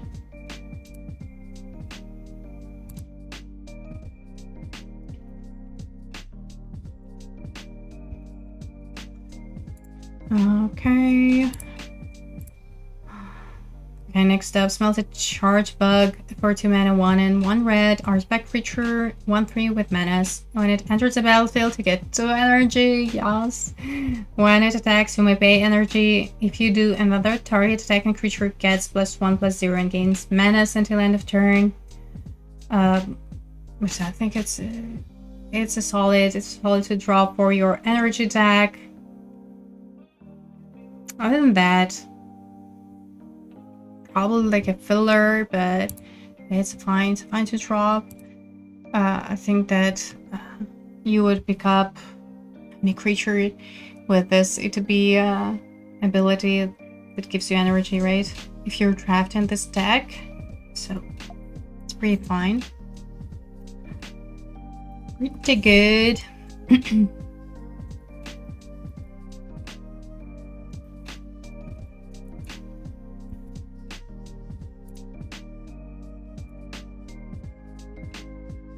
Hello there. Good morning to you. Here it's already the middle of the day. Okay, next up, Spawn Gang Commander for 5 mana, 3 and double red. Eldrazi Goblin. It's a 2/2 creature with Devoid. When you cast the spell, create a 3/0/1 colorless Eldrazi spawn creature tokens. And for 1 and 1 colorless, sacrifice an Eldrazi. Spawn Gang Commander deals 2 damage to any target. This is nice. It's like Siege Gang Commander, right? An homage to this card. This is fun.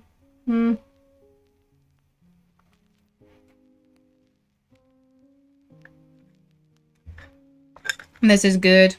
Honestly, this is very good.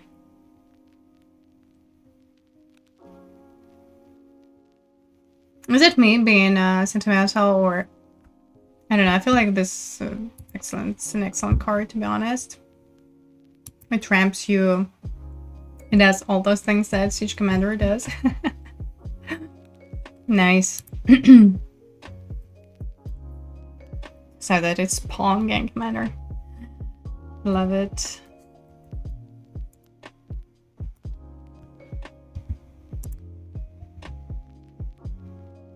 Sacrificing 2 spawn for 2 damage seems not great. You think so? Why not? You sacrifice 1 spawn and it deals 2 damage to any target. How is that good? I mean, this spawns, like, they give you mana and then you can sacrifice them away. But just on its own, tramps you. And the ability is useful.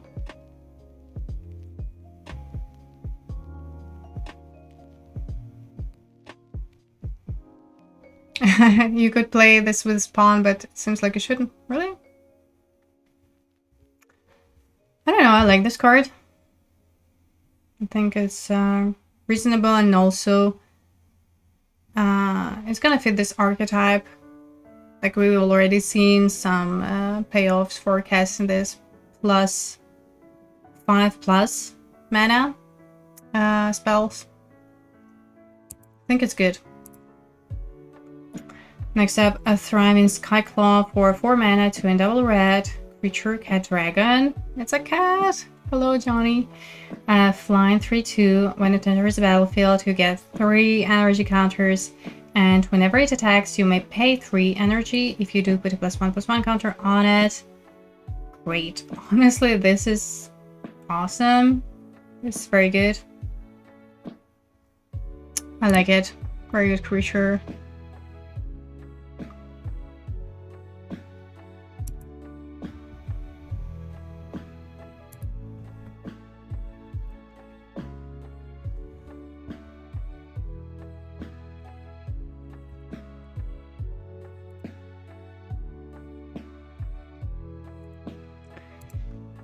Next up, Unstable Amulet for 2 mana, 1 and red artifact. When it enters the battlefield, you get 2 energy counters. Whenever you cast a spell from anywhere other than your hand, Amulet deals 1 damage to each opponent. And activate ability, tap and pay 2 energy. Exile the top card of your library. You may play it until you exile another card with Unstable. What? You may play it until you exile another card with Unstable Amulet. Okay, yeah, I see. Makes sense. So basically, like once a turn.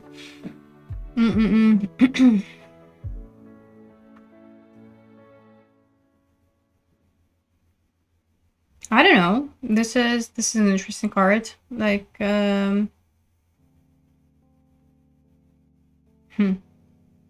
Seems a little bit slow, however.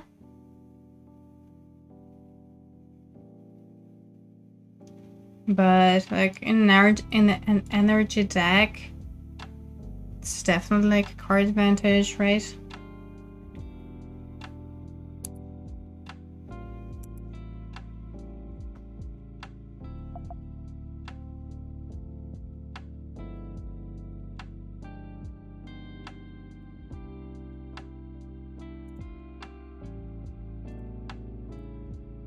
Void Pouncer for 2 mana, 1 and red.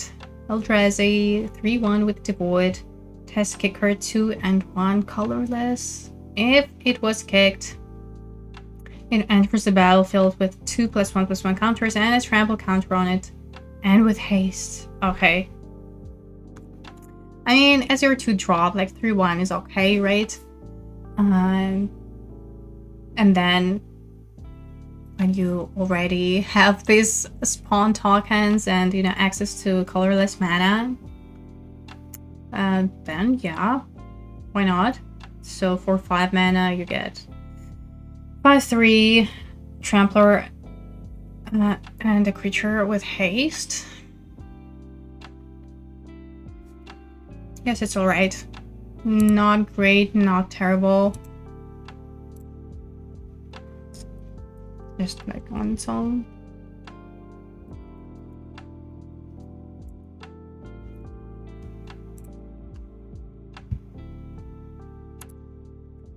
Wheel of Potential for 3 mana, 2 and 1 red sorcery. You get 3 energy counters. Then you may pay X energy counters. Each player may exile their hand and draw X cards. Slayerfall, thank you so much for your follow. Follow there. If X is 7 or more, you may play cards you own. Exile this way until the end of your next turn. Okay. So, what do we get? For 3 mana, 3 energy counters. Then, each player exile their hand and draw X cards. I don't like it. Why each player? So 7 more, you may play cards you own. Exile this way until the end of your next turn. Man, I don't think it's great and limited. Domina Man, hello there. Who are you? I don't know. What do I think about this card? I don't think it's I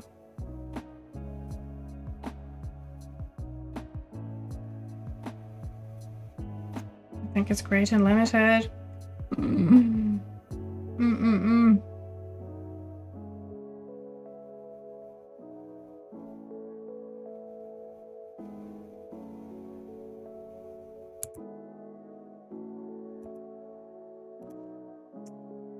Yeah.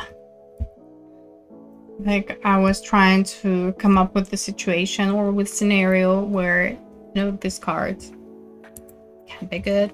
I don't know. Nothing comes up. Alright. Pinnacle Monk. already. I know that is good for 5 mana. Creature 2/2 with prowess. When it enters the battlefield, return target instant or sorcery card from your graveyard to hand. Amazing. And it's a land. It's a free spell, so to speak. I love it. Again, I'm just, you know, no need to read the card. It's a 4, definitely. And honestly, it's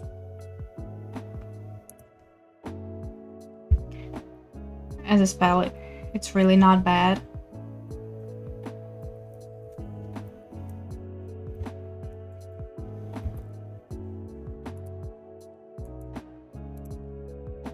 Next up, Ral Monsoon Mage, 4/2 mana. This is our mythic legendary creature, 1/3. Instant and sorcery spells you cast cost 1 less to cast.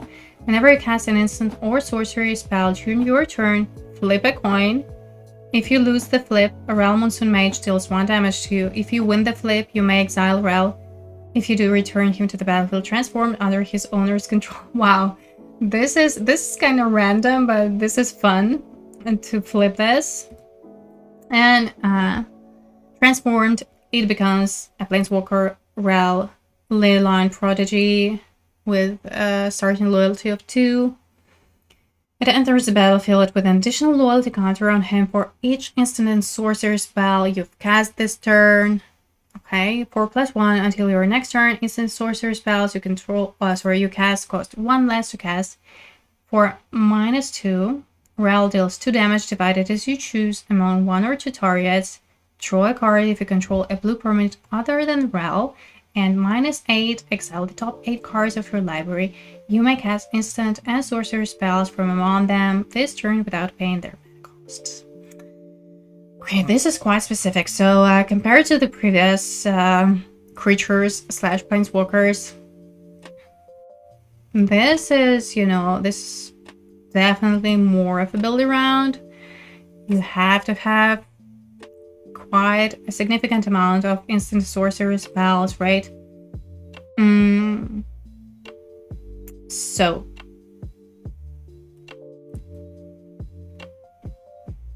I think just because of this, it's a 4, not a 5. I mean, I don't know. Also, like, flipping it's kind of random. I think it's a 4 because it's, you know, I feel like it requires more work. It has a very specific deck compared to the previous ones. And yeah, it's not so easy to build this non-creature spell deck, like, or specifically instant and sorceries.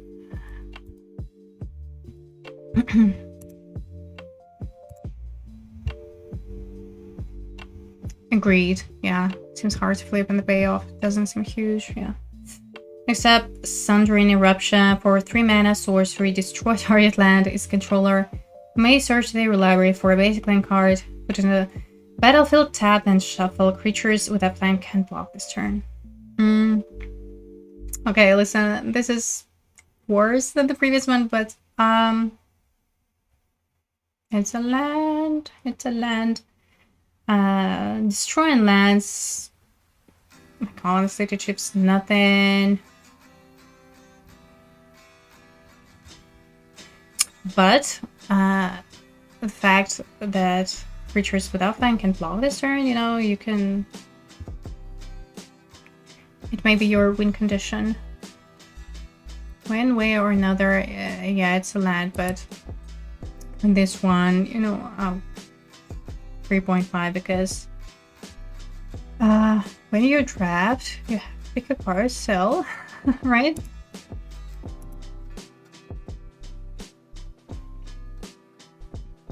I think it's just, yeah, it's a land, but the spell on its own is just kind of weaker than the previous ones. The ones that we've seen, it's not as universal.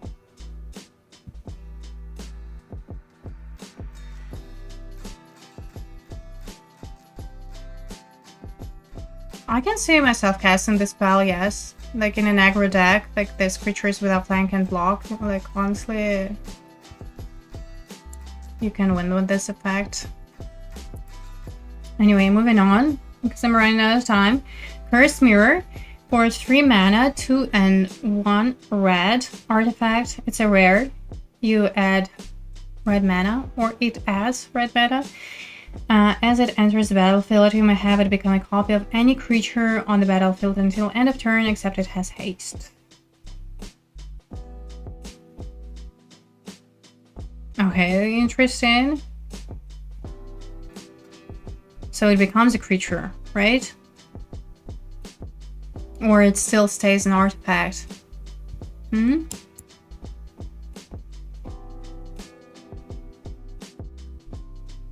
No, it becomes a creature, right?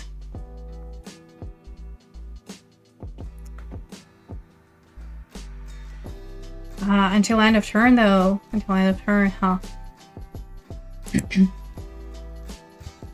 Yeah, that's just, I don't know. And it's a rare. I don't think it's good enough for rare. Maybe it's in like 2. It's a 2? I think it's a 2.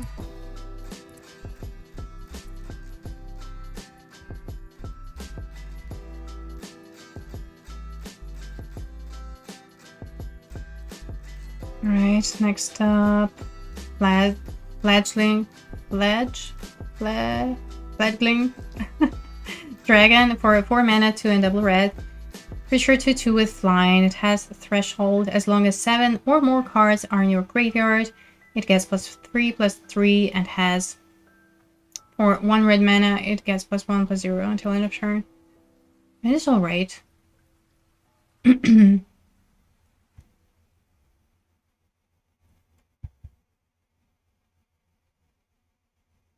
It's alright.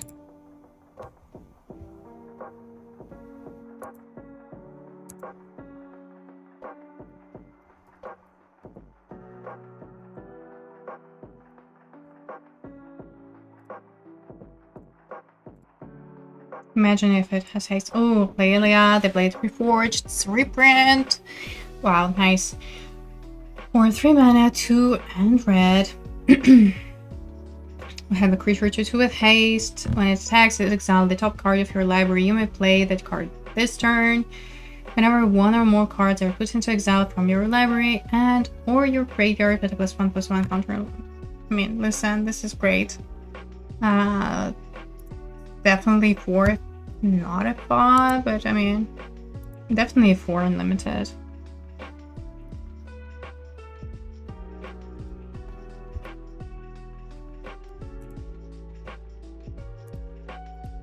Next up, Meltdown, X and 1 red. It's a cute curse to this one. Meltdown, X and 1 red sorcery. Destroy each artifact with mana value X or less. Okay, so this is strictly sideboard card.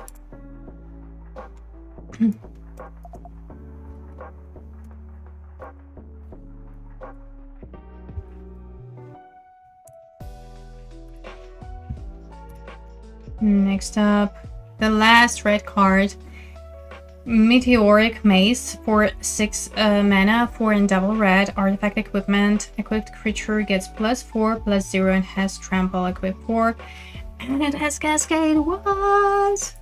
Oh my god, I'm so excited. Cascade, like, wow, this set is gonna be insane. Oh my god.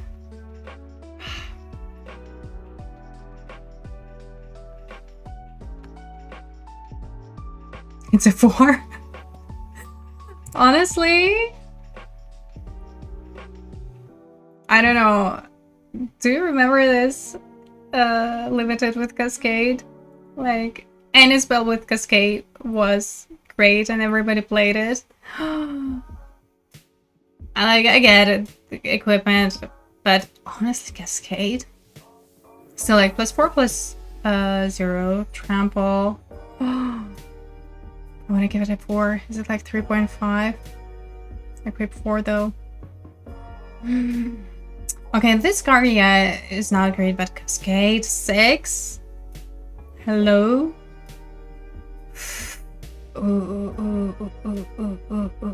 Okay, let's give it a 3.5.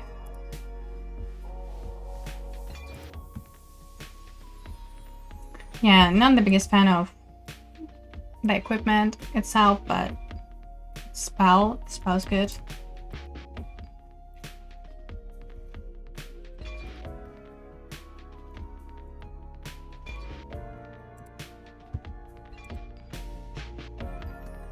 Alright, because unfortunately I don't have time to finish, so I will have to think of something. Maybe I'll do like part 2 Friday in the morning, or I don't think I will be able to tune in later today.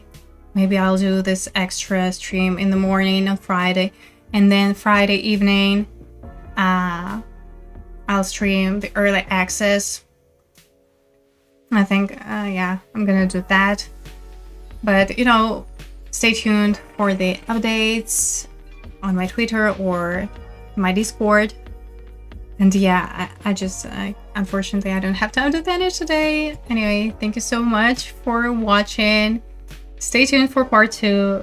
Yeah. All right. Let's raid somebody.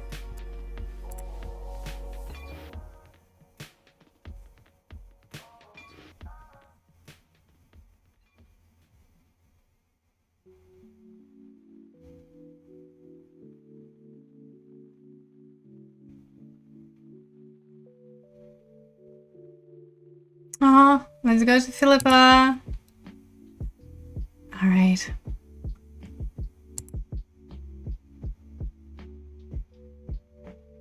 Action drafts cube.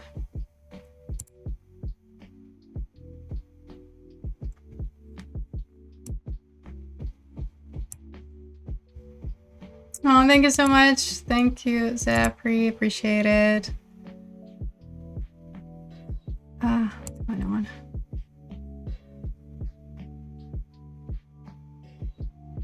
All right, let's go, people. Yeah, stay tuned for part 2. And I will upload these VODs on my YouTube channel, of course. So thank you. And see you. Bye-bye.